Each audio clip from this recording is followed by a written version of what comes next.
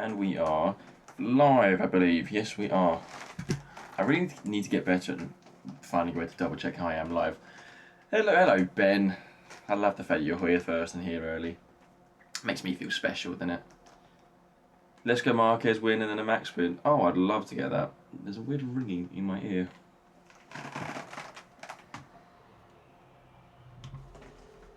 Sorry, Márquez win and the max win. Mate, if that's how the day goes, I will not be complaining at all. Special or special? Well, I'm going to let you decide what special you want to go with there, because it could be either one. How are we? Yes, of course we're here for what is going to be probably our longest stream. And my mic again. Because we have the MotoGP race, which is starting in just over 10 minutes. And then that's followed by the Formula 1 Monaco Grand Prix. No comment, I like my perks when I can't visit F1. Yes, there you go. Keep your mouth shut, mate.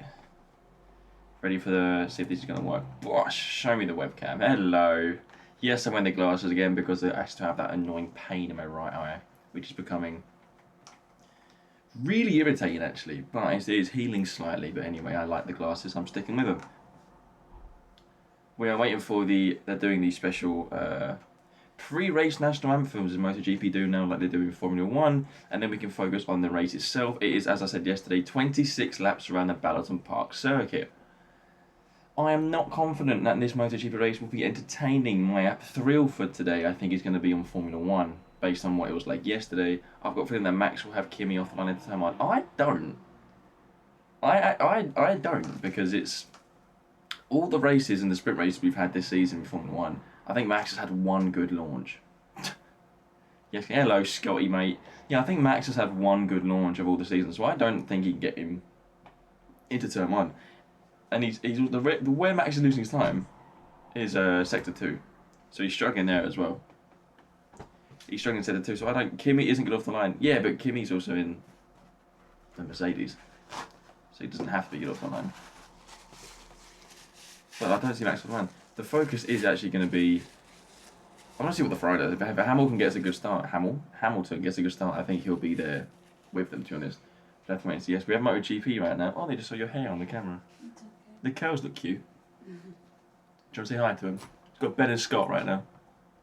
The camera's there. Yeah, I have to see her. There you go, there she is. Barely. Hi.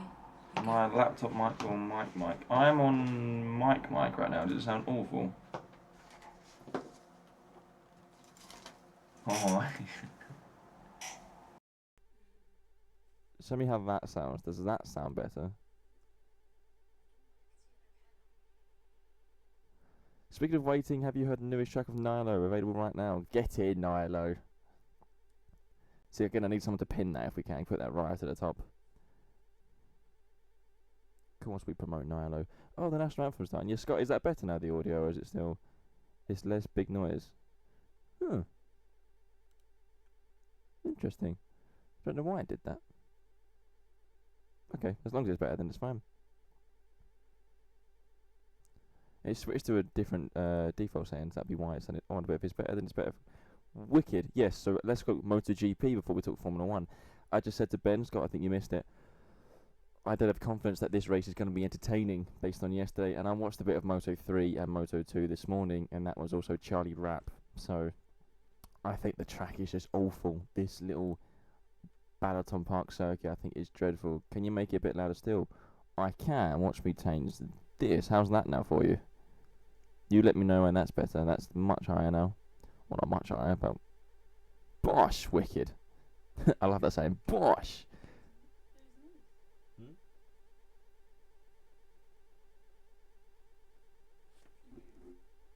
Say again?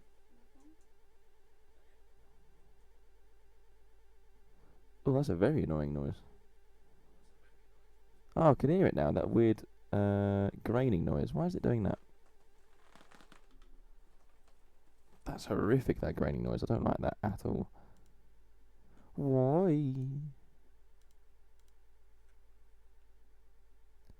Does it do that every time? No.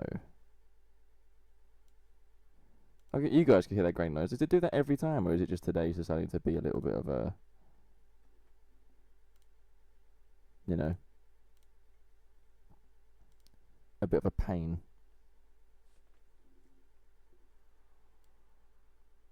Because I don't like that noise. I really do not like that grainy noise. I thought I found a way to stop that on Streamlabs, but apparently not.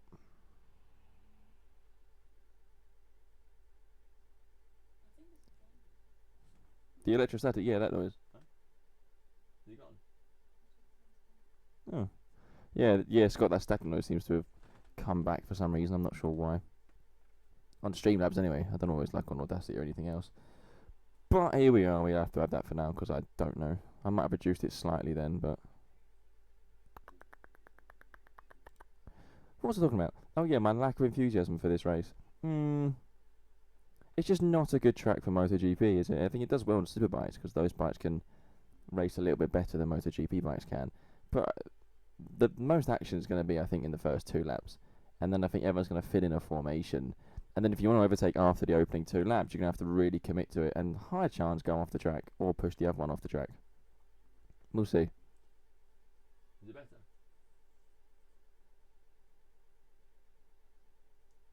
Is it when it's silent?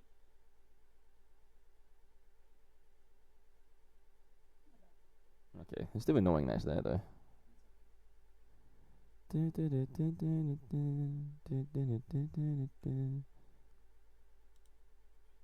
So come on. Anyone who's here, MotoGP predictions before they get underway for the warm-up lap.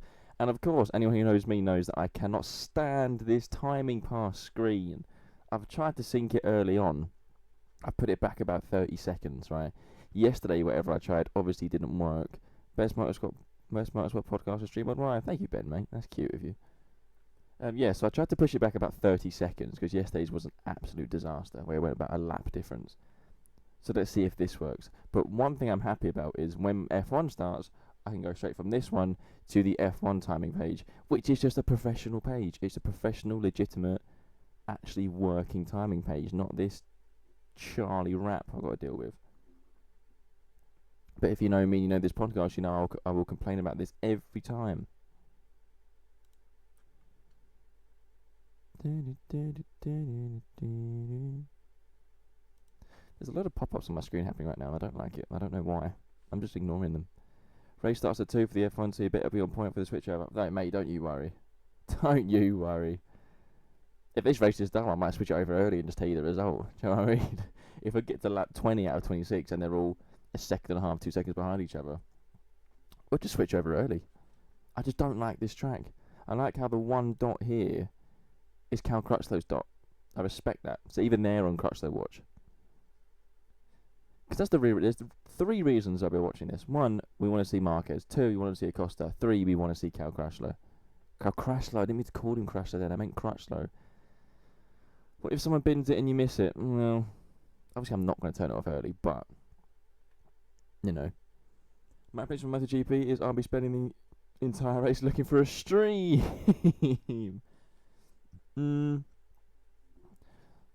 Scott, see if I'll send you one, see if this will work. I don't know if they'll show MotoGP, but try that one, Scott. I just sent you it. I don't know if that'll show MotoGP, so I think it does. I think. F1 is fine, got Sky Sports. Yeah, MotoGP's on TNT, isn't it? Sky Sports.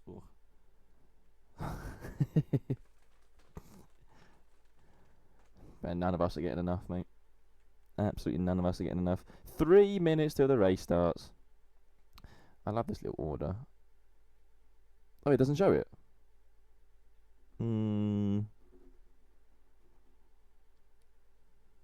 What about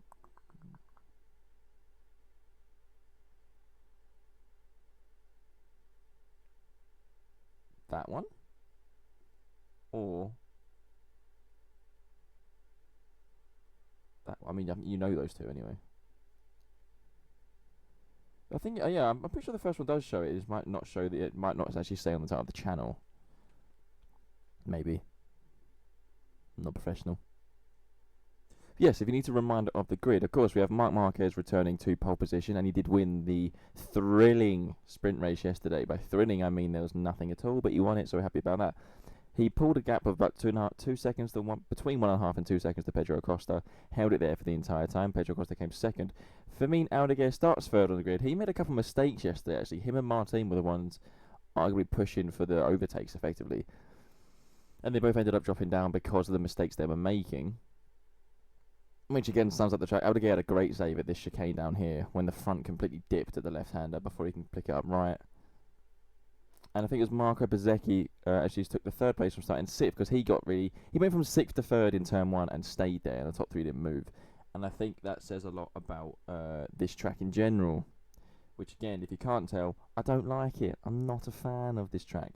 But we are getting the fancy images now of the intro scene that they took from Formula 1. Thank you, Libby Media, for that. You know, wow.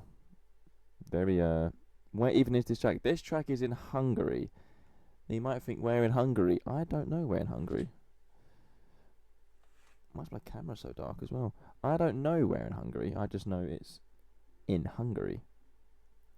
Balaton, I'm guessing, wherever Balaton is. Again, the rumour is next year they could go to Hungaroring, which could be good. They also need to make modifications of the runoff in Hungary, especially the middle sector. If that's going to happen... Yeah, so one of the Hungarians, that's what I'm saying. I think they could do the Hungaroring and they might do it next year. Because this track won't be here next year, that's for sure. That's for sure. But they need to change the runoff, because look at the middle section in Hungary. There's no runoff for bikes at all. There's just about runoff for Formula 1 cars. So they're going to do a lot of modifications there, which also means going into the trees and knocking them down and then doing all that. And people are very against that for tracks. Not for anything nowadays. Which is valid. So... we'll see if they can do that, but I know for sure this track won't be there. We are away for the warm-up lap. Again, why can't I see on this timing thing when they're away for the warm-up lap? It baffles me. It really baffles me. In the F1 one, you have dots. You can live. You can see what's happening. I can pause and play there and then. There's no delay. This one, bear with me for the start. What about MotoGP in Baku or Monaco or Miami? That'll be shut up, Ben. I mean, they aren't. The scary thing is, right? There's talks to go to Miami, right, which is ridiculous. And next year they're replacing Phillip Island with a street track in Adelaide, which is utterly, Libby Media are poison at the minute. Hey, it's Finkers followed. Thank you, mate. Join in for the MotoGP. Join in for the Formula 1. Yeah, Ben, Libby Media are doing odd things with the decisions for what they're doing. They're trying to make it MotoGP. Oh, an update on because they want to try and change the start procedure because of the crash in Barcelona. I don't think they're going to do the 2 bikes per row like F1. I think it came out that they're going to extend the gap between the lines, which I don't see where the difference is going to be there. Because even if it's a long straight, let's go back to Barcelona. You know how long it is from the start line to the turn 1. The rider's just going to go into the same line anyway still, so I don't see how that's going to make a benefit at all. One rule I don't want them to change is there's talk that they might get rid of the second bike for the riders, and I'm like, well, that just defeats the whole purpose, because if someone crashes in FP1, then that's their session done, and I think it's ridiculous for bikes to do that. Anyway, riders are going around the last corner to return to the grid. Have I timed this right on the timing screen? We don't know yet. It's heavy wind, 50 kilometers of wind. That's going to go right underneath the riders at the quick turn 7 and 8, which is here. It's becoming a health and safety, all of it. Yeah, but the bikes is a weird cost thing, and I don't agree with it at all. They need a second bike. The reason why they've always had it is because they need them. Anyway, front row has lined up. Oh, everyone's started now. This is funny, isn't it? Front row has lined up. Márquez on the grid. Acosta on the grid. Aldeguer is on the grid. And we are waiting now for that gorgeous green flag at the back. You can see the dots are moving. I've got to time this. This ain't going to go well. The gorgeous green flag is waving at the back. Thank you, sir, for that one. Bezzecchi is whacking his bike. That's interesting to see. We're waiting for the 5 lights. 5 lights are on. Wait for them to turn off. Now can we watch Márquez. 5 lights are off. Márquez. Oh, Márquez, an awful start. He got a good launch, but the bike dipped on him going left. So Costa could make a move down the inside of the turn 1. It's a very tight turn 1. Márquez has covered Acosta straight into turn 1. That's a big crash. That looked like Jorge Martin got it all wrong in turn 1. He's taken 4 or 5 riders with him. One being Aldeguer, one being Bezzecchi. His teammate Bezzecchi is down as well. That's probably going to be a red flag, but that looks again to be Jorge Martin in turn 1, causing all of that. Aldeguer down, Martin down, Bezzecchi down. There's going to be more down in there as well. There's a bundle of names that I did not see involved in that. DiGi Antonio also down now with his hand injury. That's not going to help him at all. He's already struggled this weekend with the pain. Yeah, both that's Martin. Your Aprilia contract is done now, mate. You're not recovering there. And he took Raul Fernandez out, so he's taken 3 Aprilias out with him. Aldeguer's in pain. Remember, Aldeguer's got 1 leg already. Acosta is on the back of Márquez going through the middle sector. No red flag yet. They're still racing through turn 7 and 8. The Aprilias are wrecked. Jorge Martin, if you were fighting for that Aprilia contract and don't want to sign for Yamaha, you've just put that contract in the bin. None of that anymore for you. Your career at Aprilia is done. That was ridiculous from him. From that, Pecco Bagnaia has moved up to 3rd, and this has now changed the outlook on the standings, because Acosta and Mark can close in, but that's gutting for the likes of Hadjar, gutting for the likes of Bezzecchi. Marini's up to 4th as well, but I want to see a replay of that, because that was instantly Jorge Martin getting it all wrong. He did that before, similar to what he did, I think it was Motegi last year. He did the exact same thing, got the brake wrong, took riders out with him, and he's done it again. But that means DiGi, Antonio, Hadjar, Bezzecchi, Fernandez and Martin are all out in turn 1. Márquez leads Acosta now into the last sector, the opening lap, with Pecco Bagnaia 3rd. Marini's up to 4th. The stinky Yamahas, we're through that, are up to 5th and up to 6th with top rank 10th. That's 3 Yamahas in the top 10. Remember, this could help Hadjar as well, who is already in 11th. Due to that, he's a bad qualifier and a bad starter. Let's see if he can come up the grid with his pace he'll have towards the end of the race. But we lead over the line. Márquez leads Pedro Acosta still. Acosta knows Márquez can sprint away early on like he did yesterday. Turn 1 is very slippery.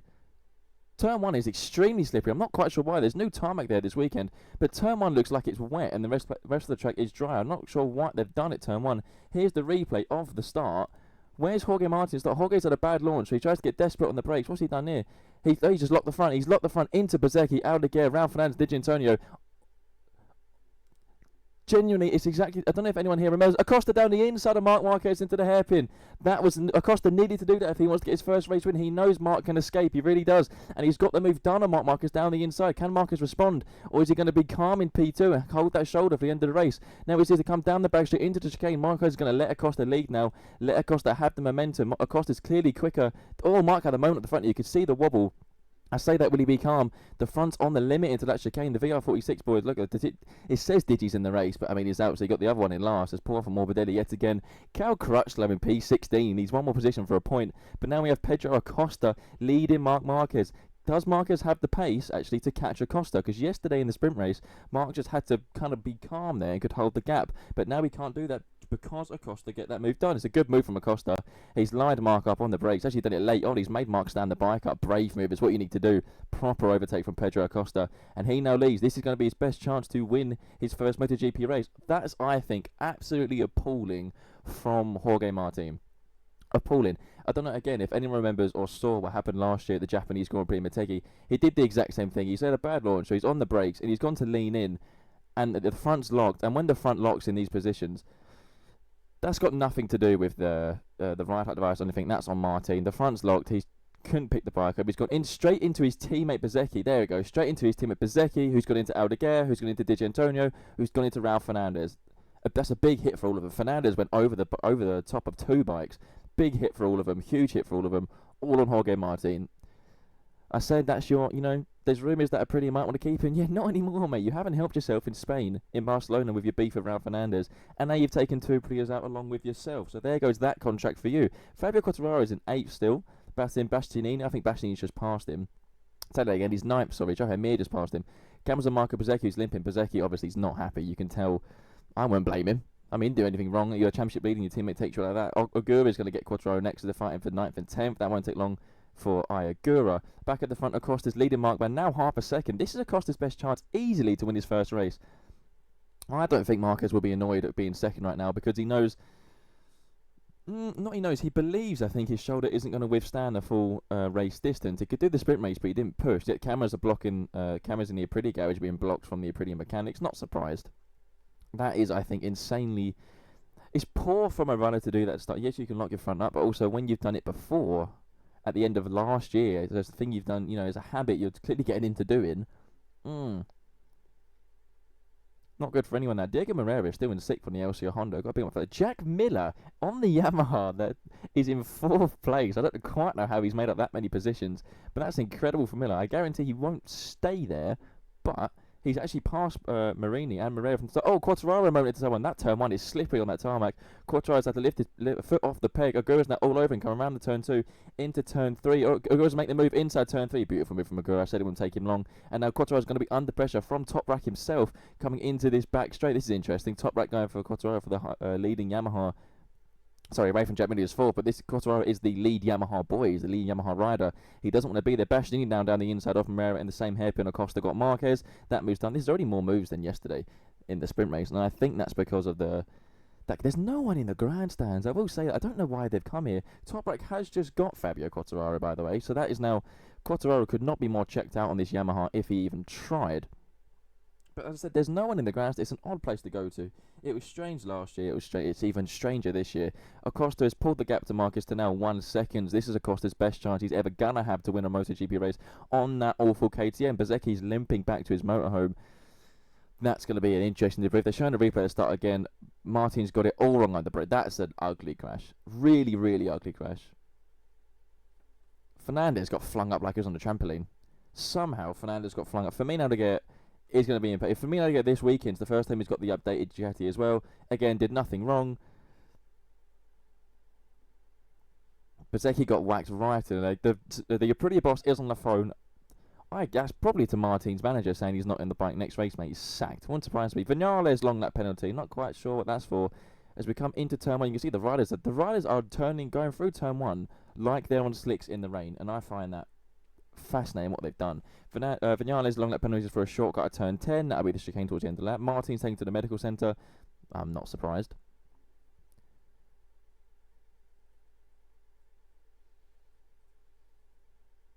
So say again, I'm just listening to the commentary of what Neil Hodgson's saying. I said nothing to the lowering device. They beg to differ. They think the reason why, when you're that aggressive on the brakes and the lowering device is coming back up, that's where the front locking can happen, which is another perfect reason to get rid of these dreadful ride height devices throughout the race or from the start. I don't understand why they're doing this, or they're saying they have to wait till 2027. No, you don't. You make the rules. Get them off the bike.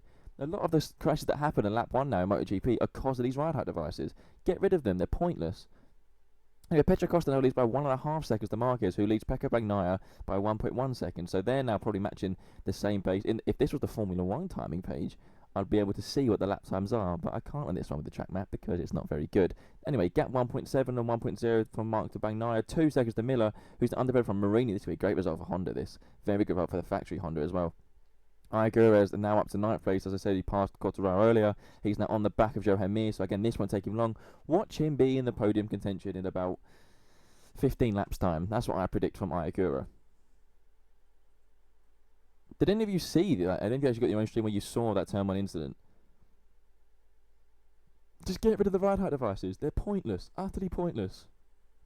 They were a cool innovation when they brought them into MotoGP a few years ago, and it was Ducati who did that. Now their point is Bastianini's going well wide at turn 1. They've done well to clear the bikes and the debris away from turn 1. It's so slippery there. Oh, he comes back on. That was rude. That was rude. Bastianini came back on the track and clipped Jorge Mir as they go in the same line in turn 2. That's Bastianini's fault.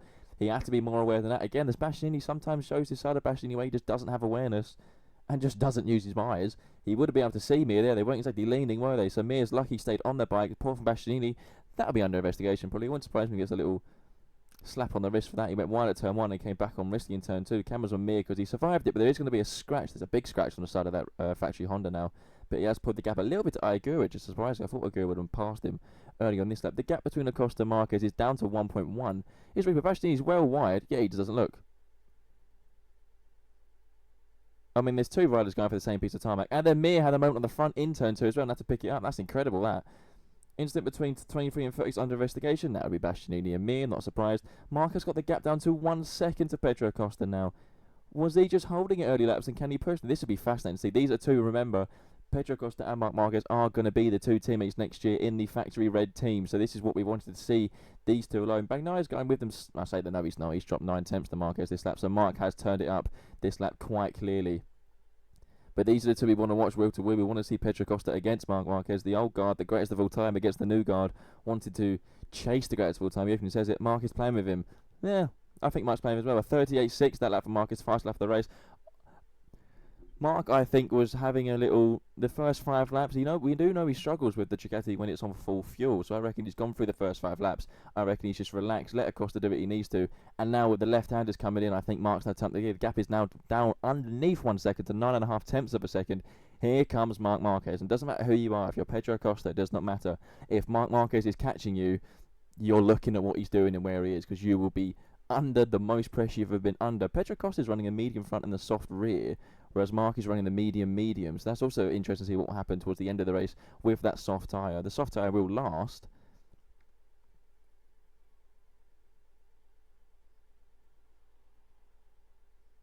Igor Lecuona is 10th as well. Just hearing the comments you say about Lecuona, I mean, good from him. The World Superbike boy, everyone watches Superbikes knows. Bastianini gets a long lap penalty for an unsafe rejoin. I am not surprised. I think it was stupidity from him to do that, coming back onto the track. Well, not coming back onto the track, he didn't go off the track, but coming back onto the line of that I think was ridiculous. It was dumb from him. But I agree with that. I agree with that decision. Jack Miller is still in 4th, by the way, leading for the Yamahas. That's incredible for Miller. He's going to have a nosebleed. It's the highest he's been in about 2 years.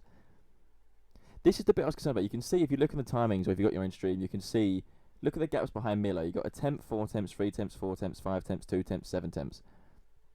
I don't see where the moves are going to happen there. Everyone's in a train. Everyone's in the Jack Miller train. And then Gez Quartararo, second behind Top Rack. Quartararo could not be more in... He couldn't care less. Márquez is now a 38.5. He's closed another 3 temps on Acosta this lap. He is now chasing Pedro Acosta, and Acosta will know this. 2 consecutive fast laps from Márquez, yep. Thing is, I'm interested. I don't think Acosta has the speed on that KTM to manage the pace as he wants to, and to kind of do what Mark did early on and just control it and be calm and then push. I think Acosta has to push every lap, whereas Mark clearly has the ability to do that. The front wheel's in the air for Mark before he gets onto the back straight out of turn 4. That's incredible to watch him do that. You've got still the Jack Miller train in the background. I don't see. See, this is the problem with this track. I don't see where the overtake race is going to happen. Clearly, you can overtake into the hairpin where Acosta got Mark, and maybe that's going to be where Mark is going to start lining Pedro Acosta up. But these two are still on a different planet. They've pulled Pecco Bagnaia now by 2.6 seconds. Different speed for these two. Tell you that now. I'm not surprised at all. They showed it. They showed it yesterday. They could pull away. Brad Binder's now got Quartararo. Quartararo is dreaming to get off that Yamaha, and the thing is, his mentality is now gone. You know, he's fully given up with the team, what they're doing. He's down to 13th. Alex Rins will get him next. That sums it all up, I think. Quartararo will be the last running Yamaha. That leaves Bastianini with the long lap penalty. That, if you don't know, the long lap penalty happens down here at this horrible hairpin. Deserved. Cal Crutchlow, for anyone watching. Scott, I know you're on Crutchlow watch. He is in 17th still. Digi Antonio. Yeah, Digi is catching him, but Crutchlow is still on the bike. So big up Cal Crutchlow. Remember, he got arm pump. He got arm pump in Mugello and tore a muscle in his shoulder, and he's still racing next weekend. He doesn't need to, but he's doing it anyway. Is Mark going to do? Mark's going to do another fast lap. He's closed the gap another 2 tips, it seems, over the line. Marquez, another fast lap, a 38.4. 3 consecutive fastest laps for Marc Marquez. He is stalking Acosta. This is the first time Acosta is going to be in a leading position with the greatest of all time behind him. And now we get to see how Acosta can hold his nerve. Now, bear in mind, that KTM shouldn't be anywhere near the front. You can see the other KTMs are in 11th and 12th and 16th. And Acosta's leading the race on the KTM. Just bear that in mind. So he is on a much inferior bike compared to Mark and that Ducati. However, this is Pedro Acosta. He will throw it all at the kitchen sink to get a result. He's now being chased by Marc Marquez. This is a Marquez who had surgery a few weeks ago. 2 surgeries again. His 7th surgery between his right shoulder and his right elbow. 7 surgeries in the same place on the arm with injuries. I don't know how he's on the bike himself, but he's still turning up and doing it. He got his first pole position since his return on Saturday morning. He won his first sprint race since his return, and his 3rd sprint race of the year, incredibly, yesterday. And he controlled it. He said he was doing Nordic Abbey riding, where his head was in the skies into the corners. And he was. You could see him do that, and now he's hunting Acosta. But this is the race that's important. You can win all the sprint races you want. This is the one that counts for the records. This is the one that counts for the main points. This track is still dreadful, though. I'm just watching going through these chicanes. It's utterly dreadful. I love the bit coming out of this chicane though. The front tyres come up in the air and then they slam the bike back down and lean it left all the way. Be interesting to see where Bezzecchi would have been, I think, for this pace. Yesterday we saw he didn't have the pace to catch these two at all and couldn't close in at all, actually. But he was able to control 3rd. So, Acosta's just responded with a 38.4 from himself. So Acosta's come back with a fastest lap of his own, and Mark hasn't been able to match that lap. So Acosta is showing he's got the pace there. Acosta's replying. We said, how can Acosta respond to Mark coming? This how he's responding. He's beating Mark's lap times now. Jack Miller is still leading the battle for 4th on that disgusting Yamaha. Go on, Miller.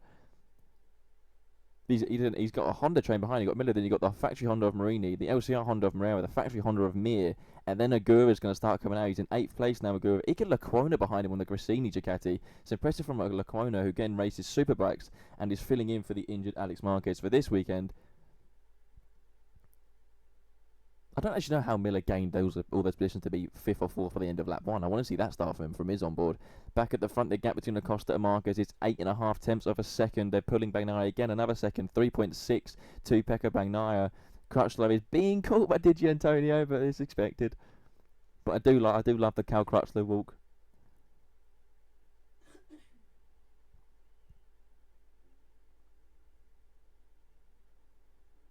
So I'm just watching the onboard of Agura going into this weird chicane. It's just a weird track, isn't it? It really is ugly for... That grandstand also at this hairpin is smaller than it was last year. They've taken a stand, I feel, away from that. Probably because they haven't sold tickets, because it's, you know, weird location, very weird. But at the front, the gap is just under 8 tenths now between Acosta and Marquez. So Acosta has responded to Marquez. They're both setting red sector times. Now, the difference between... I'm pretty certain Pedro's tyres are going to go off anyway. Yeah, I had that feeling because he's got the soft rear tyre. But the soft rear tyre can last here. Pedro Acosta 38.4. Marc Marquez a 38.3 over the line. Here they go. Now they're trading lap times, trading fastest lap. It's going to be trading lap record soon. The gap is 6.5 tenths. What I was going to say is Acosta is known really on that KTM. The tyres can't last very well for the full race. This was a sprint race. It's perfect for Acosta. Absolutely perfect for Acosta. However, it's not. They've got another 15, 16 laps to go yet. Oof. I don't know why turn 1. It's time to do with the new tarmac because the tarmac at turn 1 looks slippery. It looks like it's greasy, and that's where they're all tentative into turn 1 itself. Toprak is still 10th. This could be Toprak's first top 10 finish. He has got Bastianini all up his rear exhaust. Rear exhaust, like there's more than a rear exhaust on a MotoGP bike, but you know what I mean. They've pulled, since I said they pulled a second to Bagnaia, they've pulled another second. It was 3.6 and now 4.7 between Marco and Bagnaia. So Acosta and Marquez are on another planet, and I guarantee they're both pushing. There's no conserving pace between these two now. You can see by the pace they're putting Pecco Bagnaia. Igor Lecuona has just overtaken Agura. That is incredible from Lecuona himself. Agura is one of the fastest over a race pace, and Lecuona has passed. Agura has not got Lecuona back now. I want to see what's happening on the camera here. They're showing us the Miller fighters. Marini's made his way past Jack Miller. I expect that to happen. I think Miller did well to hold on. Don't forget, Marquez also reminding Pedro that if he does come to Ducati next year, he's the boss. I think Pedro knows that, and I respect Pedro for wanting to go up against it. He won't avoid the battle at all, and that's why I like Pedro Acosta. He's not scared of anyone. The gap is still 7.5 tenths, so he's matched it down to 6.5 tenths. I take it back. He's taken a tenth out of that sector alone. Both of them doing 5 tenths now. Both of them doing red sectors. Of course, every single sector they're pushing another planet. Marini is now going to pull the Jack Miller train by a mile. Now he's clear of that. You can see already in the one sector he's pulled. What's the gap? 6 tenths of a second already between the two. Shows the pace of the Yamaha, doesn't it? Marini will go. Moreo will make it through next. Needs to be an aggressive move. Agura is back in front of Lecuona as well, while Mir is sitting out in the middle. They're all trying to find a way past Jack, which is funny to watch. Toprak's going to join that group soon as well, which is even more incredible. Marquez 6 tenths behind. Of course, they're coming onto the back straight. You can just see on this timing map here, these ones we want to watch. He's too far behind. 5 tenths. I don't know how close you need to be to make a move into this hairpin. Jack Miller's going very defensive into turn 4. Scott, your Crutchlow watch, he's been passed by DiGi Antonio. Fair play to DiGi Antonio for getting back on the bike, actually, because I guarantee that bike has a major hole in the side of it, and he's probably broke his hand even more than he has before a couple of weekends ago. Oh, well, why being Agura, he almost went into the back of Mir, so he's got to look out for Lecuona. Iki Lecuona is going to be right up his rear tyre, but wide for Agura. Did well to avoid Mir, who also went wide. But this is what happens when you're in a train. There's 10 riders. What is it? 10 riders? 8 riders? 1, 2, 3, 4, 5, 6, 7, 8 riders in this train. Marilla down the inside of Miller. He's going to run wide at the chicane. Though usually I said there's a high chance if you make a move around here, you're going to have to commit to it or run wide or run off the track. Marilla goes down the inside of Miller, runs wide, the exit. Miller gets him straight back. Now he's got the friend from Mir going down this back straight back at the front. The gap is 6.5 tenths between Acosta and Marquez. I said since they pulled a second gap to Bagnaia, they've pulled yet again another 1.2 to Bagnaia. 5.8 seconds between Marc Marquez and Pecco Bagnaia. The pace of the front two is unreal, and can they sustain it for the whole race distance? Marquez, another fastest lap, a 38.3. Agura is now part. That's a great move. The drive from the Aprilia out of the chicane onto this little back straight. Agura has now got Mir. Here comes Agura now. I said, what was it, lap 5? Wait till lap 20 or being podium contention. He's up to P7. Watch him get through the other one. Hola, lads. Hello, Pav. Pav, you missed turn 1. Martin got the braking all wrong, took 4 of them out, took himself out, took Bezzecchi out, took DiGi Antonio out, that's why he's last, and took Raul Fernandez out. Acosta made a move down the outside of the mark on lap 1 or 2 as well. That gap was 4 tenths. These two are on another planet. There's your update for what happened. Martin, I said if he was fighting for that Aprilia contract, he just ripped it up and put it in the bin himself. Mark's catching. The gap is 3.5 tenths. Of course I missed that, yeah. I mean, it was very bad from Martin what he did at turn 1. You can blame the right-hand devices for it, yes, but that's it's been him doing that same mistake a few times now to turn one, especially in the last year or so. So it's him doing something wrong more than right-hand device itself. Márquez is catching Pedro Acosta. The gap is 3.5 tenths. Remember, this was 1.5 seconds at some point. Now it's down to 3.5 tenths as They're both of them are set in red sector ones, red sector twos. They're on another planet. Since I said they pulled us back 9, they pulled another half a second already to bang 9, 6.3 seconds. By the end of this lap, that will be 7 seconds. Watch that gap. Mark wide on the entry. I bought TNT. Scott, I knew you'd buy a TNT. I knew you'd do that or the HBO subscription, but I knew it was going to happen because you can't resist it. I respect that you resisted this much. Yeah, Moneybags DJ Scott is. I respect that you resisted this much buying the subscriptions, but it's going to happen. Márquez is stalking Acosta. Another fast lap of 38.3 yet again by Márquez. He is stalking Pedro Acosta. Bastianini had another long lap penalty. I'm not sure why that one was for, but Acosta has to keep calm now. He's going to be late on the brakes than he's ever been before. Lecquona on top like a fire, which is impressive. Mark is so much stronger on the brakes now than Pedro Acosta. This is where the KTM starts to struggle on its tyres. This is where Acosta can't push the KTM more. Because again, as I said earlier, that KTM should be nowhere near here. Top right P11, what's happening here then? Mate, look who's 5th. Jack Miller's in 5th on the Yamaha. I mean, it helped that 4 of them in front of him were taken out, but this, it's been when you take the 4 of the contenders out, that's what happens. Márquez is stalking. Gap is within 2 tenths of a second to Pedro Acosta now. Acosta's done well to respond to Mark for as long as he has with the lap times he's been doing, but I don't think that KTM can sustain the pace. If he does, he'll drop it, because that KTM should be nowhere near. The next KTM, apart from the leader Acosta, is P10 and Brad Binder. Acosta's on the rear wheel. Marquez on the rear wheel of Acosta going down the chicane. Marquez down the inside of Pedro Acosta. He's going to have to stand Acosta up. No, Acosta knows what's happening. Mark's going to go wide of the entry. Acosta's going to have the run from coming out the chicane into the hairpin, but Mark has the inside line. Acosta's going to line him up now for an undercut move coming out of the hairpin. He's going to push him wide. Mark's just beautiful from Acosta. Stunning from Acosta. Rides straight underneath Marc Márquez at the apex of the hairpin. Keeps the lead. Makes Márquez stand up. I told you earlier on, Pedro Acosta wants to fight Marc Márquez. He's not afraid of anyone. And I think Mark is sitting there, but that is beautiful from Pedro Acosta. That's why we like him. And that's why we want him on the red bike next year with Marc Márquez. This will be beautiful next year. Márquez has a run on Pedro Acosta through this long left hand. This is going to be a late move. Late move. Márquez is coming on the brakes. He's going to stand Pedro Acosta up. There's going to be contact there. Maybe going to put Acosta wide. Acosta on the curb. They're both one head, and they touch on the right side of the chicane. Here comes the knee cut. There is the contact again. We waited for them since Thailand. The contact has happened. It is on between these two now. Acosta showing his Mark is not going to bully him. Acosta bumping Mark wide of his knee. Mark is probably smiling in that helmet. Same Acosta. They are loving this fight. It's what we've wanted to watch. Acosta not backing down. Acosta's well wide in turn 1 though. Well wide in turn 1. Coming to turn 2 and Mark's going to have the run into turn 3. Now we're going to the 2 left-handers where this is Mark's specialty, the left-handers. Acosta's not backing down. Of course Acosta's not backing down. Why would he back down? These are the 2 best riders on the planet and we need them on the 2 best bikes. Mark's arguably on one of them. Acosta needs to be on that bike as well. He's holding on. Coming onto the straight. The ride-out device is down. Mark's going to make a long... This will be a lunge in the chain in the hairpin and Mark goes for it. No, Mark's better than that. Mark knows he can sit there. Acosta's going to go wide in the hairpin, surely. Acosta wide of the exit hairpin, coming down. Then Mark's going to make the same move again. They go through turn 7, turn 8, the 2 right-handers.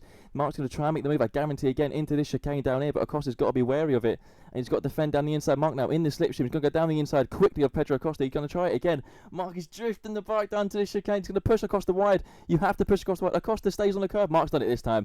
Mark knew that's why he is the greatest of all time. Mark knew. He tried it a lap before. He gave Acosta a little bit of space. Oh, they're both on the limit of that hairpin as well. He gave Acosta a little bit of space the first time round.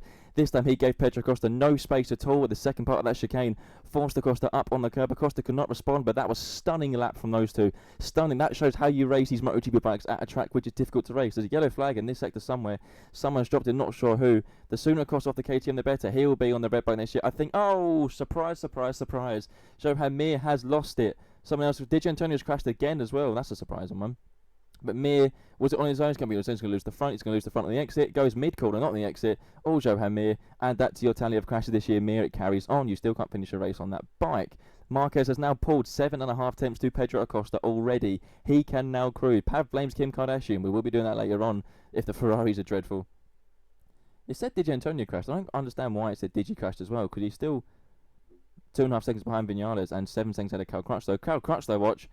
He's still on the bike. Marc Márquez in, what is that, within 2 sectors has pulled nearly a second on Pedro Acosta. He stalked him, but it was beautiful from both of them. Look at this move. They touch knees here. Acosta will not back down. He pushes Mark wide. Both of them, no one could complain about, and what I like is they're not complaining. Mark came in harder, Costa replied harder. They cannot complain. This is why we love these two. These two are the old school racers on this grid. And coming into that chicane, Acosta knew it was going to happen. Mark went down the inside, pushed Acosta wide. You cannot respond. Mark has pulled a second already in a lap. This is where the pace will disappear now. Mark, I think, can cruise now, and I think Pedro knows he has to kind of accept second here. If he tries to push any harder to catch Mark, he will drop the front and loses. During all this, Pecco Bagnaia has gained 2 seconds on these two, but he's still 4.5 behind. But that might be my favourite lap of battling for MotoGP this season. Marc Marquez and Pedro Acosta showing why they run this sport. And when Acosta's on that Ducati with Mark next year, nobody will see them. You think Aprilia might be good. Pav is the GOAT. Pav is the GOAT. Thank you for that. I don't know what you've just done, but well done. No one will see them next year. The Aprilias are good, yes, but you put these two on. Look at Mark. The Ducati arguably is the second best bike, not as good as the factory Aprilia.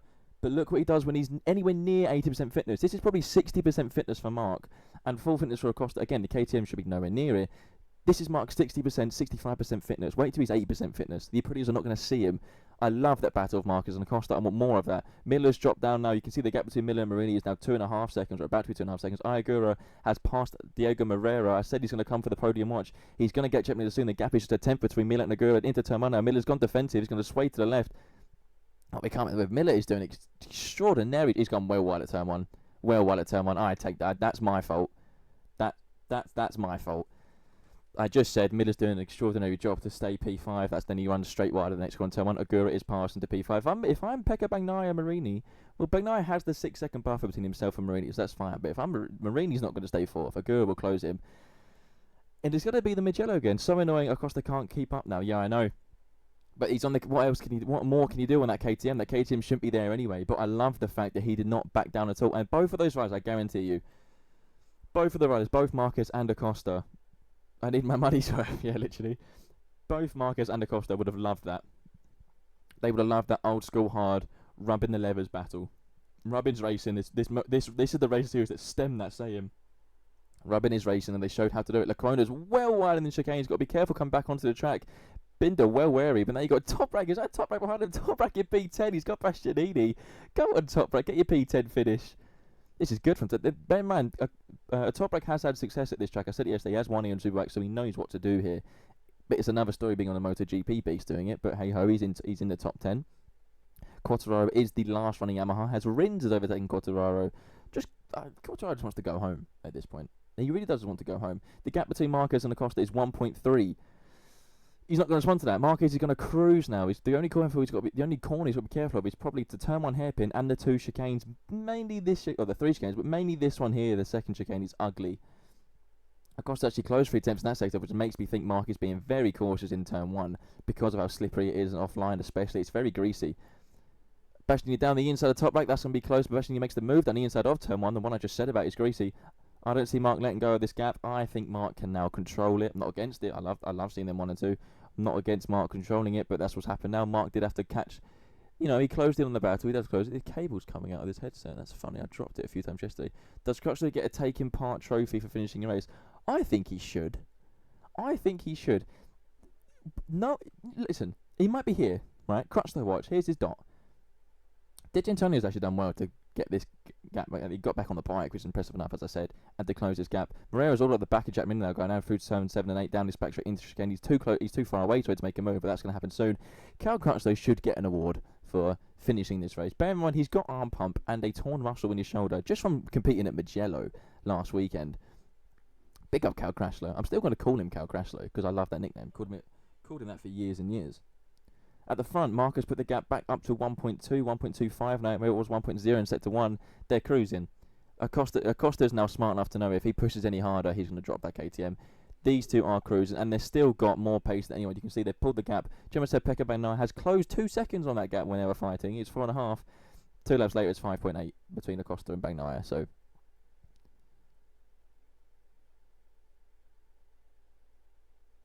it's impressive from both of them. It's impressive that Mark can do this after the injuries he's had, and he comes back this quickly, and he's letting the grid know. Quartararo long lap penalty, even though he's 13th anyway. God. Just go home, Fabio. You don't want to be there. You really don't want to be there. Oh, the replay of Marquez into turn 1. That rear tyre, he's abusing the front brake of that. Marquez's rear tyre completely in the air. and he went wide at turn one. That would be where Acosta closed the time last lap. The rear wheel completely in ease as he used the rear brake to get the rear wheel back down coming into turn one. Little nollie from Mark. Yeah, I know, but so Acosta is keeping him honest, and you have to give it to Acosta. Here goes Moreira down the inside of Jack Miller. Miller's still doing phenomenal to be 7th on that dog of a bike. Big enough that if he can stay in the top 10, it's impressive from him. But Moreira's got the inside, done it now. Jack Miller down to 7th, Moreira up to 6th. Good ride for Moreira as well, the rookie this year. Aigua's still 5th. Remember I said Aigua will close on Marini. He won't close Pecco, but he's closed from 2.5 seconds to Marini to 1.4. So that's going to be, I imagine, Aigua will be 4th in a matter of laps, probably between lap 23 maybe. As Mark has killed Pecco's career, Kimi has killed Russell's career as well. Oh, we're straight into F1 talk. Russell, I think, has actually killed his own Mercedes career. He went in far too arrogant, I think, in some of the races, and I think he's been humbled very quickly and very dramatically.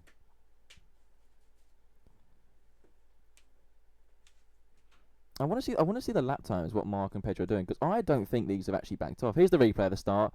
Paviev strength, you can see the replay now. Martin got braking all wrong. It's bad. That's bad. That's dreadful. Who got the biggest hit?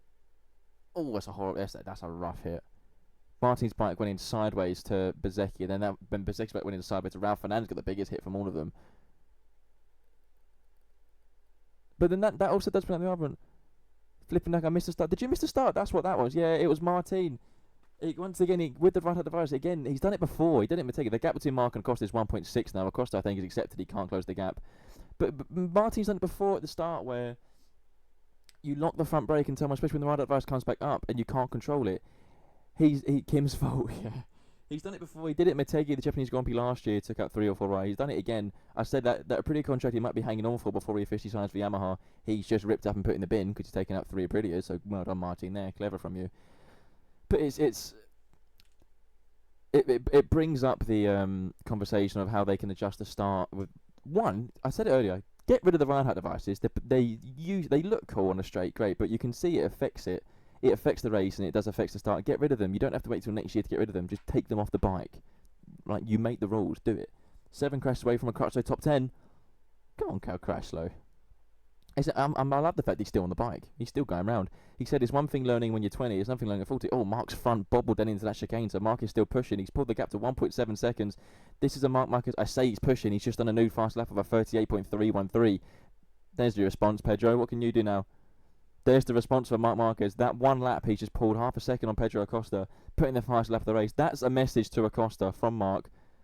And Mark is wide at turn 1. But that's a message from Mark to Acosta saying, I can still do these lap times if I need to. What can you do now next lap? He was wide at turn 1. The gap's gone to 1.6, but Aguirre's now got it to 5 tenths on Marini. I said he'd catch him. I said he'd pass him. That's going to happen in a matter of laps now. I predict lap 23 for that one. But yeah, the thing with the start, so there's all the conversation with the start. As you said, they're discussing extending the lines. Courtois got another long lap penalty, is he? There's another, they're considering, extending the lines between the grid slots. On the grid, I don't know what difference that will make, because they're just going to come and pile in turn 1 anyway, so that'll make no difference whatsoever. They trialled, or I think they're going to trial in the practice. 2.3 between Marquez and Acosta now. Mark, there's another red sector 2. Mark can relax now, mate. You can, Acosta can't match here. You can relax. Yeah, they considered doing the 2 bikes per row for the start. That might make a difference, but at the same time, I think they'll also introduce more lunges on the brakes in turn 1 to make up that loss of a gap, make up the loss of time because of the different starting grid. Get rid of the ride height devices and you'll see less crashes in turn 1. Simple. End of. Pedro now cannot. Yeah, Mark's gone. Mark's pulled it. Mark can now relax. Mark can now completely relax. He's got 5 laps to go, or 5.5 laps to go, really. He can have relax. He's got the gap to 2.3. Acosta cannot do no more. It's a phenomenal ride from Acosta, again, on that dog of a KTM. Stan, what would you think of a Mark Acosta partnership at Ducati? I can't bloody wait for it, I tell you that. I was saying when they were fighting, I cannot wait for Acosta to be on the same red shade as Marc Marquez, because we've seen what these two did then, and that's Acosta on a very, very inferior bike, although a better physical condition than Marquez on an inferior bike, and Mark knows that. But this bike, at the same time, it's not like Mugello. This bike, this KTM, is better at this track because of the lack of long straights. Get Acosta, and the rumour is he has signed, so they will be teammates. Get Acosta in that red team next year, and what we saw for that lap or 2 laps with Acosta and Marquez, we're going to see, I think, most rounds next year, because Acosta will not back down to Marquez. And there's anyone on this grid, and I think the only one who can almost match Marquez on the same machinery it would be Pedro Acosta because he's a nutcase. He's a nutter, and Márquez is a nutter. And the only way to beat and match Márquez is become even more mental than what Márquez is, and Acosta can do that. So we have to just withstand this season of Pedro doing this on the KTM. He'll be on the red next year, and I can't wait for it. Is the replay of the overtake from? Is this the one where he made the move stick, or the lap before where he gave? Look at the rear sliding out Ducati. Yeah, he made the move stick there. Oh no, he didn't. This one where Acosta actually cuts back. Well, I love this from Acosta. Show the replay of Acosta going down the inside of the hairpin. Mark gave half a bike's width of room at the inside of the apex at the hairpin. Look at this from Pedro Acosta. He saw the gap. He makes Mark. No one makes Marc Márquez stand his bike up. Acosta's made Mark do it twice this race. And Mark, this is the one I love as well. Mark gives it tough to Acosta on the exit. Acosta comes back, knees in wide. Have that, Mark. Love it from both of them. Absolutely love it from both of them. This is what we want to watch. Scott, this is why you're now paying the TNT money. Gigi Dell'Igna's hiding his face watching that. Get ready for more of this next year, Gigi, mate, because you've just hired both of them for next year on the same team. And that's the move from Mark the lap later. He knew what to do. He learned from the lap before. That's why Mark is who he is. He learns from the lap before. He gets the move done fully. Acosta cannot respond. The gap is 2.2 seconds, but I think they're relaxing now. 4 laps to go. Clean but aggressive. Exactly, clean but aggressive, and that's also what we want to watch. Lap 23. This is the lap I predicted Aguirre will pass Marini. I don't think he will now. Quartararo's done his second long lap penalty. Quartararo, mate, what are you like? He's actually behind. Crutchlow needs someone. Crutchlow's one position away from the points. Just saying. Also, DiGi Antonio, by the way, obviously got knocked off by Martin at turn 1. Do you remember I've been slating Morbidelli all weekend or all season because he's awful? DiGi Antonio has caught Morbidelli despite being taken out of turn 1 and has passed Morbidelli. Now, I think that says a lot about where Franco Morbidelli is, and they shouldn't be on the grid this year. He's also paying TNT money to watch Spurs in Champions League. Go away. Right, Aguirre, I said this lap you're past Marini. You got a perfect. He's not going to get a better opportunity this time. Aguirre down the back straight. Marini's gone very defensive into chicane. It's perfect positioning from Marini on the Honda. Aguirre's got the line up. Marini's obviously wide on the entry of the chicane. You expect that if Quartararo's entered the pits, he's given up, I think. Aguirre down the inside of the hairpin. There's the move done. He will run very wide though. Marini will just get the cut back. Bit of a desperate lunge, I think, from Aguirre there. Quite far back. It didn't work at all because Marini stayed back in the position. Quartararo in the pits looking at the back of that Yamaha. I mean, that's a relationship I think that needs to end now between Quartararo and Yamaha. I think it's done. I think it's reached a point. Top bracket is 4 tenths away from the top 10. Jack Miller's still holding on to 7th as well. He's actually holding the gap at the minute to a second to Ike Locona. It's very impressive from Jack Miller. Over the line, the gap between Marc Márquez and Acosta is 2.7 seconds. Got to remember, we've got F1 on straight after MotoGP, so I'll switch that over very quickly on the timing screen. This race has been a lot better than I thought it was going to. I started the stream being I'm not that optimistic for this Grand Prix based on how dull the sprint race was. Márquez and Acosta have given me entertainment. And this little Miller train I've also enjoyed. I cannot get my head around how DiGi Antonio has been taken out of turn 1 with a broken hand and has caught his teammate Morbidelli and passed him. Viñales we can let off. 1, he's on the KTM, which is dreadful. 2, he's still recovering with the same shoulder injury that Mark has, so you can understand. Mark's just a different breed. Look what Mark's doing with it, but again, different breed, different level of human. Viñales actually track limit warning as he's fighting Morbidelli for the battle of the awful ones. I do like the sound of MotoGP. Oh God, we're seeing these soon, aren't we? August 9th. Scott, have you got your ticket for that? I can't remember if you said you got your ticket or not for August 9th, Silverstone. Yeah, it's actually impressive from DiGi Antonio to get back on the bike. Again, he did it in Spain, didn't he? He got back on the bike being taken out by a bouncing wheel on front suspension.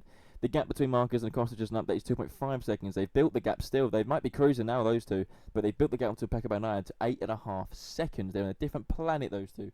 Completely different planet. Aguirre is still stuck behind Marini. It's a very, very impressive ride from Luca Marini on the factory Honda. As we have it says 3 laps to go, but it's going to be about 2 laps and 2 corners. And Mark comes out the last one now, 2 laps and 1 corner. Now it's going to be 2 laps to go. I'm intrigued to see. I wish I could see with this track map what the lap times are what they're doing. Here comes Aguirre down the inside. Marini again into the chicane where Mark got Acosta. No, Aguirre backs out of that smartly. But again, I said Aguirre will have the pace towards the end. He needs to learn how to qualify that Aprilia. It's simple as. If he can qualify that Aprilia, he'll be up fighting for the podium places, I think, most races. I've said it for a long time now. But he's got the slipstream off Marini down the main straight. He's going to try and make the move into turn 1. It will be greasy. It will be sketchy to turn 1. He's going to go down the inside, maybe. He's going to thought about it. He's going to stand the bike up. No, he's against it. Yeah, okay. Wait, that was a late decision. But he's going to run wide. I think he's just going to make Marini stand the bike up as well. Because it's greasy there. Smart from both of them to just let it happen. Marini stood the bike up. Aguirre couldn't actually lean in because of the lap of grip in that turn 1. Aguirre up to 4th place. I said it happened. He's not going to catch Pecco Bagnaia. The gap's 5.4 seconds now between the podium places. But it's another strong recovery drive from Magura, but he needs to stop those recovery drives. I've been saying it for a while. Toprak is in P11. He's not going to get the top 10, I feel, as he's lost time to Bastianini. 3 KTMs in the top 10. Nice move from Magura, covered it well. Yeah, and the thing is with that turn 1, Pav, you missed it, is they resurfaced it coming into this season, and it's that turn 1 is very greasy. It's like it's damp there, effectively, for some reason, whatever the grease is on that tarmac, and they hate turn 1. Hence why they're all very, very sketchy going into there. But we have 2 laps left. Márquez leading Acosta by 2.5 seconds. This is going to be Mark's first win on the Sunday if he can stay out and keep it and hold it for the next 2 laps. His first win, and factory Ducati's first win this season on a Sunday, and their first since, is it going to be Motegi, I think, when Márquez won the championship. Bezzecchi won the race. Stan, you want a hot dog, lad? I'm making some. No, I don't want a hot dog. I actually want like a granola. Do you know what I mean? Like a nice yogurt. But thanks for the offer. There you go, finally. It's incredible that we're in June, and this is going to be Factory Ducati's first win of the season on the Sunday. Of course, there's 1 lap. Yeah, let's hope Mark actually makes the lap for 1. But it's looking to be Ducati's factory red Ducati's first race win of the season, and of course it's Marc Márquez. He's been injured all season. He's had the double surgery. He's had the big crashes. He's the one who's won the sprint races. Bastianini's top speed. Well, I didn't know they did that for this track, but there you go, 301.6 kilometres an hour. Fair play.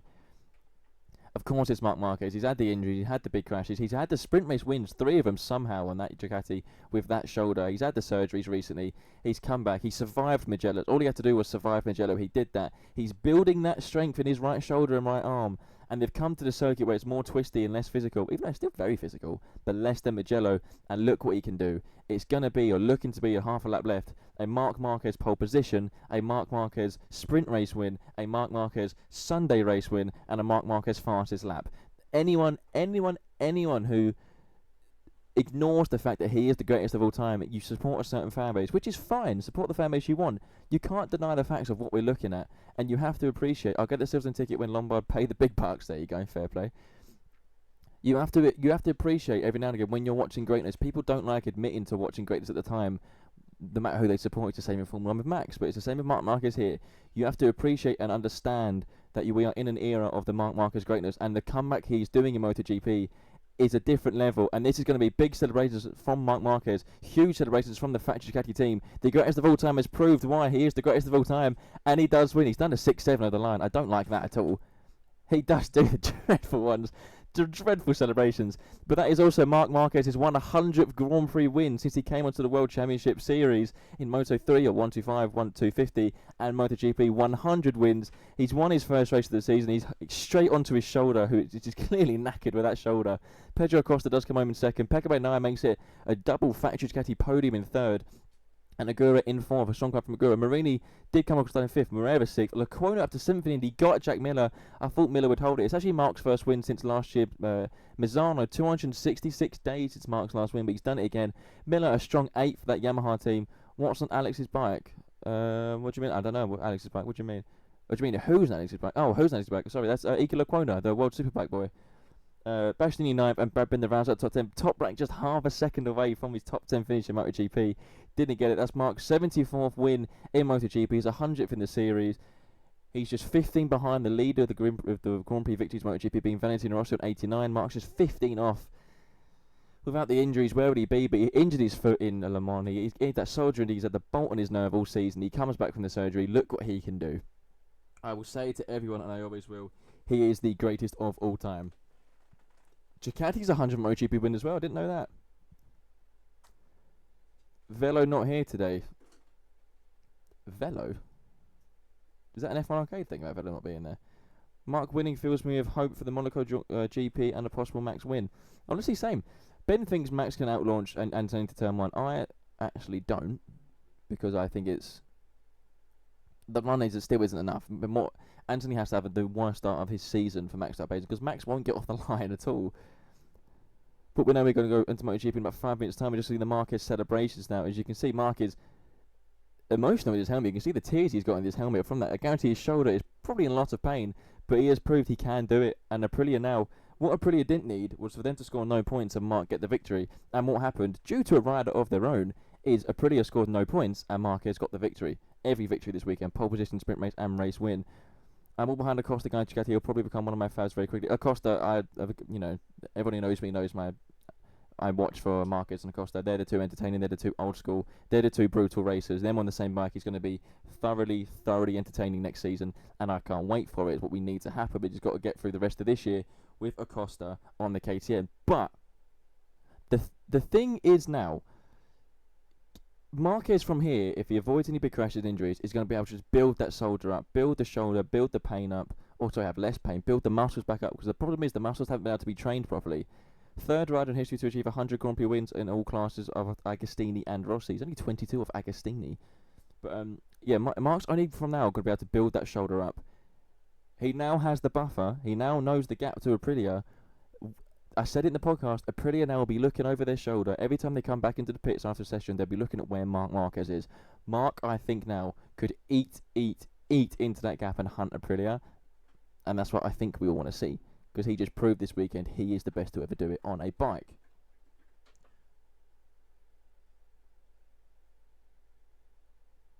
I do need to get the timings up for that is MotoGP. I'm actually happy about that race. That race was a lot better than what I thought it was going to be coming into the race. As I said earlier on, that's filled me with joy, that race. That filled me with joy, especially having Mark win as well. Mark back on the top step of the podium, back in the front in qualifying, back on the front of a sprint race. MotoGP needed that weekend, I think. But you can see straight onto the F1 live timing. I haven't got the stream up yet. The risk of rain in F1 is 0%. I haven't got the stream up yet because I want to watch Mark's celebrations. But straight into the F1 talk. Let's go straight into F1 predictions. Ben, I know you think Max will jump Antonelli into turn 1. I'm not convinced. The risk of a boring race, 100%. High chance, but I thought this race would be boring, so I hold the confidence that Monaco might not be. Acosta. What more can Pedro Acosta do on that machine? I mean, nothing. He can't do anything more. There's no chance he can do more than what he's already doing. Here's the gap. Bezzecchi 180, Martin 160, DiGi 138, Acosta 132, Márquez now 5th on 108. So he's 72 points behind the leader, Marco Bezzecchi. Just saying. He can close that.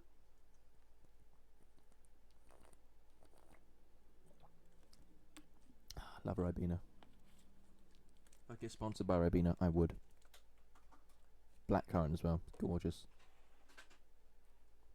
Here's the celebrations of Mark and Ducati. There you go. They were waiting for that, weren't they?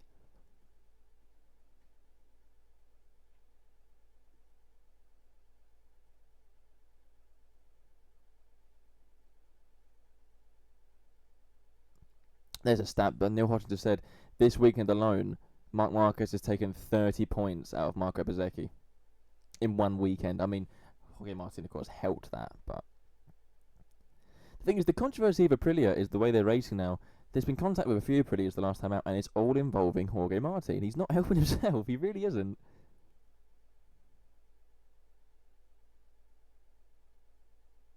I wish Mark didn't do a 6-7 celebration over the line, but we'll let him off because it's Marc Márquez. But I remember he once did that horrible floss dance over the line as well, which is okay. You know, not you know, there's better celebrations out there, I think, to do, but we'll let him off. There you go, straight to F1. Give me your Formula 1 predictions needed to turn 1 race winner. Pav, you think the race will be boring? I kind of agree with you, it's Monaco, but let's see what he can do. Stand top 3 in Formula 1. Max, because I just want the Max win, you know what I mean? I'm going to go Max, I'm going to go Leclerc, and I'm going to go... I think Antonelli's going to break down for entertainment reasons, and I'm going to go Hamilton 3rd. Max, Leclerc, Hamilton. Why not? Change it up. Mercedes been breaking down recently. Russell broke down in Canada. Norris with a Mercedes power unit broke down in practice.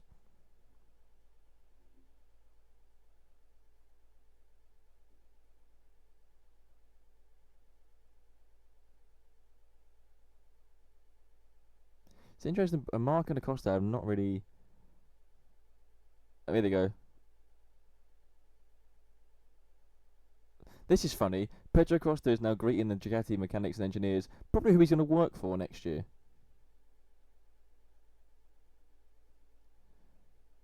I like that. They went up to each other. They said a little well done in Spanish where they're speaking, and then that's it.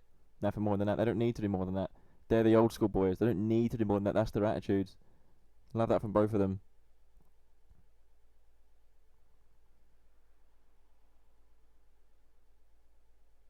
I mean, if there was a weekend when Ducati could get their first win of the season, it would be this one.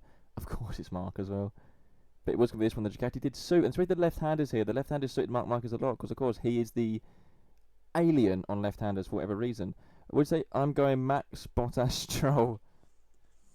That to me feels like a 1996 remake of. It says Bortoletto's in the pits. I did make a prediction coming into the Let me get F1 on the stream now. I did make a prediction coming in from the podcast episode this week that not all the cars again are going to make the start of the race in Formula 1 because they never do. There's always one or two that start from the pit lane, and Bortoletto still says he's in the pits. Now remember, the race is starting in 6.5 minutes. Also, I didn't actually time it that wrong, I think, with the dots for MotoGP, because the timing pass was awful. I think I did okay. I'm quite happy with that. I managed to fix the gap quite quickly as well. Now I've got to do the same for this one. Hopefully I've just turned on the Formula 1 stream where I've missed all the cameras on the celebrities who I don't care about on the grid. Now we've missed the grid walks, which means we've missed the awkward interviews with the celebrities I don't care about on the grid, which is a positive sign. That's a great start to the race, I think.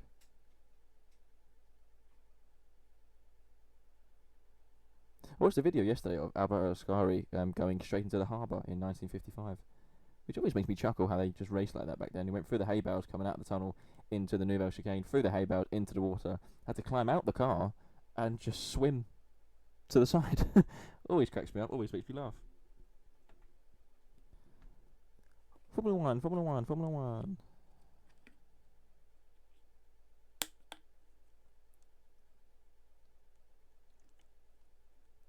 F1's too woke now. Tell me about it.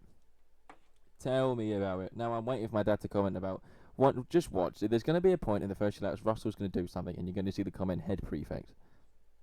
I'm waiting for it. I know he's laughing now because he really wants the tyre, but he's being moaned at by my mum.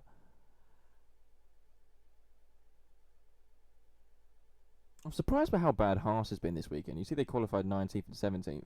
That's really took me by surprise. I thought they'd be slightly more competitive than they showed. They haven't been that bad all season. They've been around the points, haven't they, I think? If I'm right in thinking. Someone said never count. Drivers slated the mandatory 2-pit stop rule for not introduced this race last year. It's dropped for this. I actually forgot that was a rule last year, and it made no difference. Because the Formula 1 make these weird rules where the change was happening around the cars.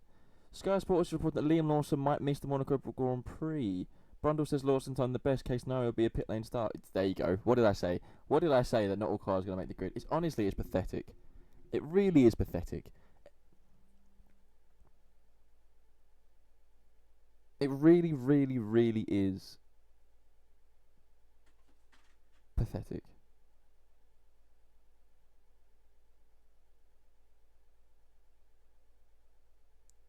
For the first 5 laps, they can only race with 2 tyres. I say they all start on wets. I'm just catching up quickly on what happened for some of the posts for the MotoGP race. I need to put a Márquez post on my story as well.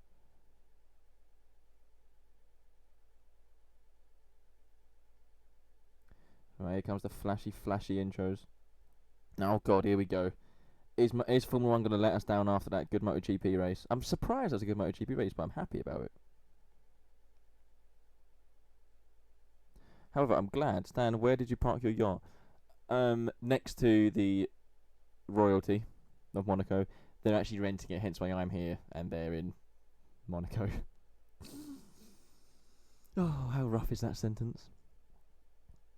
How rough is that sentence?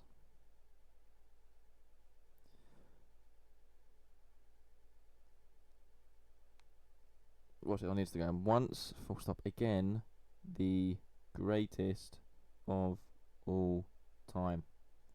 There we go, plain and simple. I don't think anyone can misunderstand that sentence. Anyone disagree? Thing is, I really want to come across someone who disagrees with that, so I can debate with them.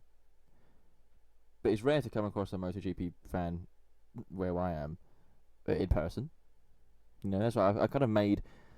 Scott might be the first person I've actually met generally where they're a MotoGP fan. I've made everyone else who I know who watch MotoGP now a fan of MotoGP themselves. So you can thank me later for introducing you to the best racing series on the planet.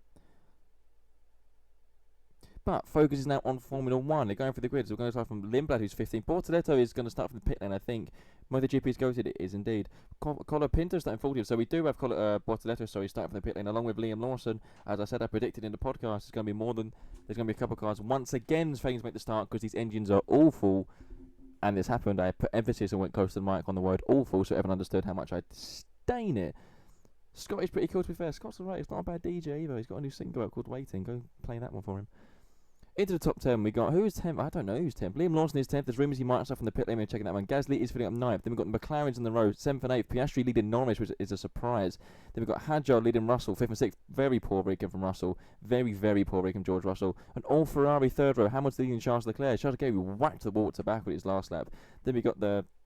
3rd row is the Ferrari 2nd row, sorry. Then we've got the leading two, the ones who are at a different level yesterday and put on the most entertainment we've had all season because the drivers don't have to lift off. Antonelli secured pole position by beating Max Verstappen by 0.04 of a second. Who's going to get the launch off the line? The thing is, even if you get a good launch, the gap to turn one, the run isn't Scott Speed. I might start calling you Scott Speed now, you American Toro Rosso driver. The run to turn one isn't big at all, even if you get a better launch. Max will need to get a good launch, and he'll need Antonelli to get one of the launches which they've all had this year, where they just don't move for 3 seconds. But that could cause... if that happens at the front, there'll be a clash behind, because drivers have to lift off because there's no room. Antonelli gets a shite start, Max will lead into turn 1. You know. Who would complain? Not me. Stream waiting on SoundCloud. They pay more per stream and I need to cover TNT costs. Stream waiting on SoundCloud. We all need to cover TNT costs. I fully agree with that. I need Flack to pin that. Where's Flack? I'm going to send Flack a message. Flack.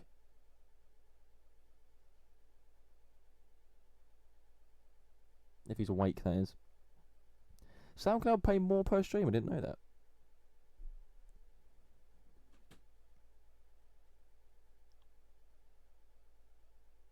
Apparently both... I'm just going to call them Toro Rossos. Apparently they both had a similar... They didn't say it's not a power unit problem, it's a car systems problem. Right, but the car systems run for the electronics that comes from the power unit too. So again, it's an electronic problem. Not come from the power unit, but again, it's an electronic problem on a Formula 1 car. There's too many of that happening this year. Get them out. Anyone disagree? So MotoGP gets rid of the ride height devices. F1 keep this deployment restrictions so the drivers can push on the braking, and then we change the engines next year. Anyone disagree with that? As we're waiting for the warm-up lap to begin, have I timed it right? I think I've timed it. Anthony, you have a nice drift away. Max very slow off the lap for the warm-up lap. These dots aren't moving. I'm just going to, just bear with me while I time this live timing thing. You disagree, Pav? No, you don't disagree, but you're just going to rage bait me. It's not going to work. Okay, well, I praised the live timing thing for Formula 1, and it's not working. So, okay, that's joyous. It's going to be commentary just for me then. That's great.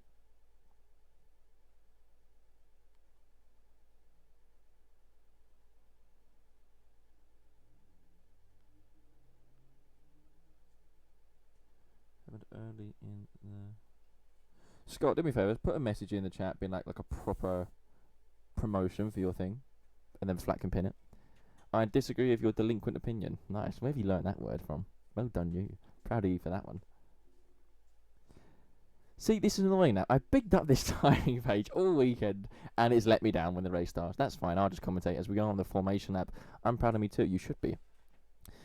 I keep seeing signs that it's called the Fairmont hairpin, where the drivers are now warm lap. I disagree with that. I will call it the Lowe's hairpin for the rest of time. Thank you for that. 1,000 Grand Prix. What's this about? Is this McLaren? McLaren, 1,000 Grand Prix in Formula 1. Not bad. Not bad at all. All eyes will be on, however, Antonelli and Kim Raikkonen. Oh! The dots have moved. Clearly, this is not having a fun time this time on screen. Everyone's shock horror is on the medium tyres, apart from Bortoleto, Perez and Bottas, respectfully, 3 drivers who aren't going to do anything this race. You know, it's... I don't want to be that guy. Why can't I... I'm annoyed, as they're on the Formula 1 I'm annoyed I can't see where they are here. Now I've got to time that again. Anyway, the drivers are now coming round. The leading drivers coming around. Antonelli's corner back onto the grid. We had the entertainment yesterday. More entertainment than I suspected and thought was going to happen yesterday for qualifying. Because the drivers, again, can push to the limit. I don't know if I have the same faith for today. I really don't. One, it's Monaco racing. Antonelli's on the grid early, actually. Antonelli's on the grid early. I can see a few dots now. This is very odd what's happening to this timing stream, but that's going to go well early. I've got to time that right. Okay. Antonelli's on the grid very early because if you see my mouse, the Aston Martin is the last on the back row. The grid, the Aston Martin row, they're probably the most expensive. Oh, God, they've started. Okay. Lindblad's in the flats, apparently, according to these dots. I don't quite know what's happening with this timing screen, but I've got to time this where the launch is happening. Anyway, the drivers are lining up on the grid. Verstappen is facing, not Antonelli, he's kind of facing more towards the entry of turn one. Antonelli, I think, is facing more towards Max than Max is facing Antonelli. So he's going to enter, if he can get off the line, he's going to cover Max and put Max probably in the wall, which is what you have to do here. I take it back, I've just seen the angle. Max is fully facing Antonelli. That tricked me from the angle from where they're on the onboard with Max Verstappen, but he's angled directly at Anthony. Anthony angled directly cutting off Max Verstappen. And we were waiting for the lights to get the turbo spinning, this weird 5-second rule. The 5 lights are coming on now as we are waiting for them to turn off. There's the 5 lights on. Who gets the better launch? Anthony or Max? 5 lights have gone out. Anthony, a big slide. Max gets a dreadful start. Max is stalled. Max is stalled. Max is stalled. And Max has gone from second to last. Great. Anthony does lead into up the hill. Verstappen's fully last on the grid. Anthony Hamilton actually comes to second with Leclerc third, Hadjar fourth, Russell fifth, Piastri sixth, Gasly seventh, Norris eighth coming into Casino Square. That took all the excitement out of this race for me now with Verstappen now last on the grid. I did tell you he doesn't get off the line well on this Red Bull, and it's happened again with these engines. Happens every year with that. Well, every race with Max this season. But Anthony does lead Hamilton and Leclerc over the line. That also takes my prediction away from Max winning the race. So there's that fun going. Max is now 6 seconds behind Bortoleto, who is last. I've never been so disappointed in my entire life. Yeah, neither have I. And is Max actually at full speed, or has Max got an engine problem that he's going to have to retire? There's the momentum gone for this, because I tell you what, the Ferraris will not be able to keep up with Kimi Antonelli. Strap in, lads. Now we have 78 laps of what I fear is going to be utter garbage. I wish I had more hype for this. I think my professional commentary completely died when Max just didn't get off the line. But go through to back and swimming pool. Anyone else gained? Piastri, actually Piastri's gained to 6th, obviously with the fault from Max Verstappen. Gasly's up to 7th. Gasly's past Norris. At least the blinkers came on. That's the important thing. The safety blinkers clearly came on. Max is 14 seconds behind Bortoleto, so his car isn't working. Max says, what should I do? GP says, just bring it home, please, Max. That is Max out the race. Nilo, waiting now available on stream, binaural stream platforms and digital store. There you go, Flank. Pin that one, please. That promotion there from Floss, London, Scott. Do that one. Well, that radio says, oh, yeah, so his car's broke down. So, as I said, that's 3 cars now that failed to actually start the race, because effectively Max didn't start the race. So that's 3 cars that failed to start the race yet again. I don't think we've had a Grand Prix that has the cars haven't had issues on the way to the grid. I will continue to slate these engines because they're pathetic and they should not be in Formula 1. But the rule makers brought the win. That is Max Verstappen out the race. Right, lads, where do we go from here? That was the reason we was watching this race. Where do we go from here? Anthony leaves Hamilton. I said they won't keep up with him. It's already 2.3 seconds to the Ferraris. Hamilton, Leclerc, Hadjar 4th, Russell up to 5th, Piastri 6th, Gasly I said past Norris, and Norris down in 8th, Lawson 9th, Albon 10th. There's the top 10. Even Brundle is gutting on commentary about that. Yeah, well, they brought in these engines.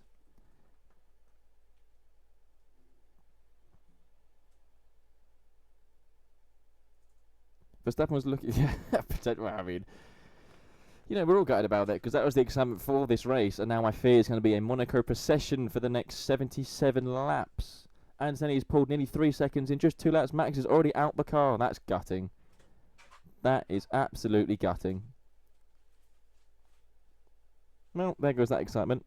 Max will now go into a GT car. We've had more issues, I think. So we've had Max, both Viva Cash App cars had issues before the race. Bortoleto had an issue before the race. So that's 4 issues for the lights out. Max wants to secure a Ferrari podium. Properly. Turn the drop the lane out to the pin the lane.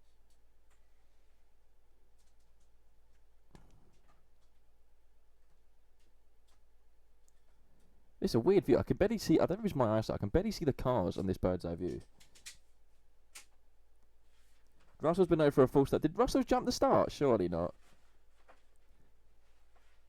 When they say full, is it all that gutting? Shows you where the sport is right now. It is gutting because it also shows that we're relying on the entertainment from one driver in these cars that are dreadful. And Norris is now stuck behind Gasly out of position. So if Russell's probably gone over his grid slot. That's normally a slam dunk penalty.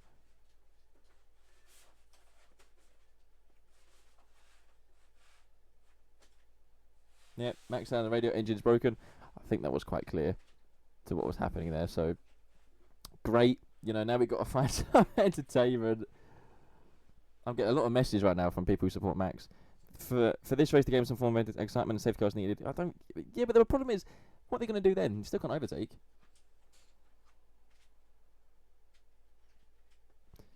Someone said someone made the pass on the outside of Mirabeau, helped by the two Husses. I don't quite know what's happened there. Alonso's in 17th. Alonso from last to 17th is pitted now, though. Maybe Alonso's retiring already. Antonelli Hamilton, the gap is 3.7 seconds. He's leading Leclerc by a second, so really the closest fight is going to be the Ferrari drivers. Alonso makes his way out of the box. I'm actually replying, already freaking bored. Yeah, same. I'm replying to messages from people who support Max as well. Same at the sport. You and me and 100 million other people. Mate, that many people. There's not going to be 5 million people watching this race anymore. That's what they've done to this sport. Clever rule makers. Clever rule makers.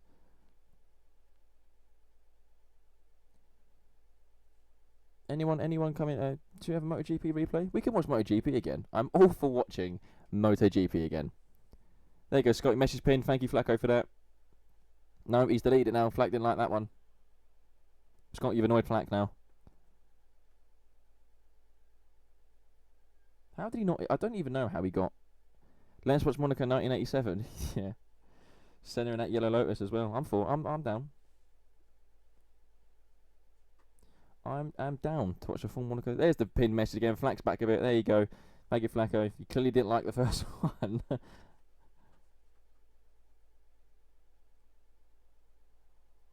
Wow, Twitter is. I'm going through Twitter. Twitter is actually devastated with that. He launched. Yeah, so there's the launch. So Russell's 2-1-4 in his grid slot. So that's going to be a slam dunk penalty for George Russell. He's over his grid slot. Clever from him. Max had the launch. And then whatever the next phase was after launch, I'll tell you what happened. The combustion unit of the, blame Kim, yeah, the combustion unit of the engine kicked away, and then when it comes to kicking the electrical power, it stopped there. You see it. Good. Solid sport this one is. This is going to be a hate watch. I was positive I didn't call it a hate watch.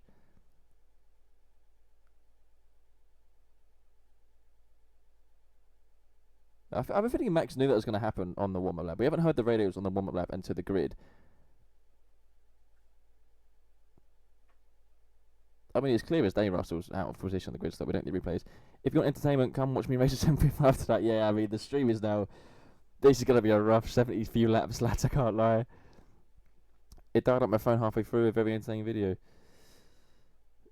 I mean, it's you know... Yesterday was fantastic at Formula 1. It's the first time we've seen a glimpse of what Formula 1 can still do when it's pure driver ability. Oh, Piastri almost put Norris in the wall at turn 1, which is why Gasly got him going up the hill. I mean, it's aggressive from Piastri, but he needed to do it. Yesterday showed what Formula 1 can still do when it's not relying on deployment of energy and the drivers can push. Today also just showed no further investigation for Russell out of position.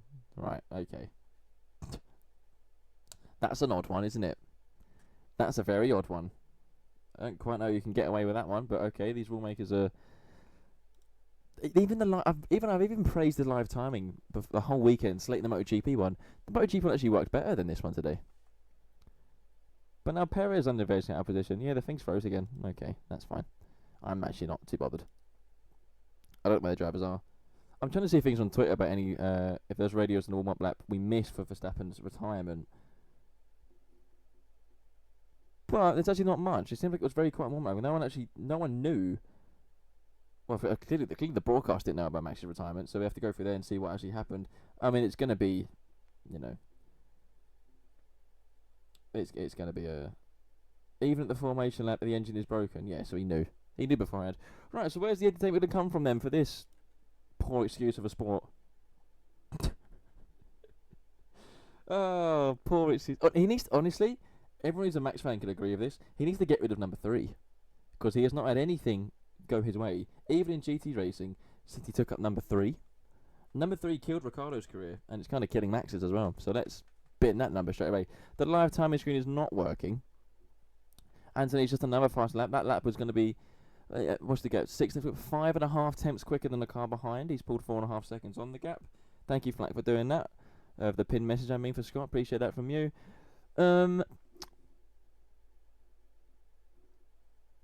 Anyone want to find it? We're on board with Lando Norris, who's he's still behind Pierre Gasly. This is the problem with Monaco. and these cars. The only chance Norris is going to get Gasly, I guarantee you, will be on the... This is a hate watch. We're turning it into a hate watch, right? I didn't call it a hate watch purposely because I had faith. And I had belief and I had hope. That got ripped away from the start. So this is now a Formula 1 hate watch. The professional commentaries out the window, we had that for MotoGP and it was fantastic for MotoGP. The only chance Norris is going to get Pierre Gasly, shock horror, is going to be in the pit lane. Imagine the surprise in the pit lane. It's where the updates will happen. Alpine have brought a new nose, which I still find actually looks quite good. The new nose. It's definitely thinner towards the actual front of the nose.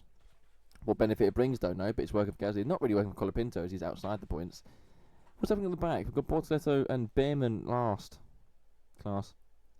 Thanks, Audi. I really like Audi for being in the sport and bringing these engines with them to convince F1 to do it. I really like that. I think it's really benefited everyone to have them in there, and I really like that Mercedes really favoured for it as well. That's really good for the... I don't know. See the new building. I know it's got the stream. You can see the new building coming out of Portier too. I don't like that either because we can no longer view the Mediterranean Sea. Bring back MasterCard Lola. Max is basically driving that, mate. You can no longer see the Mediterranean Sea. The smoke is increasing on the front brakes. So they had a problem on Friday, Cadillac, with the front brakes catching fire with Bottas and Perez. Looks like it's going to happen again. But yeah, you can no longer view the Mediterranean Sea coming out of Portier 2 because they put this building there, and now you have to pay to view it. So there's that done. Another view gone from Monaco. Norris is all at the back of Pierre Gasly coming through swimming pool. He's not going to make the move though, and that's the thing. And now they've taken away DRS, which was the only chance of trying to make a move, and they've taken away straight line mode this weekend because it's dangerous. Stand prediction on when the Astons will retire. Oh, there's a shout. Okay, so they're still in the race, 17th and 18th. I reckon Alonso will go to lap 36. I've watched... Oh, here goes my dad. I've watched the last 48 Monaco Grand Prix live. I've never been so disinterested in any Monaco Grand Prix in my life. These effing engines have killed my interest in nearly half a century of loving this sport. I'm off to feed mum's horses. I think that message actually sums up Formula 1 perfectly.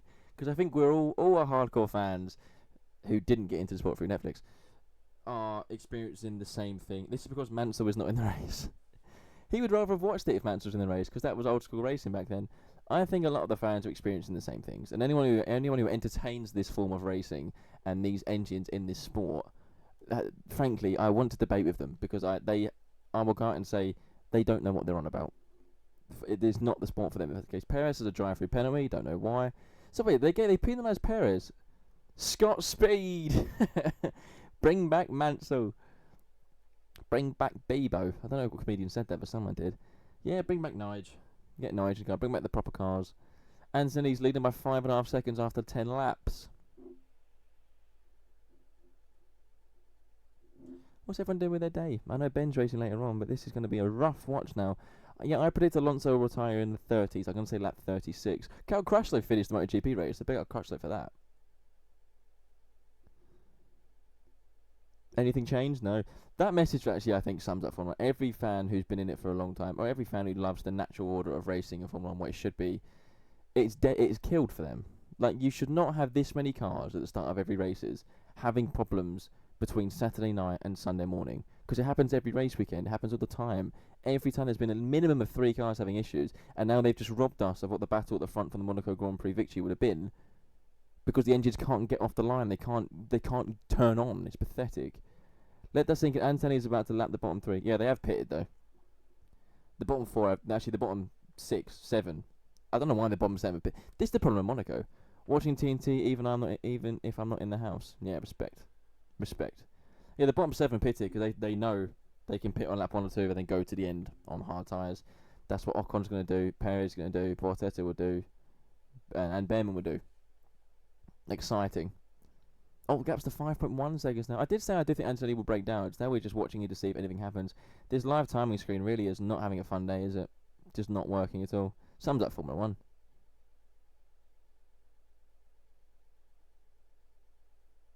Martin Butler saying this stage Ferrari have no answer for the raw speed of Antonelli. Well, yeah, obviously they don't. Like, we've been wrong after the battle we want to see because his engines are dreadful. I'm not even going to try and big up the hype at the front because obviously the Ferraris are not going to match and respond to Antonelli's pace. It's very obvious. I think Russell's very lucky to not get penalised for that. I didn't see the replay of Perez as well, which is interesting why we showed Russell's replay of the start and not Perez's. Take that as you will. I'm going to see Twitter. See if anything happened on Twitter. People are. Max said yes, no. Did Max go on that slow? The not the safety car. The mental car almost overtook him. Lewis's helmet looks like dip dab. I don't know what that is. I don't really like the helmet. I don't like glittery helmets in general. I think they look weird. Right, anyone who's watching the stream of their own rank, can you see the difference between Perez's starting slot on the grid and Russell's? Yeah, people are saying Max to go back to 33. Yeah. It wouldn't not surprise me if that might be the last straw before Max signs another contract away from Red Bull. Thoughts on that? If there's any races maybe decide that in Max's mind, it's probably going to be that one. I think he's been very patient at Red Bull the last 2 years. That might give him the one time he's got in the competitive. That's probably signed the contract for the other team, which based on this performance from George Russell is probably going to be Mercedes. I don't understand how every race, one or more races, a driver can't leave the grid. Watch now as Max Simon Daily Toto. Yes, exactly what I'm saying. The reason why they can't, there's always drivers having issues before the race starts, is because the engines are awful. They're pathetic. They're a poor excuse for Formula 1 engines. They're a poor excuse for engines. You know, I blame Kim. We all blame Kim. They're a poor excuse for engines. They should not be anywhere near Formula 1. But the rule makers decided that, so they got to pay for that. Because this will be the least viewed Monaco race of all time. Guarantee you. Max will sign for another team, probably Mercedes, because that's going to be the final nail in the coffin, I think, for him and Red Bull. I think the engines are great. Thanks, Pav. They're really good, aren't they? It's such a shame, because I was really enjoying it for qualifying yesterday, that the drivers having to push and use the best drivers could show what they could do on the brakes and what they can do in cornering a Formula 1 car, not relying on deployment of the engine, and we got robbed of that within 3 seconds.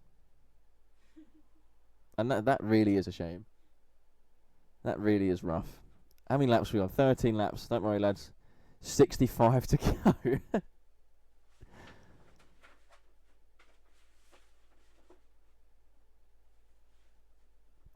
This race is now a matter of don't crash.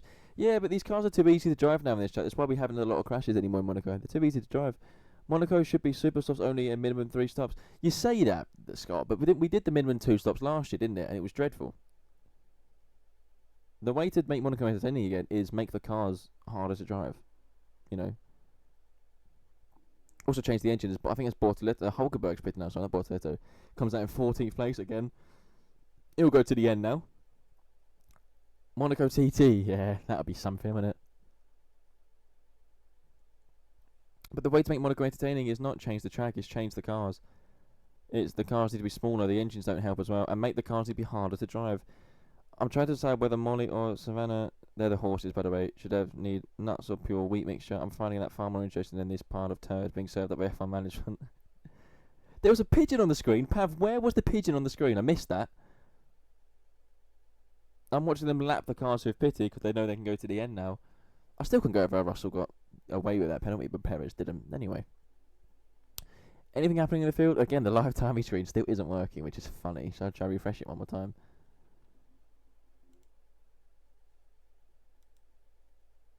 Sell the horses, get bikes. My dad's no dad's. Well, mum will not sell the horses too. My dad's not going to get a bike for himself.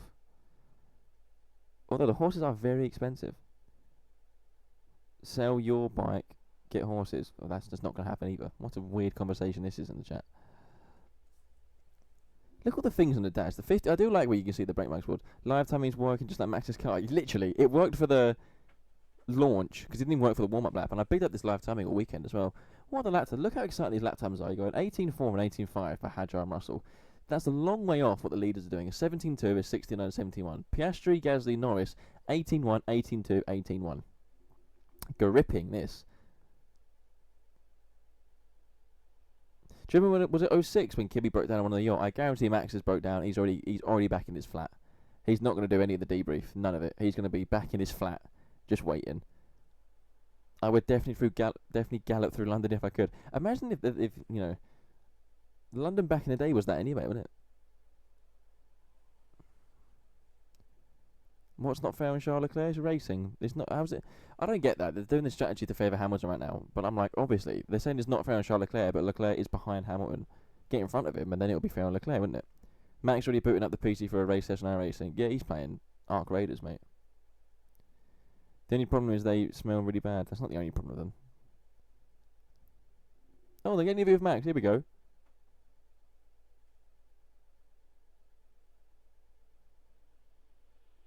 F1 has been robbed of what could have been a good battle. You're correct. It's these engines, mate.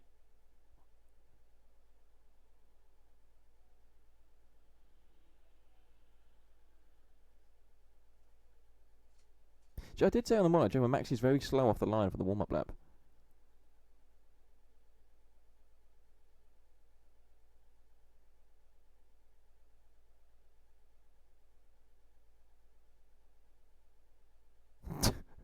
That's awful. Oh, is it back to Barcelona? Oh, Christ.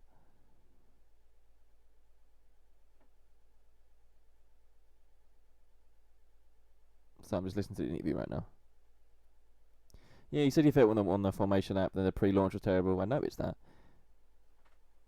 And the power didn't go back and warm up, and then he had just lost all. The engine actually cut off after he dropped the clutch, which is funny.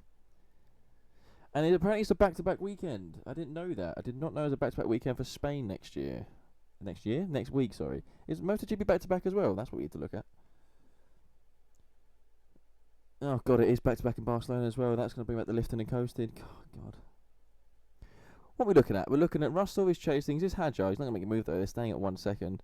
Wait for the summer break when it's announced he's selling for Mercedes and image of George crying. It will happen, because George is currently in 5th. Hadjar's front left graining. He won't be out for much longer, I think. I mean, George is at this rate not going to keep that seat. I think we all see that coming. Oh, there's no MotoGP next weekend. We only got F1. God damn it.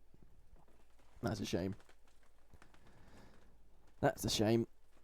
So we got the gap between Anthony and Hamilton is 3.1 seconds. Leclerc has now dropped to 5.1. I think he got told to drop off the pace to help with the strategy of Hamilton. So he's just dropped 5 seconds to his teammate.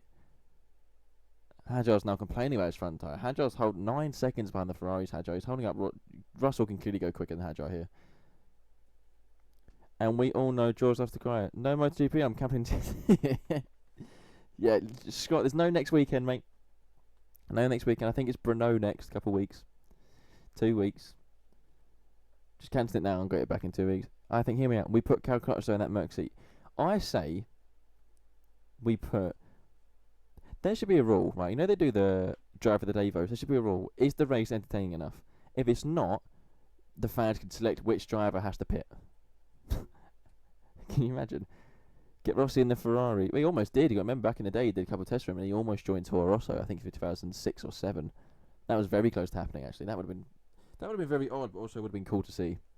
But at the same time, he won a couple more titles in MotoGP because he stayed. Bottas is pitting again. The camera's on Hadjar's front left. Hadjar's front left is ugly. I'm surprised that much grading around Monaco, actually. They're not really going exactly that fast compared to what they could do. Whereas Russell's tyres look fine. He's just being held up, so... Oh. Carlos Sainz has done his personal best lap in 11th of an 18.3. Colapinto an 18.2. Relax, lads. Piastri, just like Russell, stuck behind Hadjar. Norris is still stuck behind Piastri half a second. Right, new rule. They have to start the race in reverse and do one whole lap in reverse, then pit for wets, then flip spin 180 and race in there. I think they need to go up the hill, and then they see the barrier outside. They need to wall ride that, and then flip the car to wall ride into Casino Square. And then whatever damage they have from that, they need to pit, repair the damage, and then start the race there. Thoughts? Oh, another retirement. This is going to be Bottas. This is going to be engine on front brakes. Probably front brakes, as he was moaning about the front brakes. Cadillac had 3 occasions this weekend where the front brakes was catching fire. That's interesting. Very, very, very interesting, I feel. Oh, there's a lot of dust at the back, isn't there? There's a lot of dust at the back. That might be, I'm so disappointed. That might be the most anticlimactic start to a race I've ever seen. Did they jump over the swimming pool into a barrel into the pits? Love that. Can they hit a 360 no-scope, text flip, switch out and race? Yes. Yes, they can. And whoever records the best kill cam gets a lap taken off. So they're a lap ahead of everyone. Leclerc is now dropped to 6 seconds behind Lewis Hamilton. Christ, I'm not going to try and entertain what's happening here. The Hadjar's got no pace. They've pulled the gap to Hadjar massively. Massively. He's 10.9 behind... No, 11.9, sorry, on this behind Leclerc. Because, of course, this is delayed, isn't it?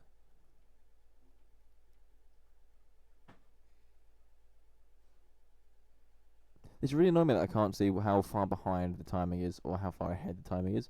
Because, of course, the laps aren't working. Antonelli's just crossed the line, though, on my timing thing. I know that. to lap 20. So I honestly have no idea what the timings are because that's also not working. I'm bored of Norris coming up the hill into turn 2. Now going to Casino Square. Stuck behind Pierre Gasly. You just can't do anything, can you? Oh, Hadjar's went about the engine braking. So both Red Bull drivers. I mean, Hadjar, at least your engine actually worked. You know, you're turned on. What's everyone's favourite shopping trolley? Oh, I love the Exquisite 355. Have you tried that one yet? The Exquisite 355 is called that because it has 355 angles of degree turning when you're going down the aisle, and it's got a little boost button. I'm partial to the one at IKEA because you can get on it and ride it like a surfboard. Valid. That's extremely valid. This is a good question. Do you prefer the trolleys with the bigger depth or the smaller ones? Because it depends what you want to do. If you want to ride like a surfboard, you want the bigger ones, really. No, I haven't. I only use the George Messer 226. Classic one. Absolutely classic one, that one.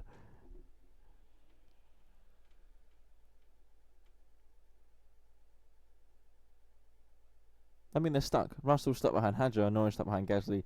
The thing is that I could commentate what's happening on the track. This is why it's from a hate watch. Because it's just going to be the same. 6 tenths behind, 5 tenths behind, 6 tenths behind, 5 tenths behind. Hadjar claimed again. Hadjar have to change to mode 6. I've got some engine braking issues. God, that engine's dreadful, isn't it?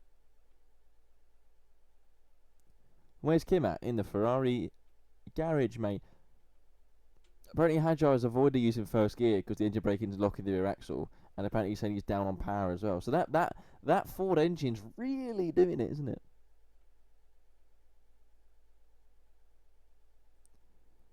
Wow, this is painful. Waiting for Ferrari to self-sabotage. What lap? Okay, here's a question. What are Ferrari going to do to self-sabotage? Because the drivers are comfortable second and third right now. They're not going to win. They're comfortably second and third. How are they going to self-sabotage? Because they have the gap behind them to pit. Small shop, small basket. Big shop, large basket. If just a few essentials, then a handheld basket will carry everything because I'm a man and I refuse to admit I have too much stuff to warrant £1 for a trolley. Do you know what? That's actually... I like the honesty that you've admitted that your ego's too high to do that. Engine's not healthy now. Man, both Red Bull engines are dying. That's something, isn't it? Double stack. Leclerc on wets 100%. Do you know what? Bernie Ecclestone brought in an idea a long time ago to say sprinklers on the tracks. Let's bring that in. I agree with bringing sprinklers into the tracks. Because clearly that is what's needed to make this sport entertaining now. And I don't actually think... We're yet to see... what's it called? We're yet to see these cars in the proper wet anyway. You know.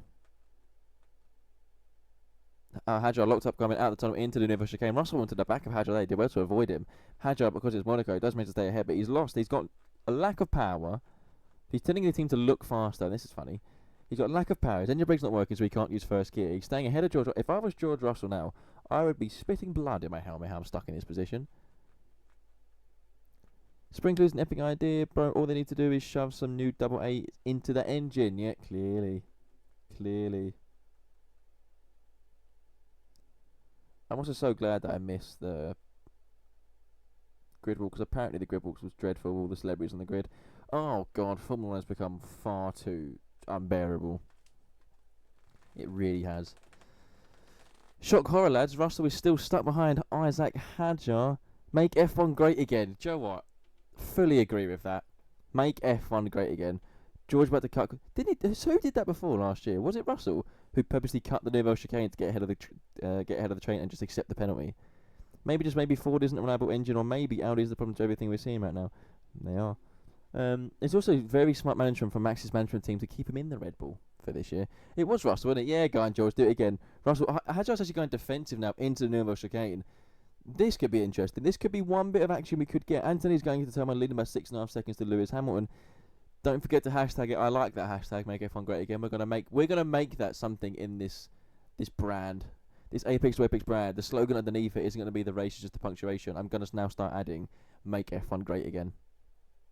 Russell, but he got 20 seconds though. He got 20 seconds, but then he pulled the 20 seconds, so it was worth it. Do it again.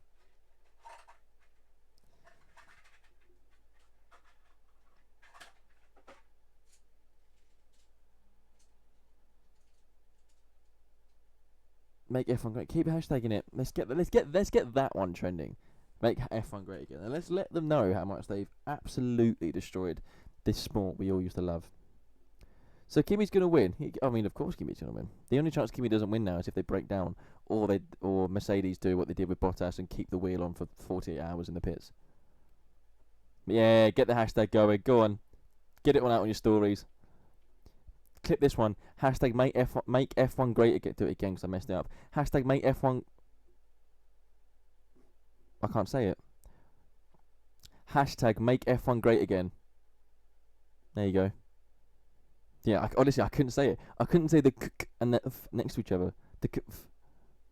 Make F1 great again. I like that slogan. I'm going to add that in every podcast I do now until these engines get rid. Till we're rid of these engines. Where's Ken Carter? He's feeding the horses. He's left. He's turned off. He said he's going to go and feed the horses. Normally they do it after the race when I think like that in them horses. But he was deciding there, make Ken great again. He was deciding should they do fruit for the horses or should they do the nuts and mix it with wheat. That's how exciting this race is. Onboard of Charles Leclerc, no chicane. What's he done? Just gone straight. There we go. Just gone straight in the chicane. I'm not going to try to commentate. It's dreadful. Charles saw Kim. Apparently Kim ignored Brundle on the grid. Shock. You bring these celebrities in, you know nothing about the sport and give them a grid pass. What you get? Anthony leads Hamilton by 8.4 seconds. 8.6 seconds going to become because I'm ahead on this stream because the live timing thing still isn't working.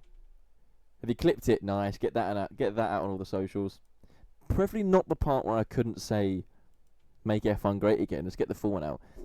If you feed the horses unleaded, do they turn into mice?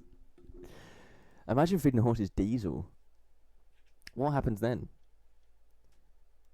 Is that how we're gonna bring the diesel economy back? Is by feeding them to horses? You know. They gain horsepower. Hell yeah, they do. Yeah, but do you know what happened? We'll do the horses. We'll make horses the horsepower again. We'll make them the main aspect of racing again. And some idiot will bring in a hybrid into a horse. Wouldn't they? And some idiot will bring in a... What's it called? An idiot will bring in a 50-50 ratio split with the combustion and the ICU and the ECU. I'm getting the bin. Or a donkey instead and say it's more environmentally friendly. Yeah, trust me. Trust me. Russell is still behind Hadjar. Hadjar's actually doing quite a good job here. I say that, he just needs to make the corners and Russell can't pass him. So I take it back. I'm not going to praise him. I take it back. To stay ahead of this cars here, that's why Gansey's ahead of Norris. Stay ahead of these cars. You just need to make the corner. It doesn't matter how early you brake or how late you brake. Pinned by Flecko, make F1 great again. Let's get that rolling. Absolutely rolling. Make F1. Like, see the sponsors on the side. I want an edited AI picture. Get rid of the Louis Vuitton and get rid of American Express. And get rid of Qatar Airways. Hadjar's gone defensive down there, but chicane. Of course, Russell can't make the move. Get hashtag make F1 great again. Oh, Russell's close to Hadjar on the X. That's interesting. They're going to use the boost into the back. Russell's going down. Oh, that was actually interesting watching. Russell used the boost coming out of Nouvelle into the back, and Hadjar had to go very defensive into the back, but he still can't make the move. They're losing 2.5 seconds a lap to Leclerc. That's something. Hamilton seconds behind, race over. I'm waiting for the Russell corner cut. Pin that clip. Pin that clip. Pin that. Anthony is 10 seconds in the lead. Someone said that a second ago. I think it was Ben. Fantastic. Russell was still not able... That may be the chance. The chance to overtake might be using the boost coming out of the Nouvelle chicane into the back. Which is interesting. It's funny how I did the professional commentary was MotoGP and we've all just given up for this.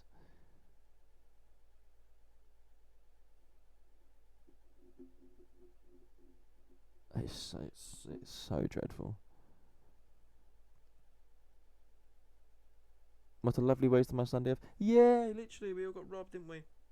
We got robbed when these regulations were announced. They didn't change them to the drivers. Leclerc is still 4 seconds behind Hamilton because I think their career. He did take 9 tenths out of Hamilton. I'd love to see if Hamilton did just lap people. Coming down the tunnel again, Russell is now once again on the rear wheel, almost of Isaac Hadjar. He's not going to be close enough to make a whip into the Nimbush game, but I want to see what they do coming out of Nouvelle into Tabac because this is where Russell can use the boost.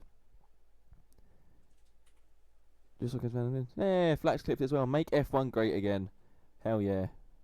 Unite the F1. Like that one. Unite the F1. Actually, don't unite the F1 fan base because a lot of them are difficult. You know. and it's got the part where you can't say it's. I don't know why. Sometimes I don't know if it's I did it again. I don't know if it's a stutter or if it's just sometimes I just struggle to pronounce words. I'm so disappointed that you've clipped the part where I couldn't speak English. That's really disappointing. 19 seconds average time lost for a pit stop. Trying to say too much at once. Hashtag make F1 great again. I can say it now. I just couldn't say it before. It just wasn't coming out. I was so passionate about it at the time. Someone's followed. Chi from Paris. Hello, Chi. How are you? Thank you for following. You've joined at the wrong time, though, because it's Chi from Paris. It's utterly dreadful what we're watching. Hi. The entertaining part was the MotoGP race that happened earlier on. When did MotoGP finish? 1:45? Yeah, earlier on in the stream was the entertaining part. Hadjar's now missed the Nouvelle chicane. He's come out of the tunnel. Russell is going to be spitting blood in that helmet. I'm uploading that. I didn't. It's a stutter. I'm allowed to stutter. I don't know why I stuttered up on it. Here to support Chi. I appreciate you. Thank you.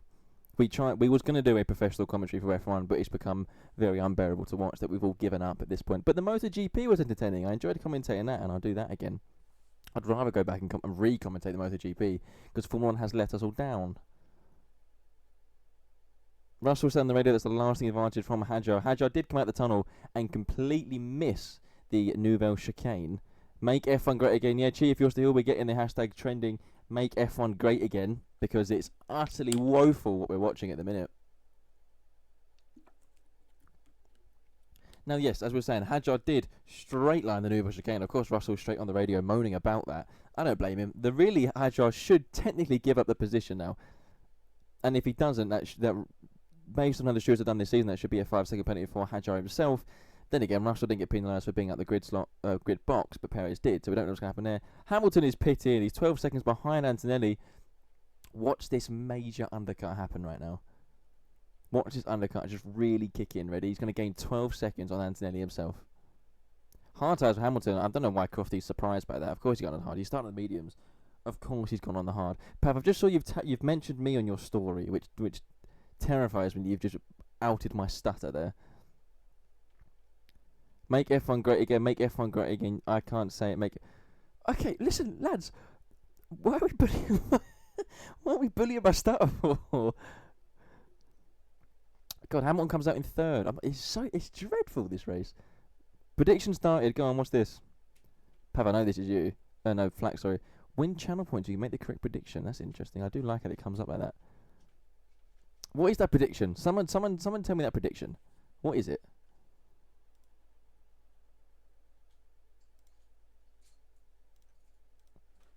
No, I can't log in, so I can't see. What is going on here?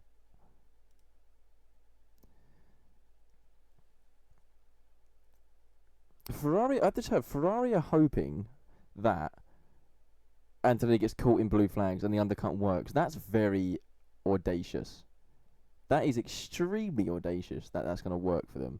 I'm very, very surprised. That's also the desperate attempt they have to do now to make this work, to make this somewhat entertaining.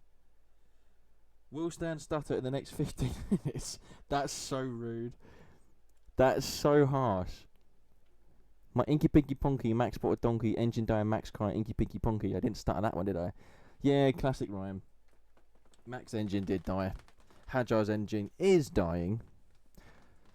Do we need a new prediction now? Because the race is... Something needs to happen. My prediction was Alonso, lap 36, Alonso breaks down. He's currently starting in 16th place.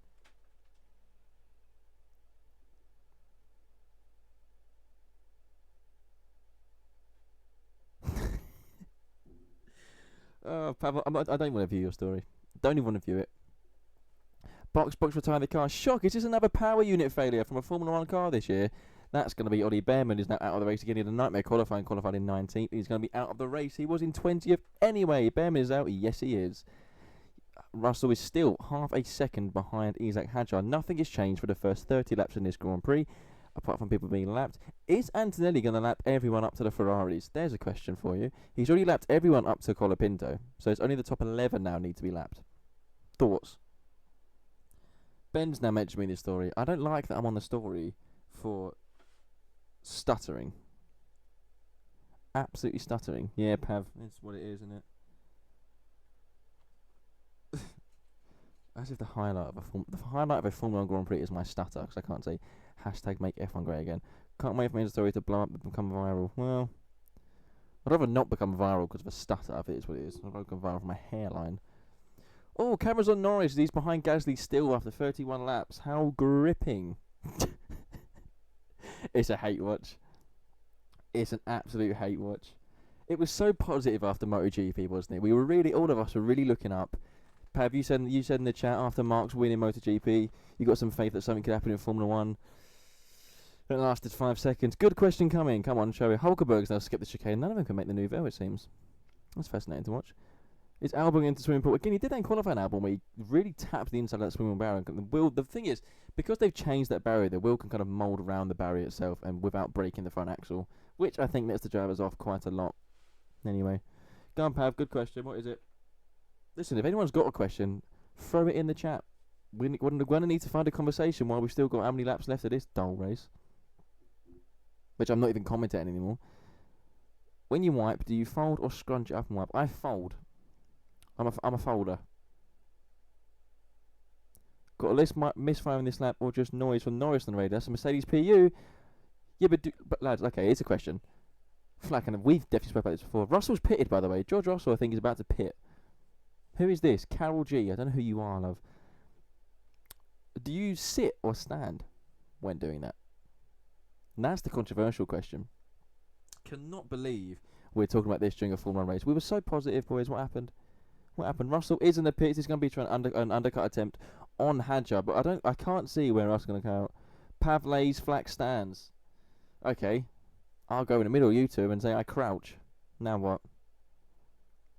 I've never heard someone say they lay when they do it.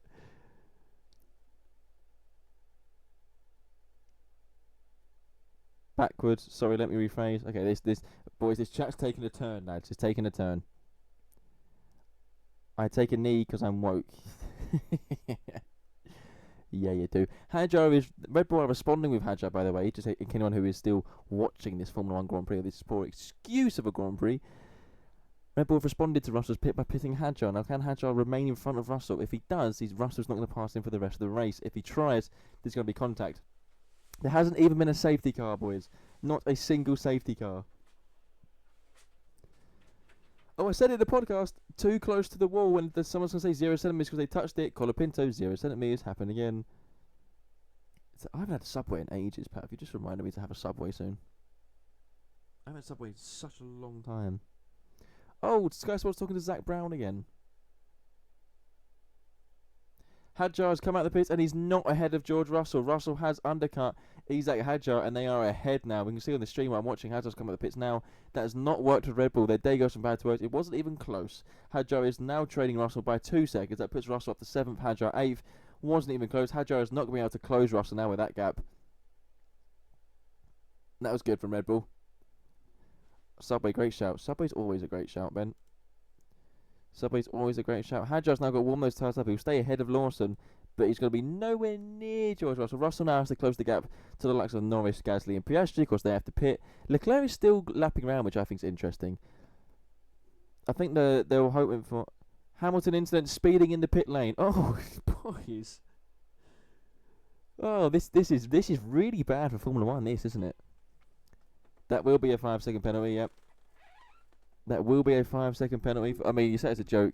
Do you see issues with the PU? Norris reports on the radio. It's another power unit issue for Mercedes, it seems, and for Norris now. I mean, the thing is with the 5-second penalty, if you speed in the pit lane, it's very clear they have all the marks. Someone's beeping their horn outside my window. Do you mind, mate? When you speed in the pit lane, that's slam dunk. Like, they have all the data in the world to see you've sped instant 5 seconds. There's no argument that. Translation, stands an arse eater. Thank you. Norris, no power now. Yeah, against Mercedes PU, though. And Norris, remember, Norris broke down in practice, I mentioned, coming out of the tunnel.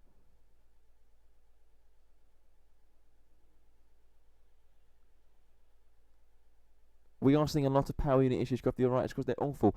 I wonder if these power units are having issues because of how bumpy this circuit is. Because this is definitely the bumpiest circuit we've come to this season. And maybe the AA batteries... I've missed it, Pav. What did Crofty say? Do I even want to hear it? I don't even think I want to hear what Crofty said. I have to be honest. They should stop halfway restart. They should stop the season and bring back and naturally aspirated engines. What do you think of Kim Lewis? I don't think Hamilton knows what he's getting himself involved into, but he does have it. We're seeing a lot of PU issues. Yeah. I've just had the onboard of Norris coming out turn into the Nouvelle.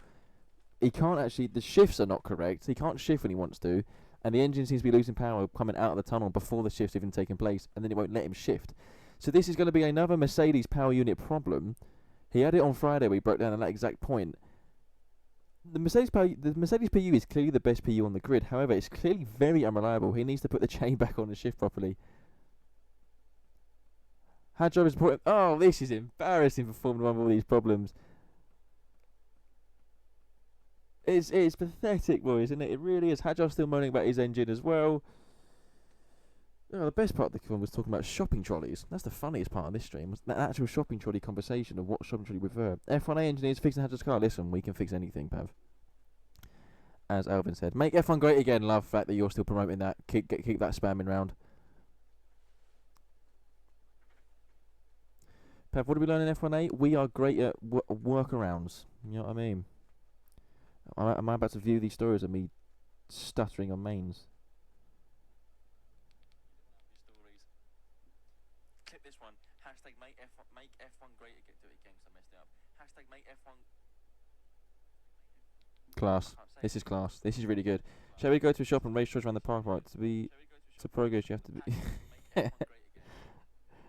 Who said that, Pav? I don't know who said that.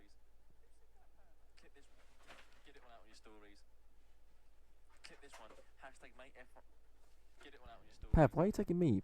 Tag the podcast account. Do you know what I mean? I'm going to repost it anyway. I can't even repost it, you donkey. Why can't I repost it, Pav? What have you done?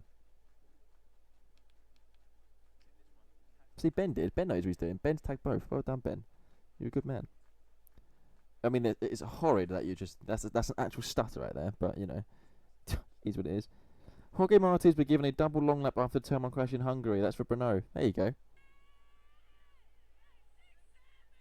That's fun, isn't it? Ben, cook me lobster. Ben could cook you a lobster. Quite easily. What's happening? So both Ferraris have pitted and Hamilton has come out 33 seconds. Leclerc's 12.5 seconds behind Hamilton himself. I'm distracted by getting this up on my story.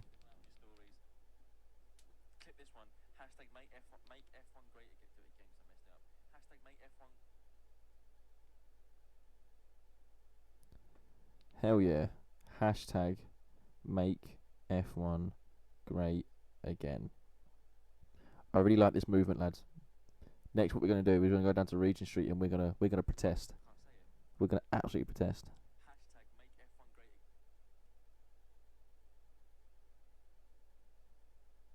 Did I say that weird? Protest.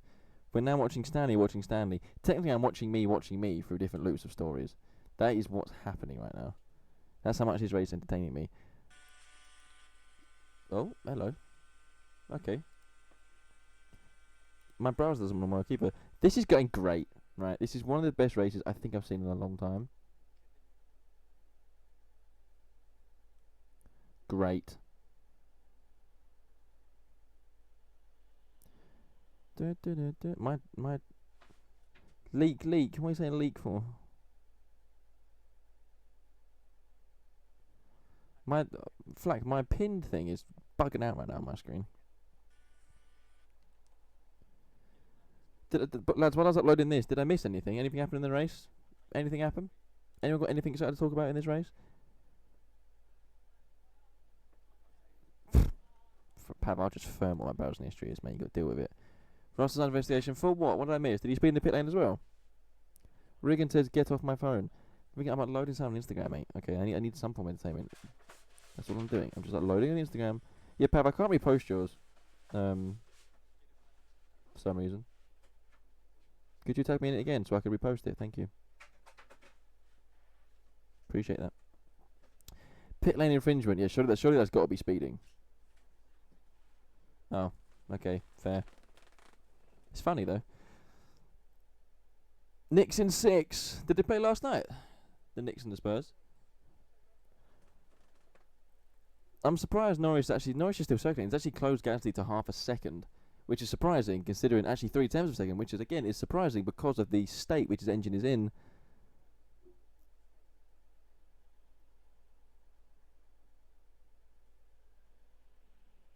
So Russell, okay, yeah. So George Russell's also been caught speeding. That would be a 5 second. He's already gapped Hadjar to 12 seconds. That Red Bull is just not working, is it? It's really not. How many laps left, lads? Oh God, too many. Cool, he's up the Spurs. Pav, that's more entertaining than what we're watching, right? That's the thing. That really is. Norris has caught Gasly. His power unit seems to have. The AA batteries have now kind of, they're working. They changed the batteries. They're back on the way. It's just dreadful, isn't it? It's just really bad. It's just really bad. It's really sad. That's what it is. It's really, really sad. Nick's lead by 2 at the minute. Up the Knicks. Oh, Zach Brown is saying we have an issue. Well, of course you do. The connection is finally bumped into place. I wonder if these PU issues are coming because of the bumps. Because again, we haven't come to a track in Monaco this year where it's an actual street and this bumpy.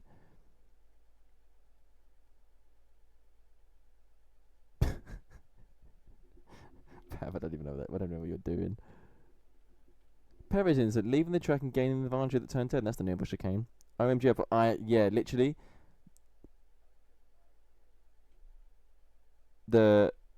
Russell's caught Norris now, though. This is the problem. Russell was pitted, and now he's been able to catch Lando Norris because he's still stuck behind Pierre Gasly.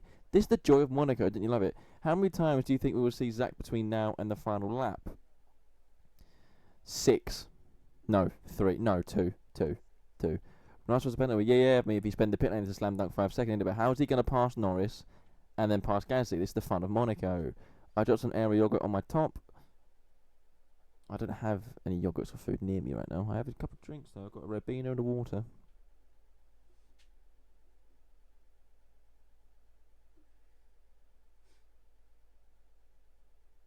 Oh, they're lapping someone. Who's been lapped now? Gemma said, is Anthony going to lap everyone up to 3rd? The timing screen, by the way, still isn't working. Can we just point that out?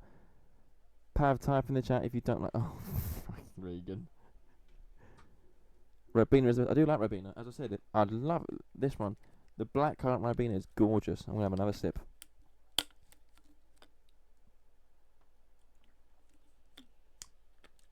Oh, Regan, I see what you've done. You're clever. You're clever. Pav just messaged me.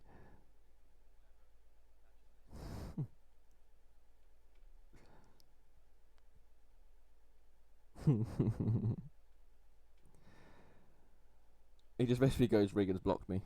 Well... No, Ben, I don't like fizzy drinks. I don't drink fizzy drinks. I don't like them. They make my stomach go weird. I really don't like them at all. Fizzy drinks are not my forte.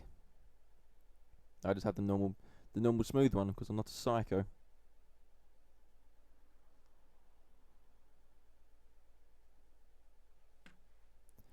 Leclerc 1:65. The thing is, they're trying to say Hamilton is quite fast. Hamilton. Nothing's going to happen, right? Absolutely nothing is going to happen. Another driver noted for speeding the pit lane, Colin Pinton. That's going to be a 3rd penalty for that. Oosh.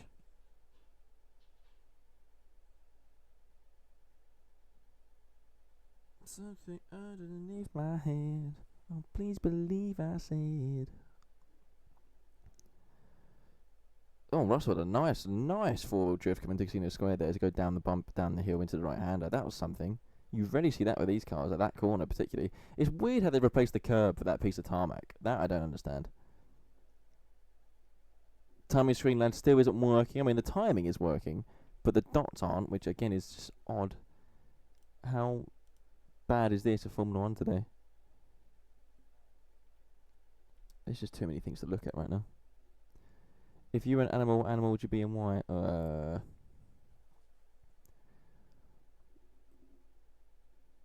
Norris has been told to hold Russell up and benefit Piastri. There come the tactics. An animal that just just avoid things. You know, an animal just goes to the side and just avoids. There's drama happening in the middle, so I'll just climb a tree to the side. That sort of animal. A lemur, maybe. You would be a panda. That makes sense. No, I'm going to say lemur. I think I'd be a lemur. Again, the conversations, for anyone who doesn't know, this Formula 1 race is that bad, we've turned it into a hate watch. And the conversations that have happened since the start of the race to now is, what animal would you be?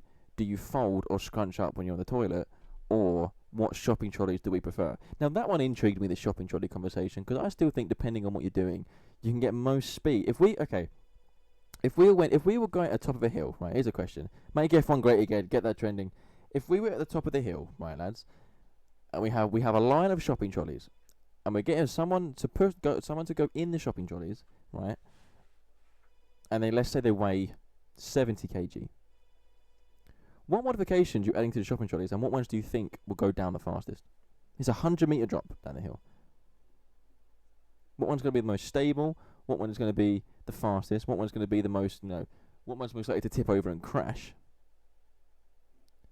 Norris is backing me up. He is, Russell, mate. You are aware. What one do you think is most aerodynamic from all the shops? The most aerodynamic is going to be, you're adding a rear wing, nitro, and wipers. The most aerodynamic one will be the trolley with the small, that one. You know what I mean? Got the long legs and the small, it's fine. With the small, someone's ringing my doorbell again. With the small, what are they called? You know the ones I'm on about. The ones the little Tesco's do. You're adding a rear wing, nitro, and wipers. Who is it? Fair. Rear wing, nitro. Where'd you add the rear wing then? Would you add the rear wing onto the handle? Because that's now a question. Would you add the rear wing onto a shopping trolley on the handle, so it's, but then at the same time you're holding, this guy on the door, so you're holding the handle, or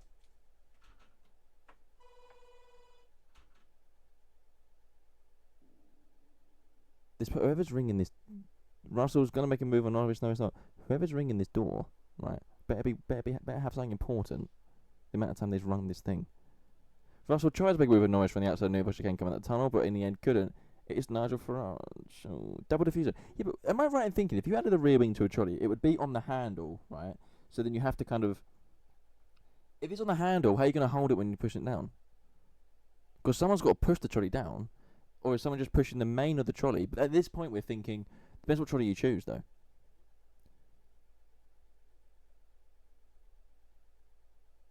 Oh, Russell's instant is not speeding. Russell's instant to pit lane is crossing the pit lane pit exit. That's still a penalty. How would that work if you activate DRS? That's what I mean, but who's activating DRS? Nitro would take the trolley down, but who's activating DRS? Who was it?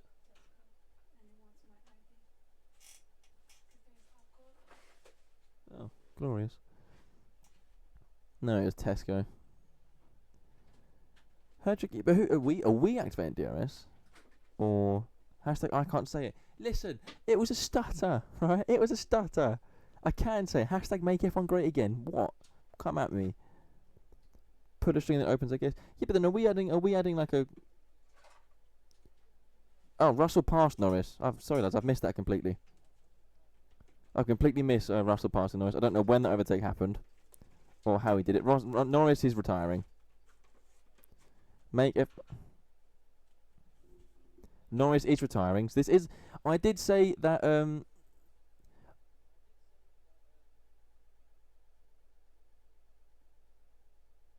Crofty hasn't even noticed that Norris has let them all past. He's bored as well. He's just said, Norris cuts it again. Well, obviously. Norris is retiring with a power unit problem. Now, I did say a Mercedes engine will break down. I did guess it'd be Antonelli and Norris, but I was like, Norris did break down on Friday. Well, he's broke down again. So, Mercedes PU has once again gone pop. Not the one I predicted. The gap between Antonelli and Hamilton at the front, by the way, lads, is 18.8 seconds. Just in case anyone cares. We clearly don't. But I still think the trolley from Iceland or something would be worse, the plastic ones. Well, yeah, but also you want to save weight. So what would you make if you could make a trolley? What would you make the trolley out of? Because you want to add in the aerodynamic benefit and then add the weight in as well. George getting 10 seconds. Yeah, apparently it's the. But again, he crossed the white line of the pit exit, so it's a slam dunk.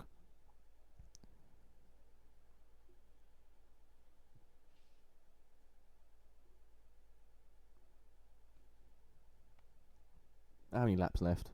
32. Oh, wow. where would you add a steering wheel for the trolley? Because you can't control it from the handle or something behind because the rear wing's there. So where would you, if you had the trolley here, the wing was here, where's the steering wheel going in the trolley? It'd have to be from the front connected to the front two wheels. But then how do you make the front two wheels stable enough to be accurate with the steering?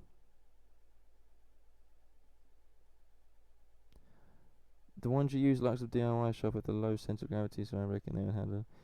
Yeah, but not about cornering. This is purely a race to go down a hill. We're not even on about cornering yet. But you got to win the race going down a hill. You have to stay in the trolley. Like if the trolley flips over, you're done. You're out.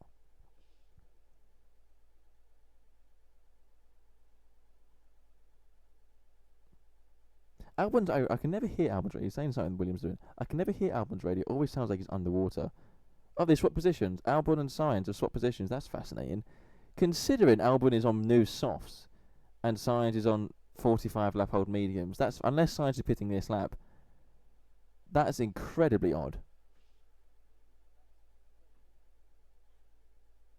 I don't like this tactic. I don't like it. Williams have just swapped the drivers round. Albon's on new softs, so Albon can now back off on new softs with grip and go 3 seconds off the pace, so his Sainz in front can build a gap at the pit stop. I don't like that.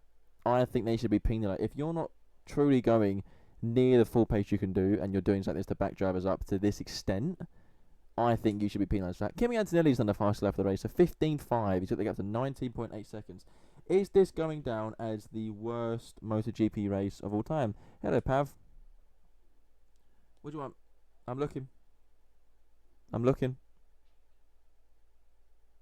Holy smokes. Can anyone see this? Right, so this is the trolley Pav's just designed, right? What do we think? I think that's going to have too much weight. I love the nitro system on the side. Everything that's good. Also, I love the slick tyres as well. Slick race tyres. That's good. I like that. Front split and I've only worked carbon fibre. I'm guessing that comes with pedals as well, yeah? I'm guessing the pedals are going to be around this section here. Where's the camera? This section here. Solid. I like that. You've done well there. Should we just make our own series? There's no batteries involved in it. It's just nitrous. Weighs 5 kg. Get it on the track. Get it on the track right now. So my point saying, that lap since Albon let Sainz pass, and he's purposely backed off, that lap Albon was 4 seconds slower than Sainz. I don't like it at all. That's modifying the result. You're right.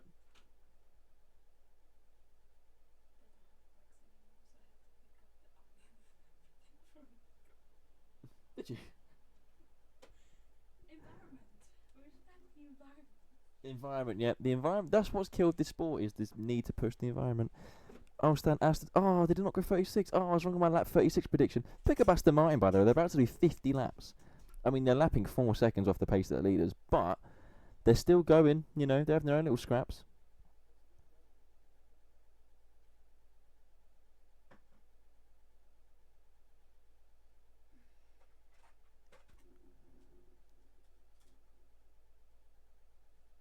How's Albon been passed by Lindblad? Something's just happened for Lindblad to pass Albon. Now on my screen, on my screen he's still behind him. Alvin Albon, nice.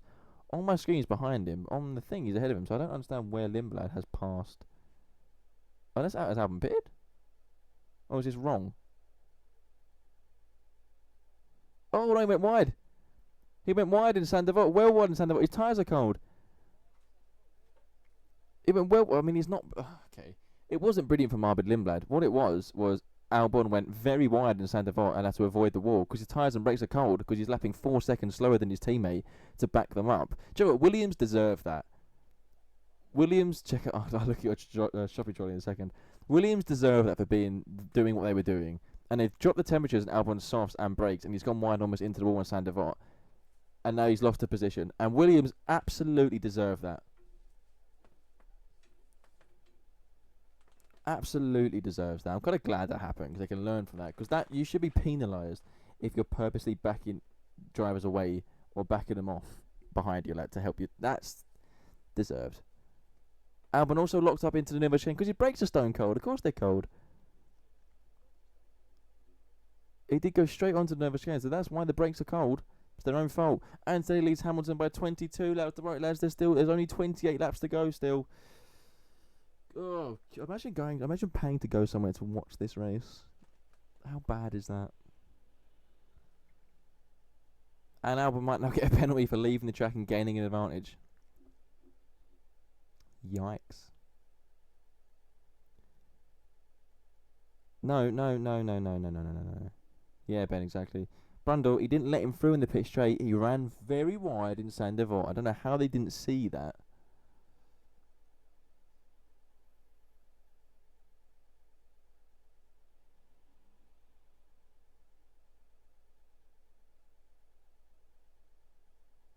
Just hearing the radio talking about Anthony getting a free stop because they get a free pit stop. That's how far ahead he is. Is this going to be 5 wins in a row for Antonelli? How gripping. Aren't we all excited? Aren't we all having fun? This is exactly what... Can you believe that the hype we had after the MotoGP race, which then goes into this, the faith and the belief we had that this could entertain us as well? Was that our fault? Were we stupid for thinking Formula 1 nowadays could provide an entertainment on a Sunday? I think that's our fault, actually. We should know better. We really should know better. I'm not even commentating it because I'm not interested.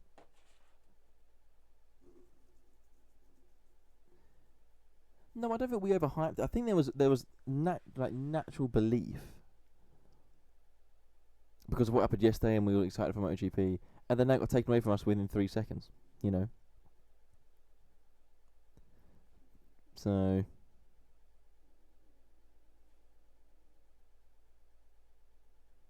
Gasly's now under investigation for speeding in the pit lane. What is happening there? What is happening?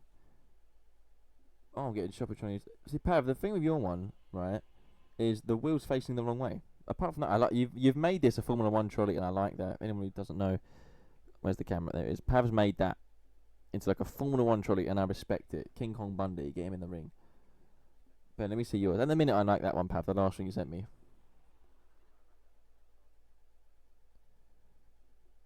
FI chat made. I know. Chat made it. Don't worry. Oh, Ben, yours is like a drag bike. Look at that one. That's like a drag bike.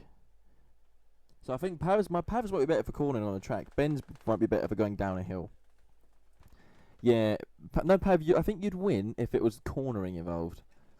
I think on the race we spoke about going straight down the hill. I think Ben's trolley might have yours. I have to be honest.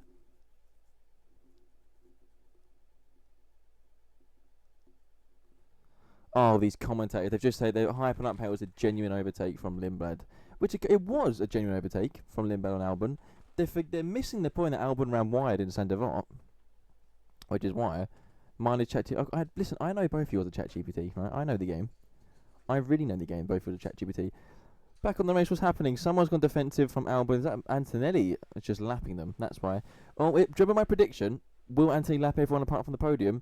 You can see on the timer he's now lapped everyone up to 4th. The next one to lap for Antonelli is his teammate George Russell. Now, here's the funny thing. I kind of want... That would be interesting if he laps George Russell. It's also not good for the sport that the leaders lapped everyone up to 4th place. Don't let distract you from the fact that Hector also just came into Harry's and ordered 3 T66 turbos with NAOS and Mach system exhaust. Respect. Cannot believe during a Formula 1 race at Monaco we're discussing which trolley will be better for a downhill competition.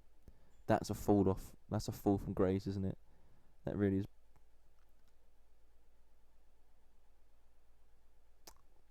There you go, he's lapped Hadjar. Who's been lapped twice? Everyone up to 11. So the only ones who haven't been lapped twice right now are the guys in the points.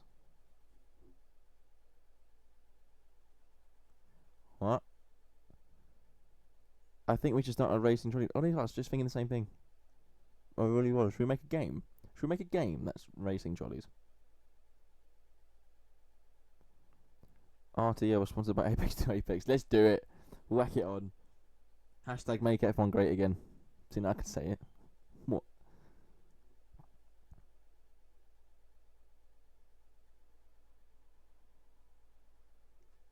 Even the commentary's on board. Oh, this is dire for Formula One. I'm just having like an existential crisis now because I'm just clocking how bad this is for the sport. Oh, Science has pitted and has come out ahead of Albon. That's staggering that it did that. Is he ahead of Albon? I think he's going to be ahead of Albon, you know. This will be interesting. If he's come out ahead of Albon, if I'm Albon, I'm going to be fuming. It's not even for double points. Oh, large style penalty. Go around the country racing shopping car parks. Yeah, literally. Oh no, there you go. Oh no, Science is going to be ahead of Albon going up the hill. He's going to block Albon up the hill. Science has come out just ahead of Alex Albon going up the hill. If I'm Albon, I'm splitting mode because that's not even for double points. That just means they've gave Science the point position and not Albon. Take that as you will. Really take that as you will, because that is very, very, very, very poor, I think. Very poor. For Williams itself.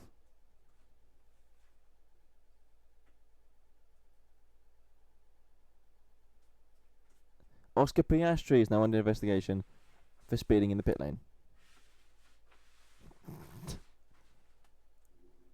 2026 Formula 1, by the way.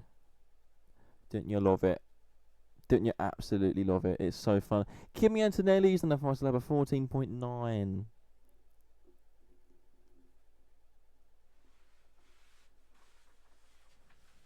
Did George Russell cross the line on the pit exit?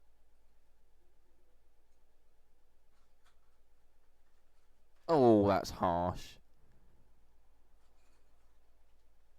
Oh, I think that's ridiculously harsh. I don't think there's a bit of rubber that's over that line there. I think that's ridiculously harsh. He's on the line, not over it. If you're on the line, you get penalised now. Oscar Piastri, 5-second penalty. It's fine because you're 12 seconds ahead of Gasly, so. Yup. Antonelli, by the way, they've missed this on camera. Antonelli has just lapped George Russell. Take that as you will. He's just lapped Russell. So like Jorge Martin has just signed his Aprilia contract away. Is Russell just signing his Mercedes contract away? I think yes. That's embarrassing for Russell.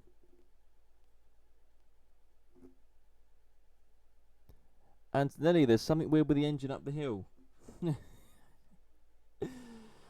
Ooh. Is he gonna break down? A lot of the so we had the Ford engine in Red Bull isn't working, and now the Mercedes engines are struggling. If I'm Antonelli, Antonelli's now sweating. Russell back to Williams here. Antonelli is now sweating going up the hill.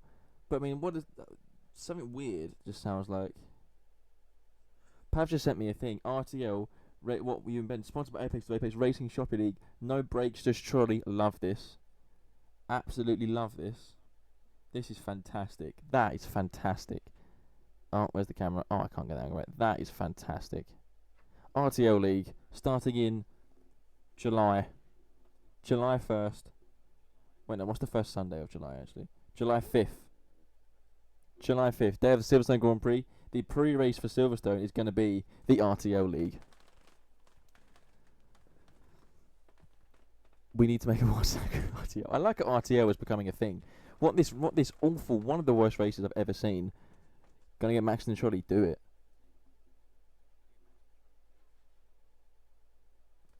Fastest lap, Kimi, we don't need them. Will I laugh if Anthony breaks down now? Yes, I would, because that's going to be some form of entertainment, isn't it? I mean, yeah, the pre-race for Silverstone Sunday, July 5th, is going to be the RTL League. Hashtag RTL, hashtag make F1 great again. Hell yeah. We're all there now. I've got my final design for my shopping trolley. What has life come to that we're watching Formula 1 discussing shopping trolleys? This really is something, is it? This is really sad. Mine even has a livery, Chef Ben Gaming. Yeah. No, I mean, we need custom liveries. Are we like doing manufacturers, or are we doing people, or like custom teams? Does anyone have a custom livery?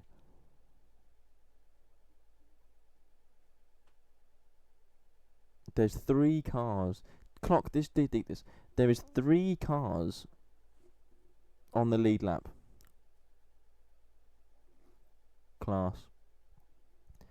Absolute class. This is the most fun I think I've ever had. I gave up commentating on lap 5. Okay. Once again, the sport have continued to let the fans down, the actual fans. But Lindblad's overtaken Albon. It's going to look really good on a Netflix episode. Just remember that, yeah. And that's the key thing, is it's going to look great on a Netflix episode.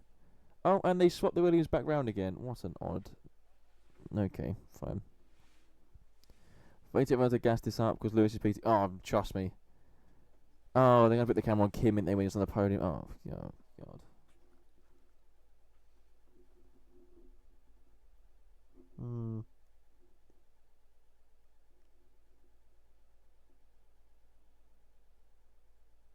I don't know what to say. The thing is, I have no motivation to actually commentate on this one. Wearing a bedazzled helmet, yeah, it's just class, isn't it? I mean, I did predict Hamilton second, Leclerc third. I also predicted Max first. So, oh, Leclerc, speaking of Leclerc, here he is in the race. He goes to the other chicane.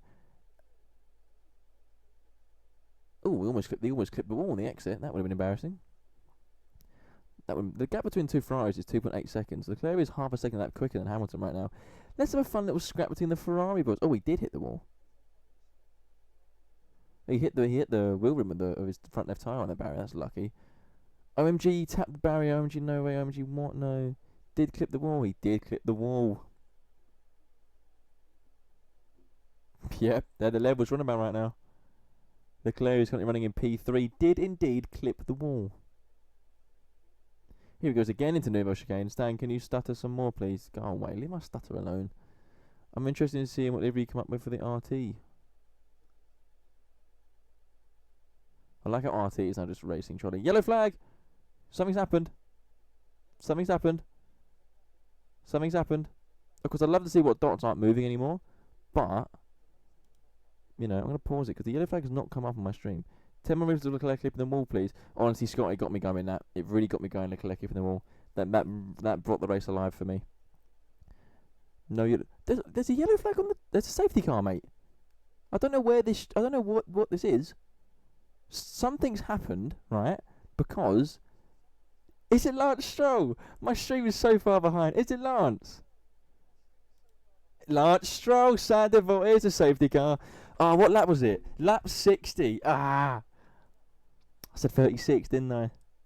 Honestly, Lance, I thank you. I thank you for that, because we needed that.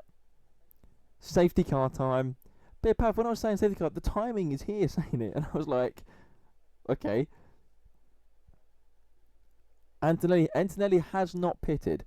Okay. If I'm Ferraris now, I'm grabbing whatever soft tyres we have and I'm bolting it on the car. Put on the soft, let's go, while we are so far behind. And I don't know why we're so far behind. Thanks, Lance. Appreciate you. I don't know if anyone's a fresh soft. Is there a way to see on here? The Ferraris have to pit. They'd be ridiculous not to pit. Here comes... Okay, we're on board with Hamilton now. Hamilton does pit. Hamilton does pit. I mean, they had to pit. Yeah, of course they did. Hamilton pit, Leclerc pit. They would all pit. I think Hamilton's about to lap Piastri as well. Hamilton is going to lap Piastri. Everyone's pitting. So, have they just kept Antonelli on hard? Antonelli will pit next lap and he's not going to lose. Hamilton's... Oh, he's got the 5-second penalty. Are they going to hold Leclerc up at that? Leclerc's stacking. Leclerc has to stack. I mean, what's the gap to 4th? It's 65 seconds. I don't know why I apologise for that. I don't know why I hyped it up when they're a minute ahead of the going 4th. I tried. I really tried.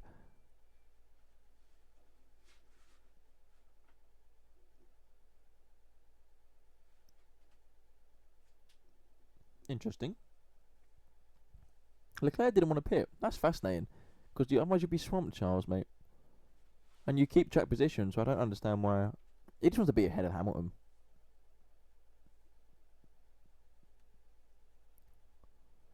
Yeah, Pav, now we're watching. If this would love to work, I'd really, really appreciate it. But all cars go through the pit anyway. Yeah, I mean, it's expected. Bezzecchi. Antonelli has now pitted, I can see on the timings. I mean, he's a minute ahead of second, so he's not going to lose the lead exactly, is he? Like, he's just not going to lose the lead. Safety MVP. Oh, there's a problem with the rear left, lads. Don't worry, you're a minute clear. You're fine. You're absolutely fine. They're, of course, pitting George Russell as well. What's going to take a long time is now you have to remember everyone now has to unlap themselves. Yeah, they have to unlap themselves. But here's a question. If you're 2 laps down, do you unlap both laps or do you unlap just 1 lap? Oh, everyone's in the marina. Look, they're all in the marina. I would have said depends. They did. They did. Ferrari did with Hamilton. I think everyone did. Their exclamation marks on the timing board shouldn't be there anymore. Well, we definitely know Hamilton did it, and I guarantee Piastri would have done his as well. So here's the onboard of Lance Stroll. Oh, George Russell had a 10-second, didn't he? Stroll's going to lock his brakes into Sandoval. He got on the marbles at the entry, and that just took him well wide. Well in, Lance. Thank you, mate. We needed that. We needed that. That's one of the worst crashes you're going to see at Monaco, but we needed that.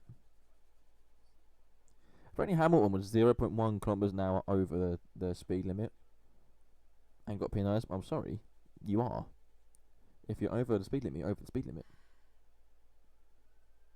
Max was asked if he's staying or going home. His response was, I live 500 metres away, I'm going home.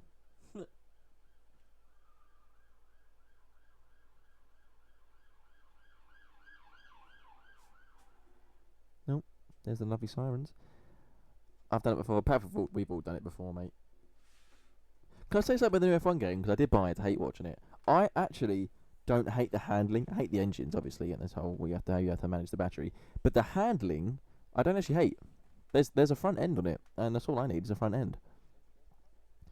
Safety car will now use the start finish straight. I was more positive after doing a few races on the F1 game than I initially was. Do I need to get it? Well, obviously the batteries and the engine is dreadful, and you need to learn how to do that. Stroll, I think that penalty will carry over, yeah. Because it's an unserved penalty, isn't it? Yeah, so I think the handling is...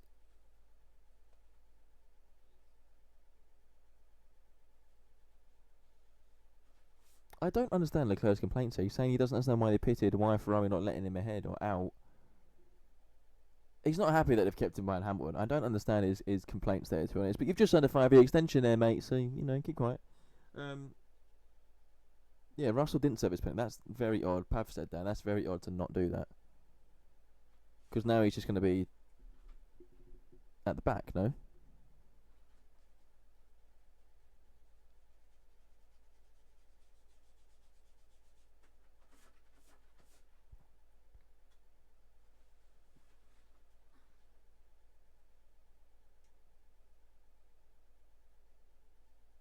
Yeah, but surely if he didn't serve it, he'd just get penalised at the end of the race.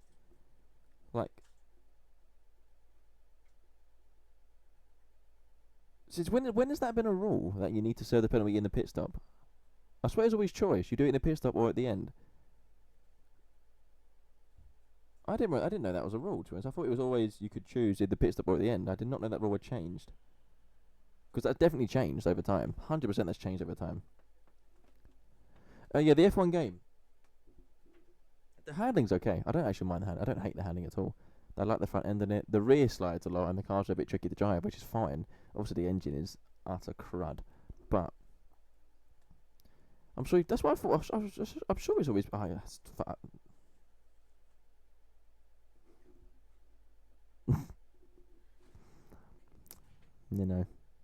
once I'm not on form of commentating, you can just see the stutter really makes its way out, doesn't it? Yeah, I was pretty good. I don't know when that rule's changed, or if they're incorrect there on the Sky broadcast saying that. Lapped cars may now overtake. Ready? 6, 63, 41, 23, 55, 31, 27, 43, 10, 81, 14, 30, 11, 5. That's a mouthful.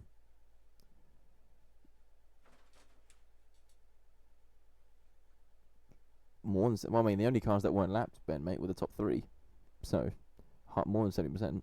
How much vinegar is too much vinegar on salt and vinegar crisps? Oh, that's a good question. That's a question. Half the cars are in Spain. How much vinegar is too much vinegar on salt and vinegar crisps? See, I think if it makes you like react, if it makes it like any sort of face reaction, then I think that's too much vinegar. Shoot me. I think that's there's a limit to everything, and I think if your face is reacting after you've ate the crisp, so you've and then the vinegar and you're doing this, then it's too much. Tommy K and salt is all I need. That's what I mean. If you're eating, listen, I always think this. If you're eating something, whether it's food, not whether it's food, I mean it's food. I'm just gonna eat. No matter what food you're eating, if it makes you react in a certain way, food like face-wise, like you wince, then it's too much of whatever that is. You know. Same goes away, not just vinegar. Same with the salt. If it's too salty, you make the reaction. Then, what's the point? You know what I mean?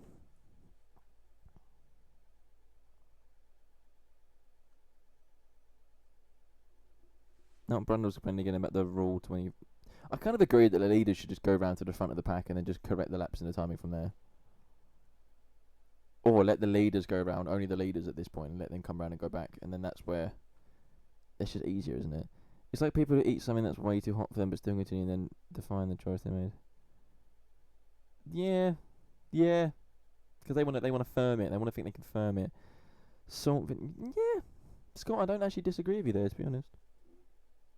But it's made me think about what was the last food I had which made me wince like that. I don't really know. Interesting.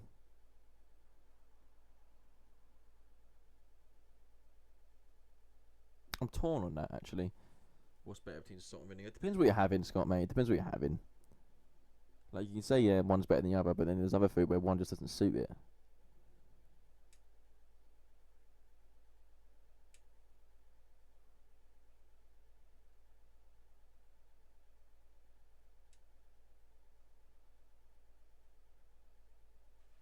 Russell's complaining he doesn't know what penalty he's getting. He's behind Hadjar. Does he need to push or not? Or is it pointless the penalty? He is behind Hadjar. That's interesting, and that's happened. Yeah, Russell's about 5 second penalty. He's going to get a 10, I think. Favourite crisp flavour? Now we're talking.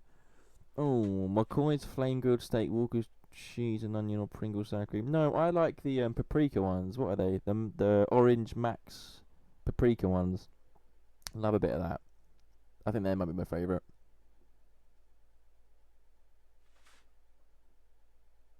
Safety car ending. Here we go, lads. Here we go. We've waited 65 laps for maybe something. Okay, let's relax. Giant Monster Munch, regular Monster Munch. Oh, thing is, I once had a Monster Munch and it cut the roof of my mouth. I don't know how that happened. McCoy's flame grilled for sure. Walker's cheese and onion goated. Yeah, I once had it. I don't know how it happened.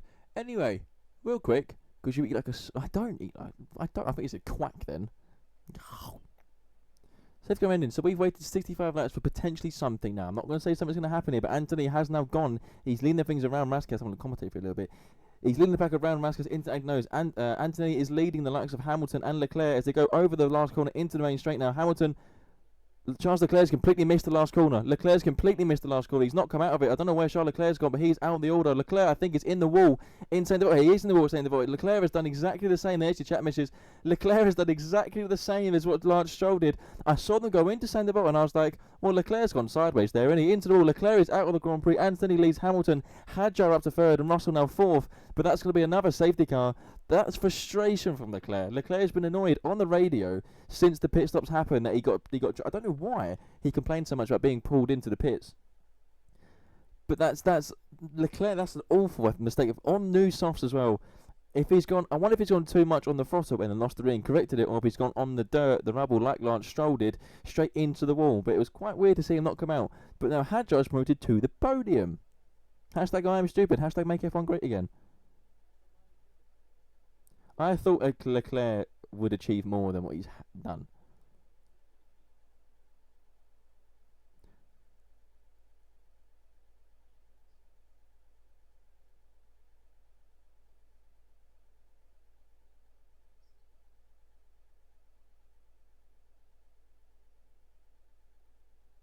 I'm not even. Leclerc said I'm not even going to take the blame. He's blaming the brakes.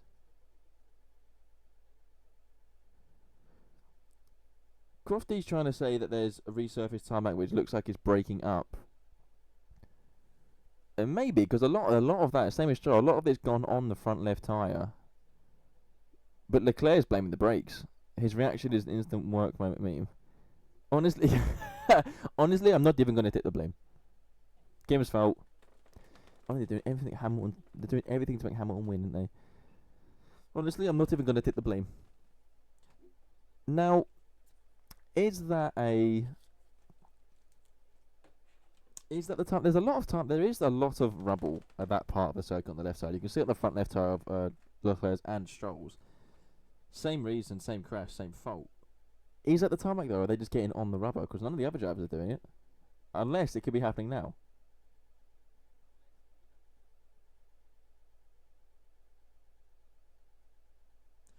Now, if there's one more crash there in the same way, they'll red flag the race because of the tarmac.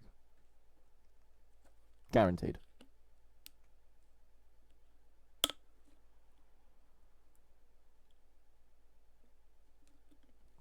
Oh, Leclerc strapped in the back of the garage, helmet on, he's annoying the mechanics. I would. Here's a secret, I have the lost Jaguar front wing diamond. What? From 2004? Sell it. Sell it, sell it. Leclerc is really yelling about his brakes. Leclerc is really yelling at his brakes there. I can't because prison. Do you know what? Fair. Fair. Valid. Valid. Well, I commentated for what, 5 seconds?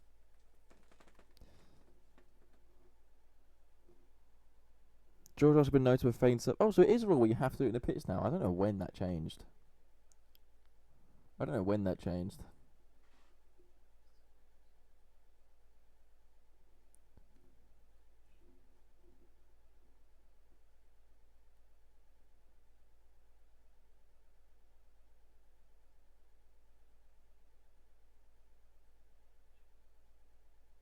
So the Sky are really saying that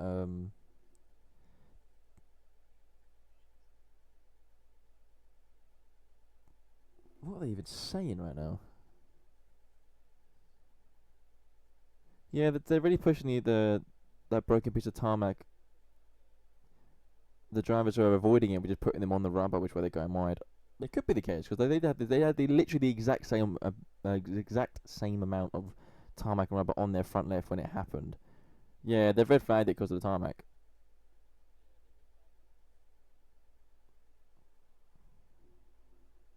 Race is red flagged.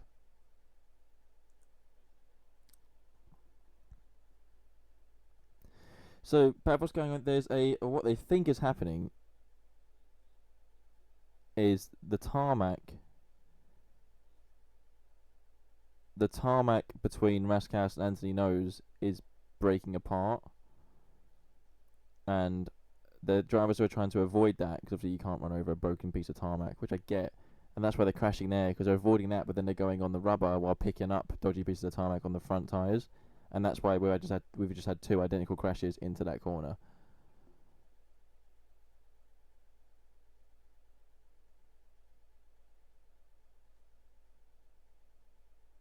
Yeah, if that's because of the tarmac breaking up, then it can't restart it.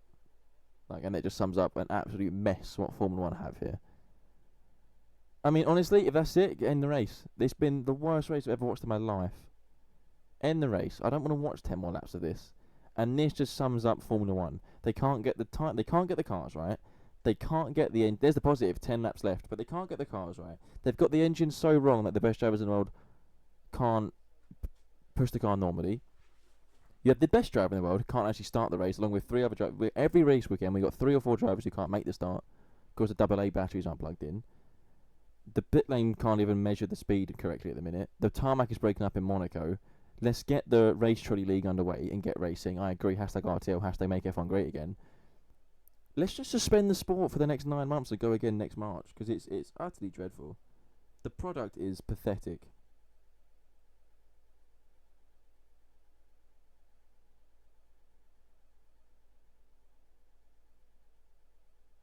Now we got. How long do we have to wait for now the race to restart?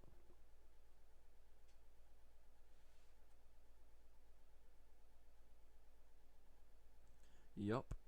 So I'm just replying to a few things. Bear with me. Hashtag make F1 great again.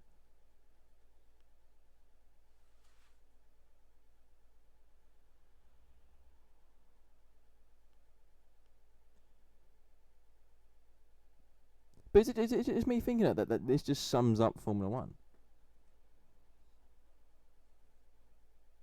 It just sums up how bad it is right now.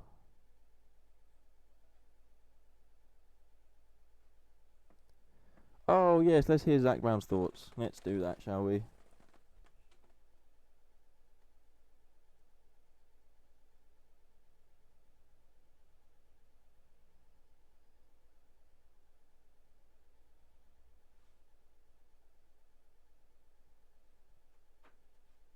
Honestly, I hate this sport. I hate this sport so much. I hate it with a passion.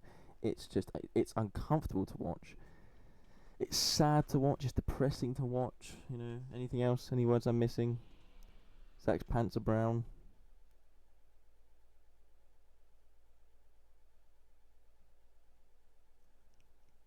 Zach's pants are brown. Brighton have rejected 2 Spurs bids for the centre-back Van Hecker. How much do they want for him? Look at those tarmac bits cause Stroll's accident. I'll be the judge.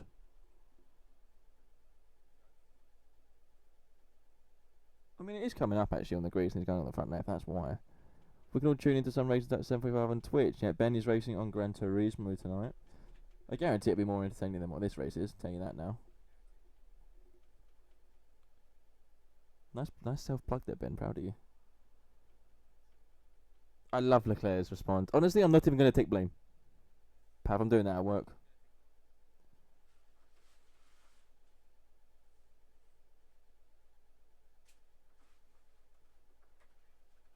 Laurent Márquez has apparently told Canal Plus that was planned to be the final race for Max's current engine anyway. Great! So it went anyway.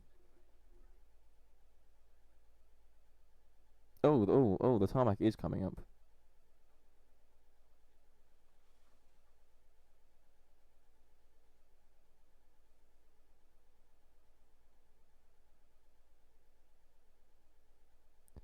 Embarrassing this in, yeah, mate, that's what I was saying.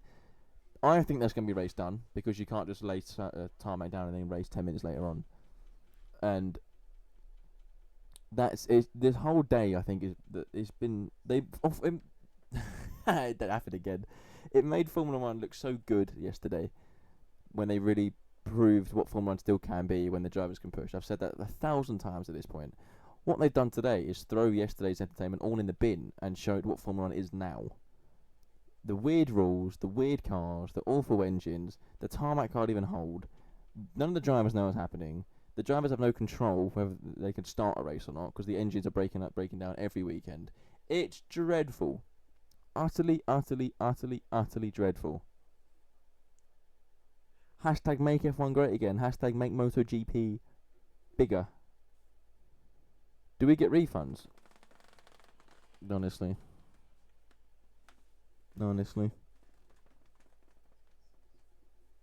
Get your TNT refund now that MotoGP's not on for 2 weeks. Is that Bruno though? And then Jorge Martin does have a double long lap penalty for Bruno. Hashtag watch MotoGP. Fully agree.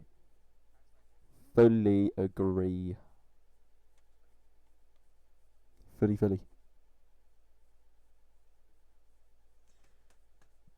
Just give me Marc Márquez versus Pedro Acosta. Hashtag watch MotoGP. Hashtag make F1 great again. Hashtag watch GT series. Yeah, Le Mans next weekend, is it not? Is it next weekend or the weekend after? I think Le Mans next weekend. I might stream a bit of that because I love Le Mans. Should I stream some parts of the Le Mans 24 hours? Give me your thoughts, yes or no. I'll be at work for the start of it, but I can stream the overnight things. Yeah, right, fine, I'll do it. Not all of it because, ha. But I'll stream some of it when I'm back. Stream at work, can you imagine?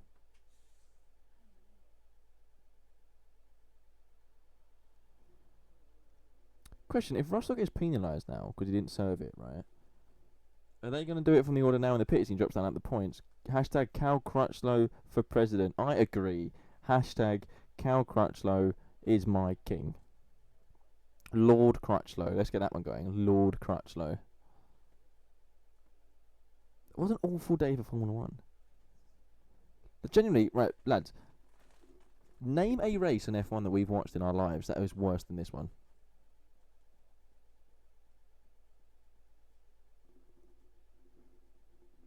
I'm intrigued to see if anyone can think of a worse race.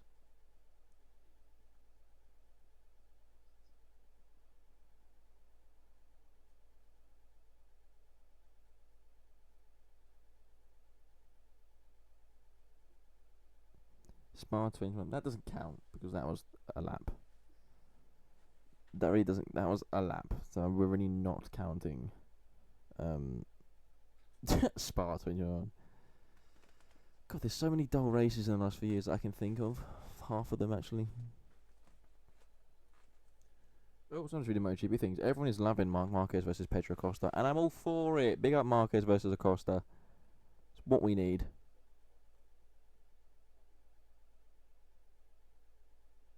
I mean, there's literally a hole in the tarmac.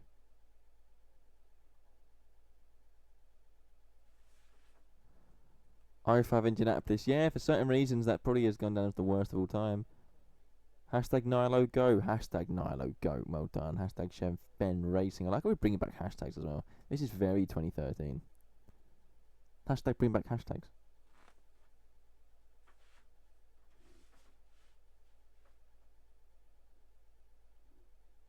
You can feel my heart. Hashtag Chris Benoit. Okay, you always know to find the limit there, Pav, mate, don't you? Well done. Well done.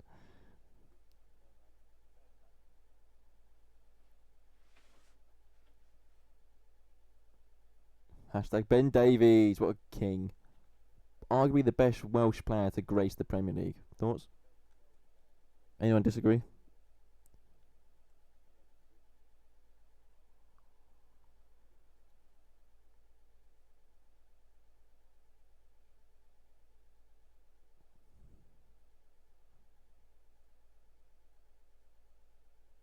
Joe Allen? Don't compare Joe Allen to Ben Davies. Ben Davies is going to be the greatest Welsh player of all time. You wouldn't have Gareth Bale without Ben Davies.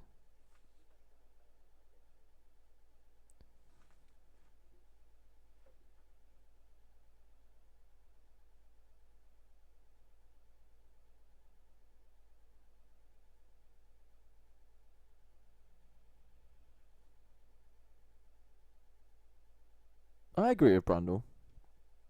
Over Gareth Bale and Ryan Giggs. Listen, you don't get Ryan Giggs or Gareth Bale without Ben Davies, Scott. You know that. I agree with Brundle there. Anthony Davis saying they need to do something with the tarmac before we start. And Brundle's like, no. Brush it away. The drivers know where it is. It's their job to avoid it now. Get on with it. This is it is embarrassing. It really is. But this sums up Formula 1, and it's Formula 1 today. It's the worst show of all time.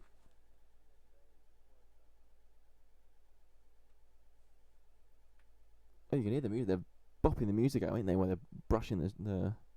Why do Formula 1 have proper brushes like that, but MotoGP brushes are like the witch sticks? Answer me that.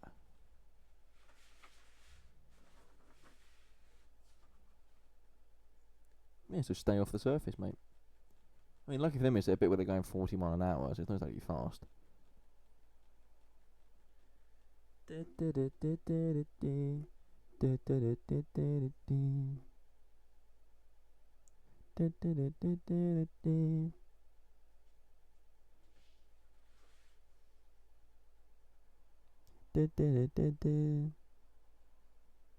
Can tell I'm bored. Me cleaning the Sims.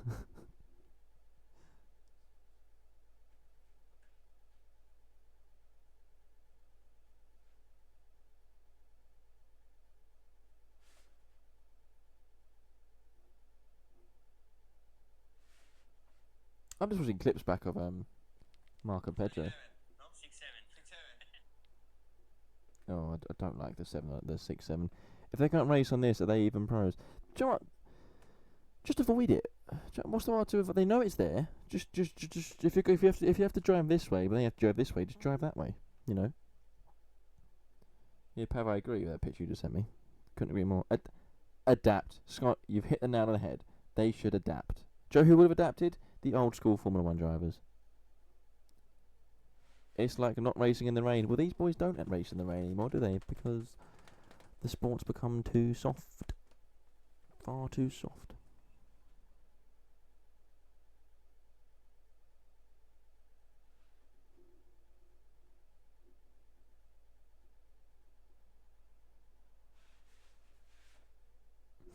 Oh, that's interesting. Goffey's reminding us of the 1984 Dallas Grand Prix when there was a lot of crashes because the track service started breaking up. I don't think this is the same situation.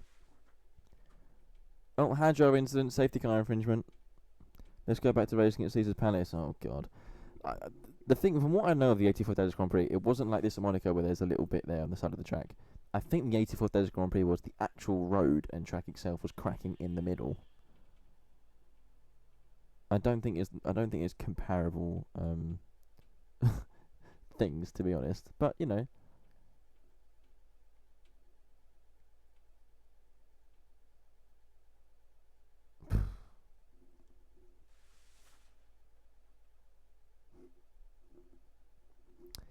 didn't they race at Detroit? They did race at Detroit, yeah, in the late 80s, early 90s. They've raced everywhere, mate. They've raced absolutely everywhere. Oh, people are dancing on the yachts. Yeah, they're F1 fans. Nice. Yeah. You celebrate Formula 1, mate. You're not even facing the right way. Resumption order. 12, 44, 6, 63, 10, 81, 30, 41, 23, 55, 31, 27. The screen's changed. I couldn't read it all after Hulkenberg. But it seems that they are going to resume the race. I mean, good. They've got 24 hours around the Nürburgring and not one bit of tarmac cracked. 1 out, 1 to go. And it's...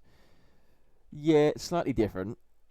Because the Nordschleife is an actual track and this is a road. We're all forgetting they have to do certain things with the tarmac because it is a road, like it is a street. Nordschleife, you can just it's conditioned like a racetrack. Monaco, you can't really do that. Hence why the one bit that's coming up is this one random strip of new tarmac. You can see it's a new tarmac here, and the old tarmac here, and it's the new one coming up. So it didn't really well. Imagine Monaco being a night race. Oh, imagine having to watch another Monaco Grand Prix.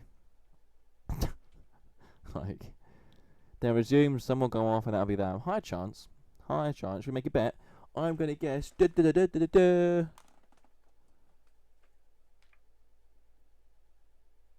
Liam Lawson. For no reason.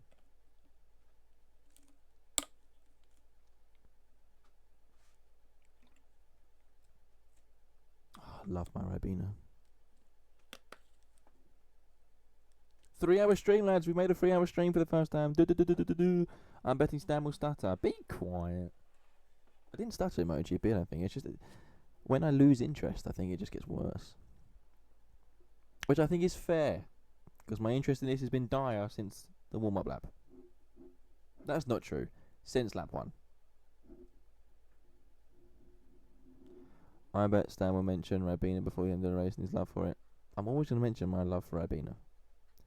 If they could just send me plenty of free, lifetime free of Ribena blackcurrant. 1938, made of real fruit. I'm all for it. 100% recycled plastic bottle with soothing cap and label. Oh. I have no shame. Don't let that distract you from the fact that Hector's... Why are you doing it? Why have I just read... I was going to read the same thing again.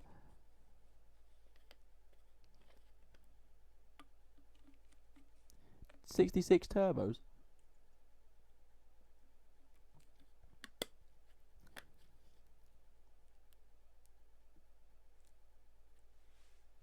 Stroll's not even blaming the damage on the tarmac. That's this crash. He's blaming engine braking. Okay, challenge, go on. Let's create something.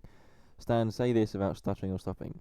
Hashtag Ribena sponsorship. I don't like how I'm getting this stutter thing now because I haven't stuttered once. Peter Piper picked a pepper, pickle, pickles, a pack of pickled peppers. Peter Piper picked. If Peter Piper picked a pack of pepper, pickles, where's the pickle, Peter Piper picked?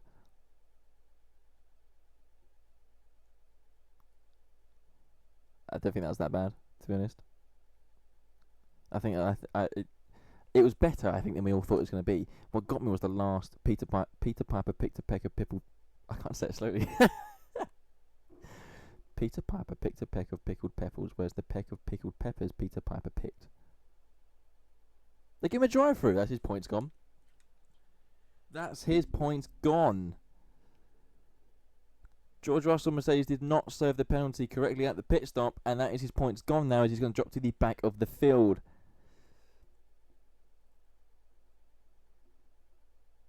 The thing is, right, here's the thing. The 10-second penalty for what he initially did was actually harsh anyway. He had a wheel on the white line. It wasn't. I don't think he was even over the white line. He was on it. And he get 10 seconds for that. And then the team messed up the... I understand he gets penalised because the team messed up. That's where the team ever comes in. Toto's messaging Michael Massey. This is not today's thing.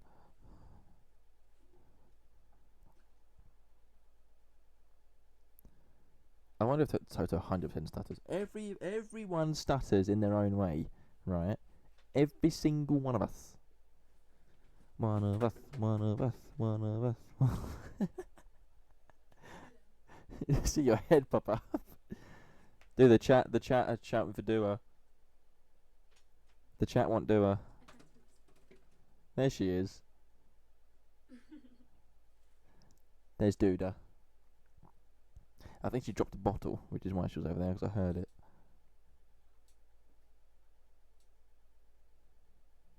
No, okay. Was it Rabina? Ow. No, it wasn't.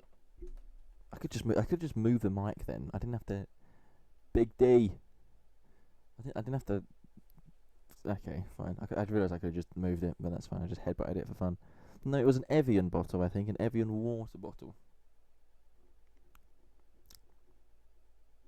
Predictions for the restart, lads. Anyone got anything? We're almost there. We are almost there. We'll be streaming for 3 hours and 13 minutes. I want to play Bond.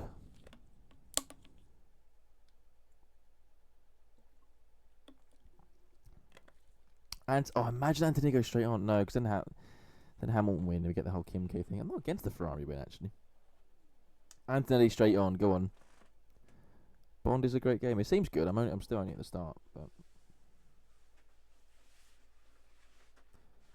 someone just said, right, I don't know if Trey's in the chat or not, but he's messaged me, you struggle to say it because F1's already great and your GOAT can't start a car.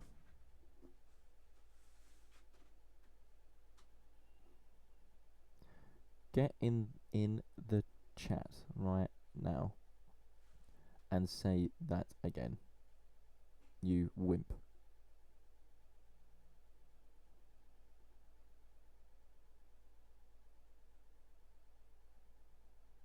Why didn't Mercedes do the penalty? That makes no sense why they didn't serve it.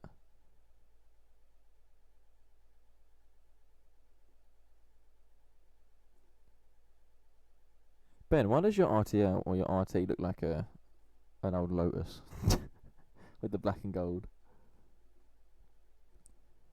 Baby, there's a sun in the water. There's something underneath my head. Please believe I said.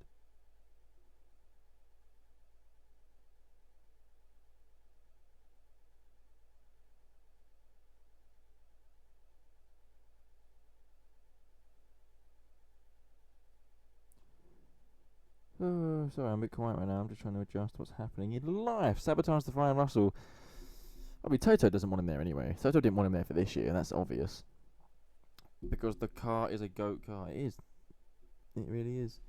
But yeah, I mean, Toto didn't want him there in the first place this year, did he? He wanted Max in the car for this year, but that didn't work out. Great management from Max's management side there, class.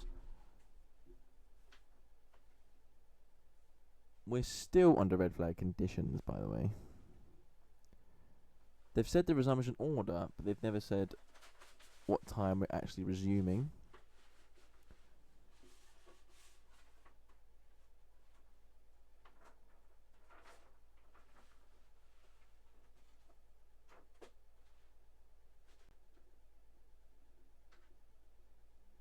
Who was spotted?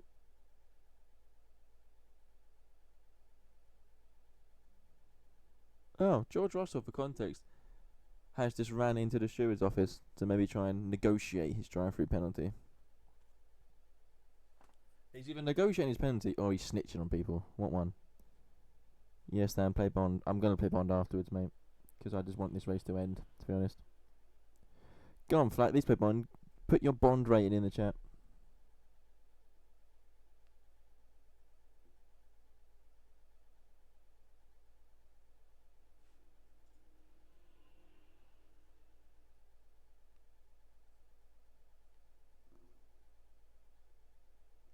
People are saying on social media that this is a hard race to watch. It is hard to watch. It's embarrassing. It's ridiculous. It's pathetic. Hadjar is 10 car lengths, way more than the 10 car lengths. So that's what he's doing. Is he doing a little snitchy on Hadjar?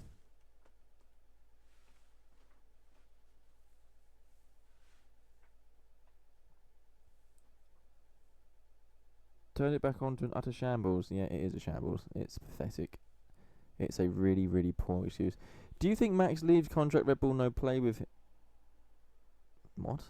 Do you think Max leave contract Red Bull no play with him? Mercedes will offer to sign Max and moved he to Silver Team in World 27 on that day.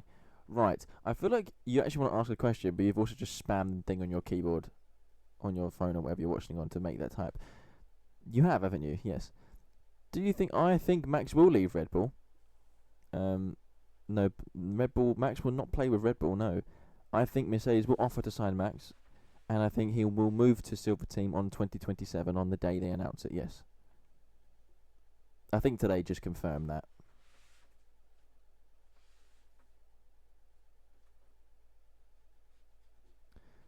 Do you think Max signing for Mercedes Total will allow him to race in GT Series with a massive debate going on? Yeah, he will. That will be in Max's contract. Oh, they're trying to replay Max's start. That's just rude. We didn't need to see that again. Everyday Trey, no way another team picks Max. Trey, right. I'm glad you're here. You now repeat what you just messaged me. I said it out loud anyway, but I want you to repeat the words you messaged me in this chat right now. No way another team's mixed packs. Yeah, shut up, mate. She argues he won't. It'll be part whatever team Max signs for. It'll be part of his contract that he does GT races. It's simple. The interesting one will be Le Mans, because Le Mans clashes this year with Spain. So if Le Mans clashes, then obviously the team won't allow him to do Le Mans because they want him to race the F1 race. Watch them change the date for next year, if that's the case. Hello Trey, mate, how you doing? I don't know if you're following or subscribing. Do either one. You do you. This has been a tough watch. MotoGP was great earlier. You missed that in the stream earlier. We had a great fun hour and a bit watching MotoGP, the best racing series on the planet. And then we were optimistic for this race. F1's really great. Yeah, see, I know you're laughing when you're typing that because you're an arse. I know you're laughing when you're typing that. I'm not going to bite the comment either on live comms as well. But she has a valid point that Toto didn't allow Lewis to even ride on a bike. So, yeah, but Hamilton riding a bike, a superbike on the roads is very different to Max doing GT racing.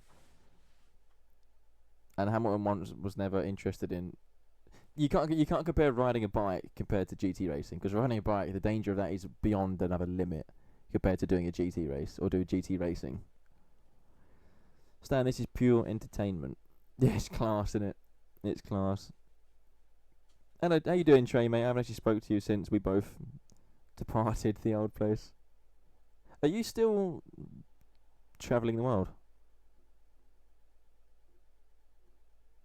I couldn't think of another saying for that.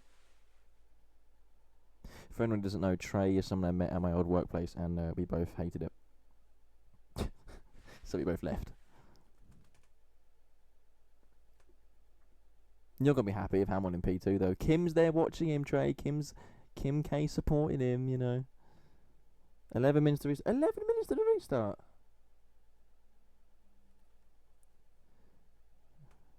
Oh, Trey, bless you. He's best minutes to go. He has to leave. That's fine. Be in the next one, mate.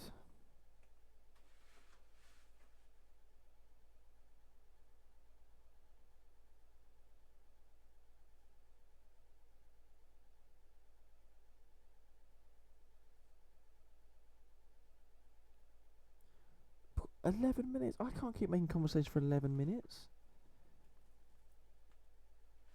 Hamilton... Hamilton is now under investigation for a safety car infringement. Oh, Lord.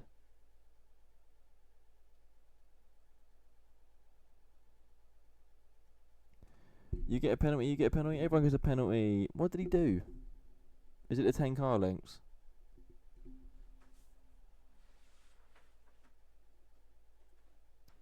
It'll be the 10 car lengths.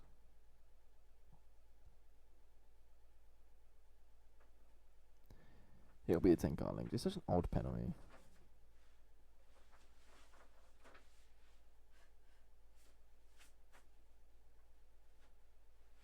A lot of people were saying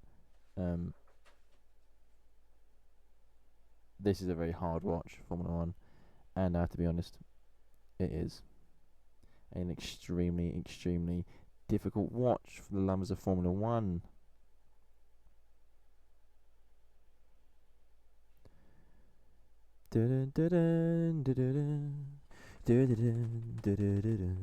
What's the best Bond film for you lot?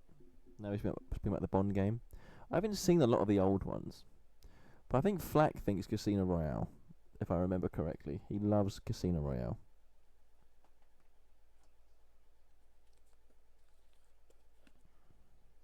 Best Bond film of all time. Best Bond film movie.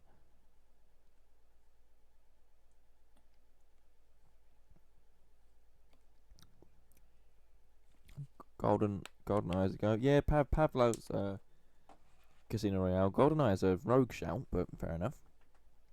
It's a shout. I don't think I've seen GoldenEye, to be honest.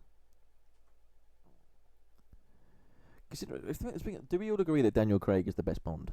That's the question now.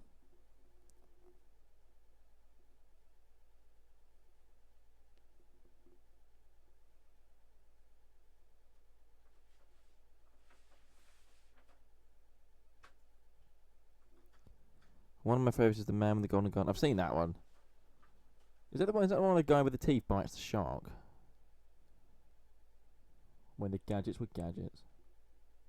But yeah, is that the one? What's the one where the guy bites the shark with the metal teeth? Spy Who Loved Me. Pierce Brosnan's your favourite Bond. Oh, now that's a rogue shout. Hamilton should shove the cameraman out of the way. Fair.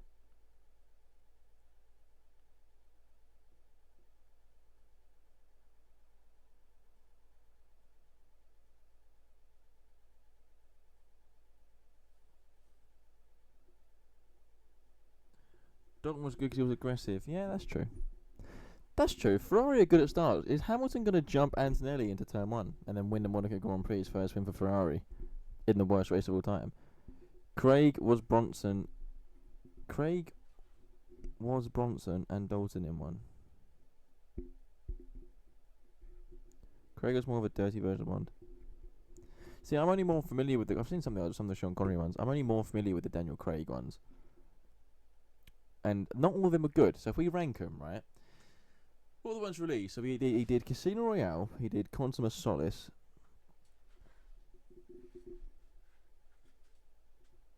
Brosnan, yeah, I said Charles Bronson, didn't I? He did Casino Royale. He did Quantum of Solace. He did Skyfall, Spectre, No Time to Die. Okay. Yeah. Casino Royale is great. Quantum of Solace is kind of bad. Skyfall's perfect. Spectre's dreadful. No Time to Die was bad. Thoughts? Great Bond. Not all the films were good though. If they don't do a standing start now, I don't understand why. They're not going to do a standing start, are they? I guarantee they're not going to do a standing start. Well, they should, because the race is now reset.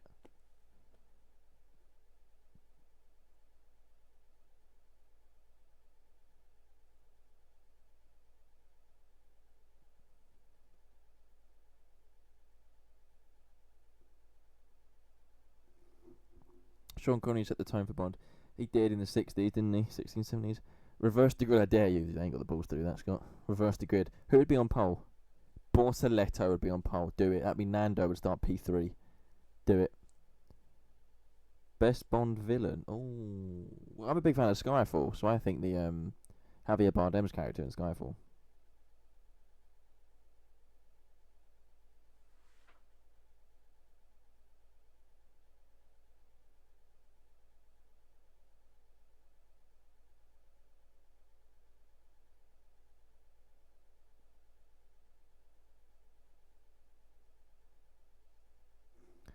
Scaremonger. Correct, or the man with the golden gun. You clearly like that one.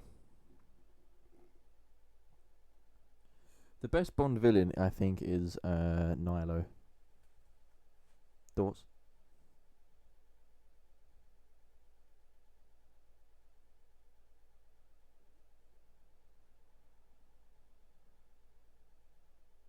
I've always thought Nilo makes a fantastic villain.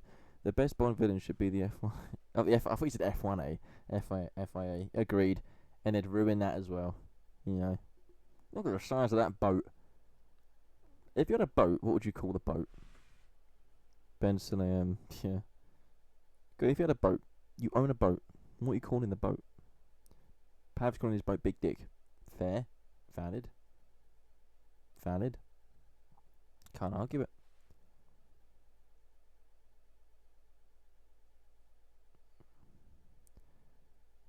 Boat face. Okay. Well, that's you know, we can improve that one.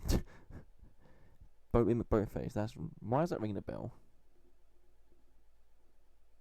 What's that from? What's boat face from? Stan's yacht, Stuttering Stanley.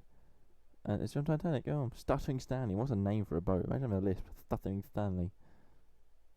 My stream's gone blurry. It's back.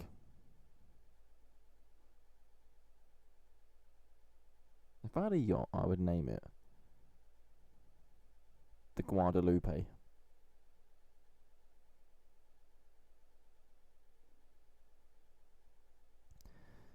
Oh God.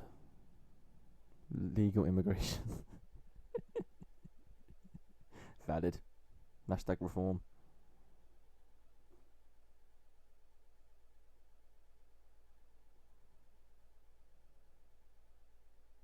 Right, what's happening now? The engines are turning on. The batteries have been plugged in. So what's happening? Call it U for U-boat. Anyone have any idea what's happening? Are they letting the lapped cars go out first? Or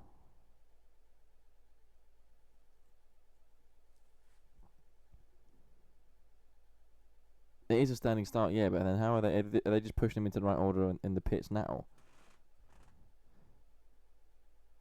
I think they are doing a grid start. I think they're doing a standing start.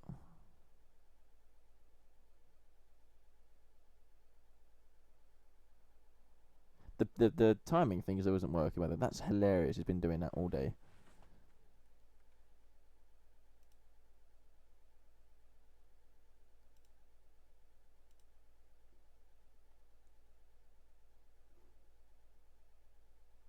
A very dim view of people in more than 10 car lengths. They just make the rules up as they go along, don't they? They really do. Also, how can they see on the replays if it's 10 car lengths? Do they screenshot the image and just paste like 10 cars? How can they judge what 10 car lengths is? I've always wondered that. 2 hours and 11 minutes of utter dross. Absolutely correct. But we have created the RTL, the Race Trolley League. You have to remember that. But yeah.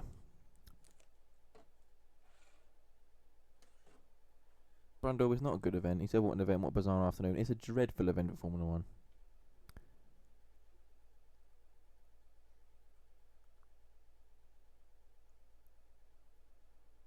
That series going to hit big. I think so. Hashtag RTL. Hashtag make F1 great again. Look, the medical car's just left the pit lane. Go on, get up that hill, mate. You bomb it into 5th gear up that hill. Look at it go. Heavy car, that, isn't it? Aren't they going back to the pits? According to the timings, Lindblad is 2,112.9 seconds behind Lawson. Lindblad about to slice through the grid on 6 new softs. I mean, they're all on softs, though. This says Hadjar and Gasly are on hard tyres.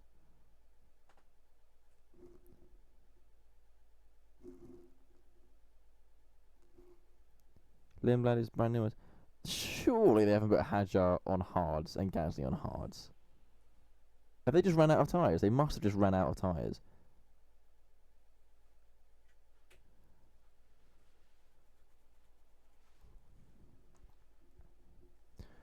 Here's Hadjar. He's on softs. He's lying to me. He's on soft tyres. This live timing thing, I picked it up all weekend. He's let me down yet again. Honestly, get rid of it. Give me the MotoGP one. I always said that.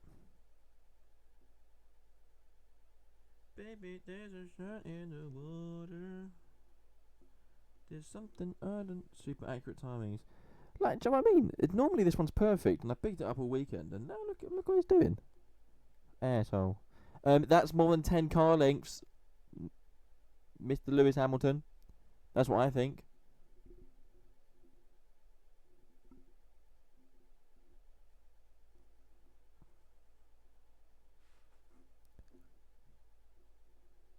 I just don't get the rule. I really don't get the rule of this 10 car lengths thing. Oh, Hamilton almost went into the back of Antonelli then in the tunnel. That looked closer than it should have been.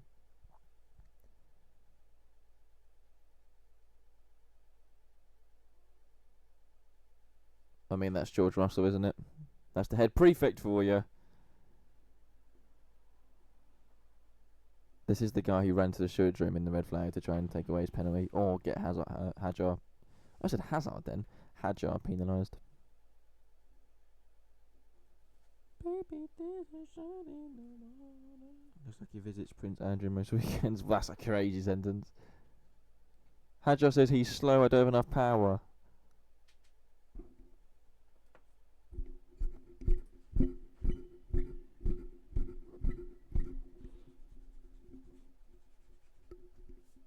I'm the prefect. No further action for Hamilton's infringement class. Yeah, shut up. I'm so clocked out of this right now. I did repeat. I'm not doing it again. That man waving that flag is giving it his all. He's having a great time, you know. He's having a joyous time. Standing start. I don't know why it took this long to announce a standing start. I mean, it was quite obvious that it would be a standing start. Should I actually commentate the first lap of the standing start? Stand next to him at a hockey where the camera is just zoomed in your face. If I could learn how to do that, yeah, I would. On the hairline. Be quiet, Ben. Leave my hair. Look at it. It's shining. Look. Hell yeah. Did Anthony just report it's still broken up? Well, it's gonna be.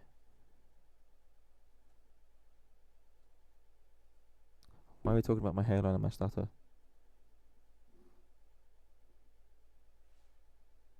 Feet cam, hell yeah. Hell yeah, feet cam.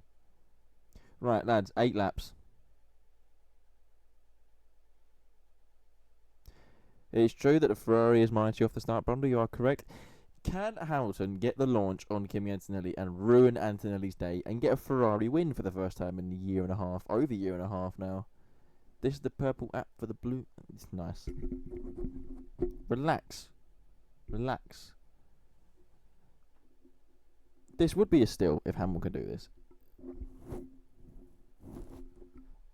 It would be an absolute steal if Hamilton can get this launch. Hadjar into Anthony Lewis. Hadjar's not going to get off the line. He's got no power. Hadjar's not going to get off the line well at all. Guaranteed. Can Hamilton get the launch he needs? Oh, this would be funny. Here we go. Drivers are lining up back on the grid. Should we commentate it? Get the blinkers ready. Here we go. Anthony straight in the mirror looking at Lewis Hamilton. The back of the grid. Is Bortoletto the last driver? Yes, he is the last driver coming up to the grid now. What we want is that gorgeous green flag. We want the 5 lights. We want to go. Do we want a Ferrari launched into the lead, or do we want another Mercedes win? Honestly, for the sport, let's get a Ferrari out front. Can't have the Mercedes win. We're waiting for the lights. The green flags are waving. We are waiting for the lights. They're doing this little weird 5-second pre-turbo spin, because you have to do that nowadays with these engines.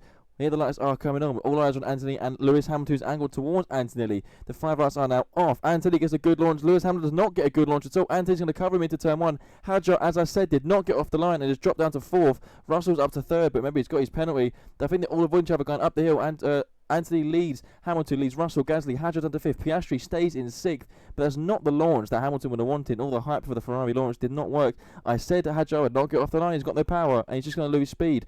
But George Russell's very slow coming up there into Casino Square. I don't know why he's so slow, but remember, Russell has the drive-through penalty. So Russell is so... See, this is naughty. Russell's doing this on purpose. This is very naughty because he knows he's got the drive through. This is why I think drivers should be penalised. There's an Audi, a Sportaletto going down the inside. Is that Hulkenberg? I think that's Hulkenberg. And he's hit the Williams in the wall. That was obvious. You make him move at those hairpin, you get that. The Williams in the wall. That's going to be suspension damage on the rear. He did fly into the wall there by Hulkenberg. That crash was obvious. George Russell is being very, very, very naughty here. Very naughty. I don't like this style. I don't like this tactic. You can't moan about others leaving gaps and then do this. Sainz is going to be out of the race. That's going to be rear suspension damage. That's going to be a penalty for Hulkenberg as well. But he made a move. He tried it. That's why Monaco is frankly awful.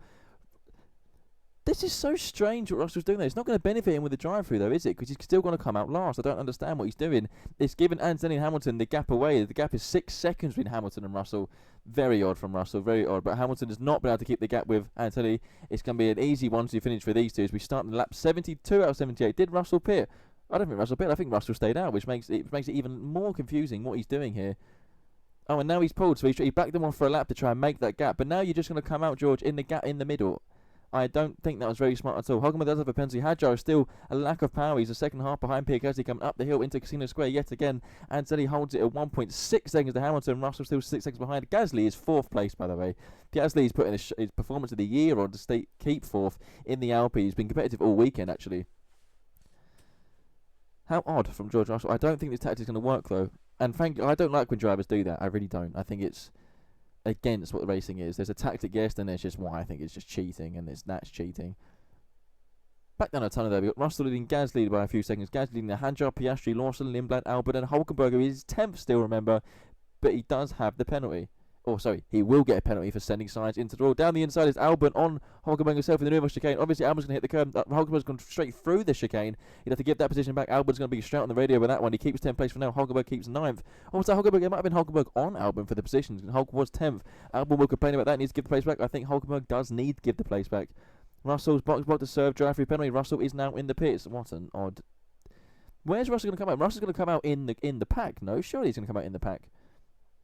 He drops down to 8th, he's going to drop down to 9th, drop down to 10th on the timings. We're watching him on the field. Down to 11th, down to 12th maybe. He's going to come out around 12th or 13th. This is going to be odd.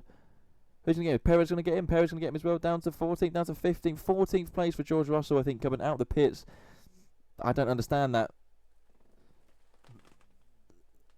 Hadjar's been noted for a red flag infringement. Have they just changed the rules today? Or does no one know the rules of this sport anymore? Or does no one know where this sport's gone? Because it's not the same sport anymore. Cadillac 11th, let us thinking, who's 11th? Sergio Perez 11th with Cadillac. Go on, mate.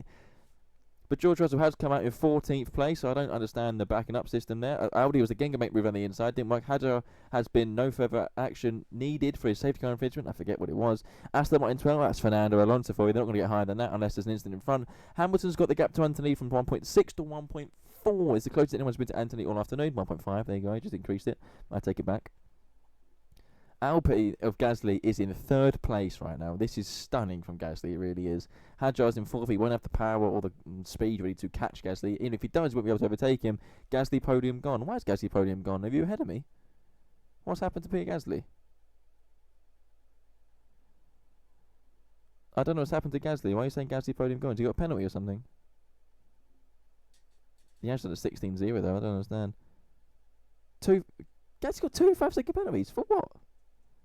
Oh, it was in the safety car, wasn't it? The pit lane. Oh, yeah. Then he's gone then. So that's going to promote Hadjar. If Hadjar could stay within 10 seconds. But why wouldn't you serve that in the pits? I don't understand why they didn't do it. Unless they were was it given to him in the pit during the red flag, sorry? Yep, Hulkenberg straight into the side of the Williams. He tried to make a move in the lowest hairpin. Didn't work. He knows there's going to be a penalty coming for him. If Gasly has got 2 5-second penalties, then there's going to be a 3rd place gone. Hadjar will take that podium place. Oh, Colapinto also then spun round the Williams.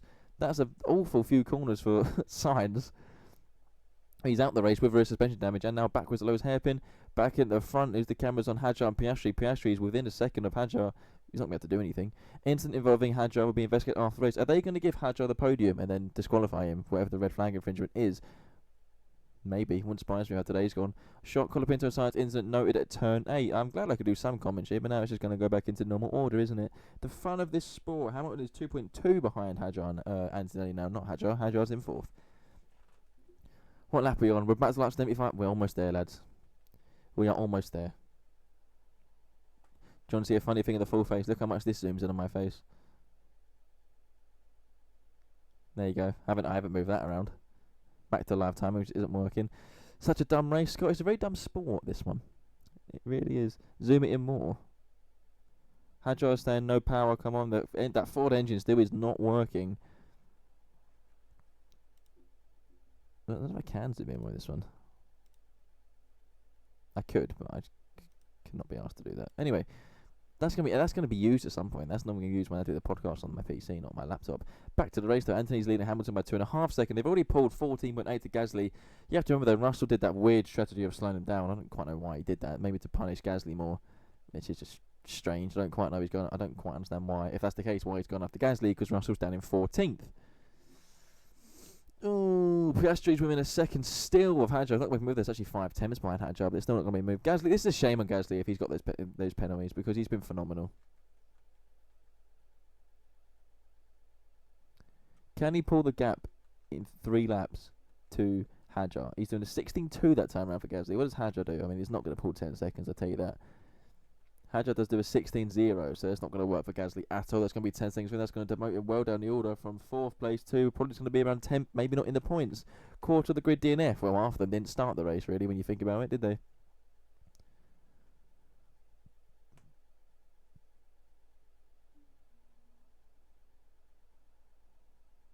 Perez now out of position, false start. God, what are they doing today? Haas to the points after Chuck again. Yeah, Ocon is in 10th, that's very true. Hulkenberg has not been noted yet for that clash at the lowest hairpin. I don't understand why, or why they're thinking so long about that. I think it's quite clear. Unless because it's lap 1, they're kind of making it more lenient, but that's very unlucky for Sainz. But anyway, Sainz at the race, Bortoletto at the points, Hulkenberg currently 9th. Albon still in 8th for Williams. Look at Lawson and Lindblad in the RB team. It was Hulkenberg who hit Sainz. It wasn't Bortoletto, because Bortoletto was behind them. Lawson and Lindblad 6th and 7th for the RB team. It wasn't Bortoletto at all. It was Hulkenberg. Lawson and Lindblad in the 6th and 7th. I think up them for the Toro Rosso team. I still would call them Toro Rosso. I'm going to double check. I thought it was Hulkenberg initially. Pav, if you're wrong, you owe everyone an apology in the chat. It was Hulkenberg, you moron. Hulkenberg. Oh, someone's fractured his pelvis in Moto 3 today. Dang, that's painful. Either way, no one's been. They'll do it after the race, mate. You know what they'll do. They will do it after the race.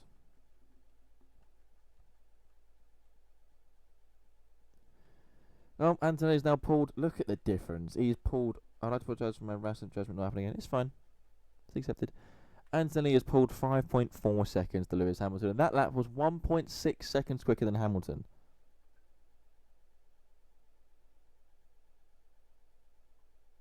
I'm sorry, it's dreadful. It's utter dross. This really is utter dross. Like, the sport, from what we knew, we were entertained yesterday when they had a proper qualifying session. The race is utter dross. The sport's dead. The sport's absolutely dead. And that's not just because it's Monaco. Look at the speed. Look at the gap Anthony is able to pull Hamilton. Shocking stuff. What's the string, 3 hours, 44 minutes. Oh, let me end it. Let me end it. Final lap. Here we go. We've made it almost. Lap 78 out of 78. Can we all get a celebration for making the full distance of this clown show?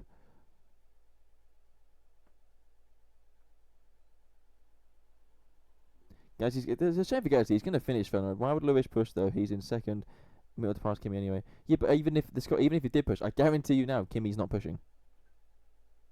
He's going to be cruising. He's going to be absolutely cruising. Hamilton, I agree, is also cruising. No, this is what, 5 in a row for Anthony now. What a season! What an absolute spectacle this sport is. Anthony will round the final corner. Anthony knows he will win the Monaco Grand Prix from pole position. He has led every lap, and he's won 5 in a row now for Kimi Antonelli. His hand, it's almost one hand on that championship trophy already. Hamilton will come home in second, a podium for Ferrari, so at least he got that for him.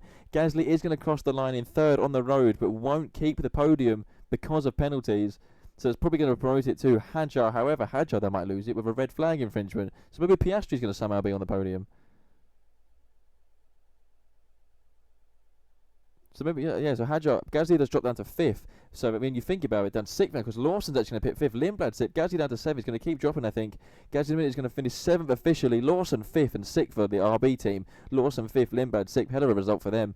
Albon 8th, Hulk 9th. Will he stay there without a penalty in a minute? And Ocon did secure a point in 10th. Cadillac 11th for Perez. Alonso 12th for Aston. So Alonso did make the end of the race. Let me guess, this race was the best thing since last break of Lewis Peter. It's utter dreadful.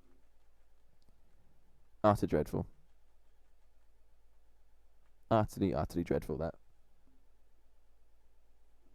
The sport is such a far stretch away from where it needs to be at.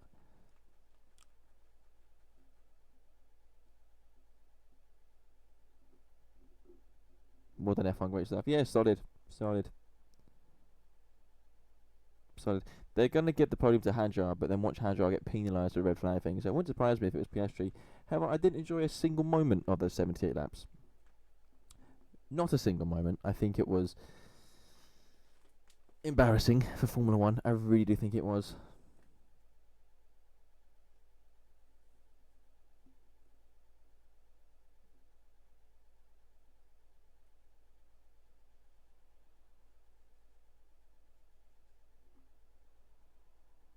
So just listen to the team radios. You get the usual, grateful for the hard work, rah rah. Formula 1's in big trouble. Do you think the drivers enjoy Monaco? No, I think they get through it. I think they enjoy the Saturday.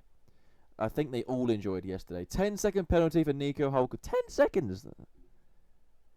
That means Cadillac and Perez has scored a point. Cadillac's got his first point.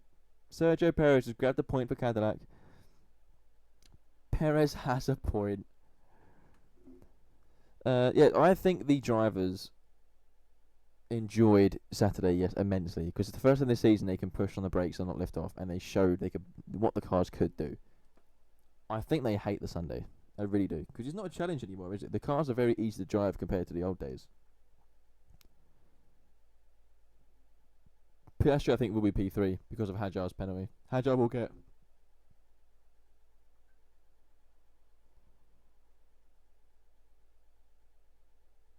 Yeah, I was just saying, Piastri's going to get the podium because Hadjar will probably get penalised for whatever the red flag infringement is. But is Antonelli another win? It's 5 in a row for Antonelli. Mercedes continue to win every race this season. They're going to win, you have to imagine, every race this season. Doesn't matter what engine change you bring in.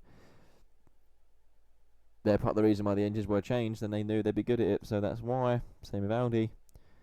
Ferrari on the podium as well. However, I am now, right, let me tell you something, because I've been wanting to do this now for a very long time, because I did not enjoy any of this 78 lapped Monaco Grand Prix. Utter dross. Let me get a couple of things out. There's going to be a podcast episode, of course, next week, mid next week. There always is.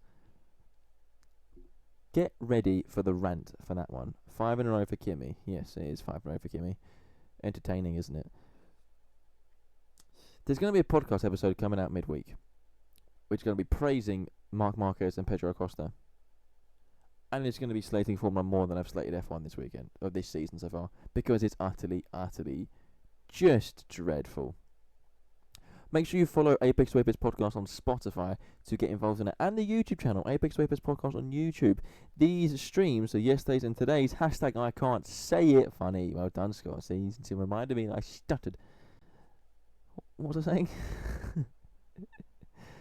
Hashtag RTL. Let's get these hashtags going. Hashtag I can't say it. Hashtag RTL. Hashtag make F1 great again. That's the main one. Make F1 great again. Get that on any form of platform. Insert angry Russell picture. I mean, I do think the penalty for Russell was harsh because he barely went over. He touched the line. But yes, make sure you follow Apex Wapers Podcast on Spotify and on YouTube to follow the future episodes, previous episodes, and the streams go live in there after this is done. Probably go live tomorrow or maybe this evening. Hashtag Nilo Waiting. Make sure you play that. That's what we all want, really, away from motorsport, is to play Nilo Waiting.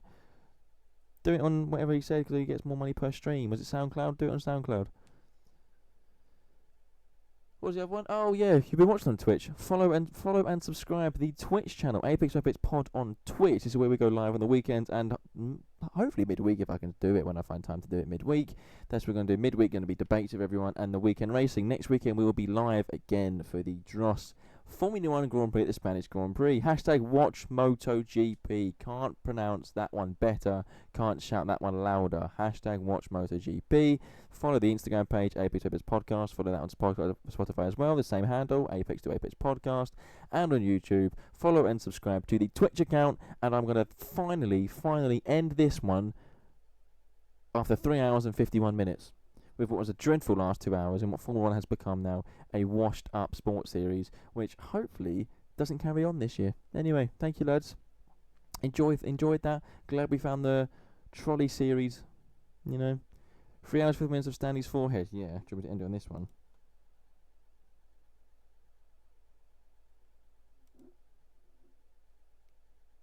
Pleasure. Oh, and the live timing that I praised all the time didn't work as well. So that, it is what it is. Ciao lads.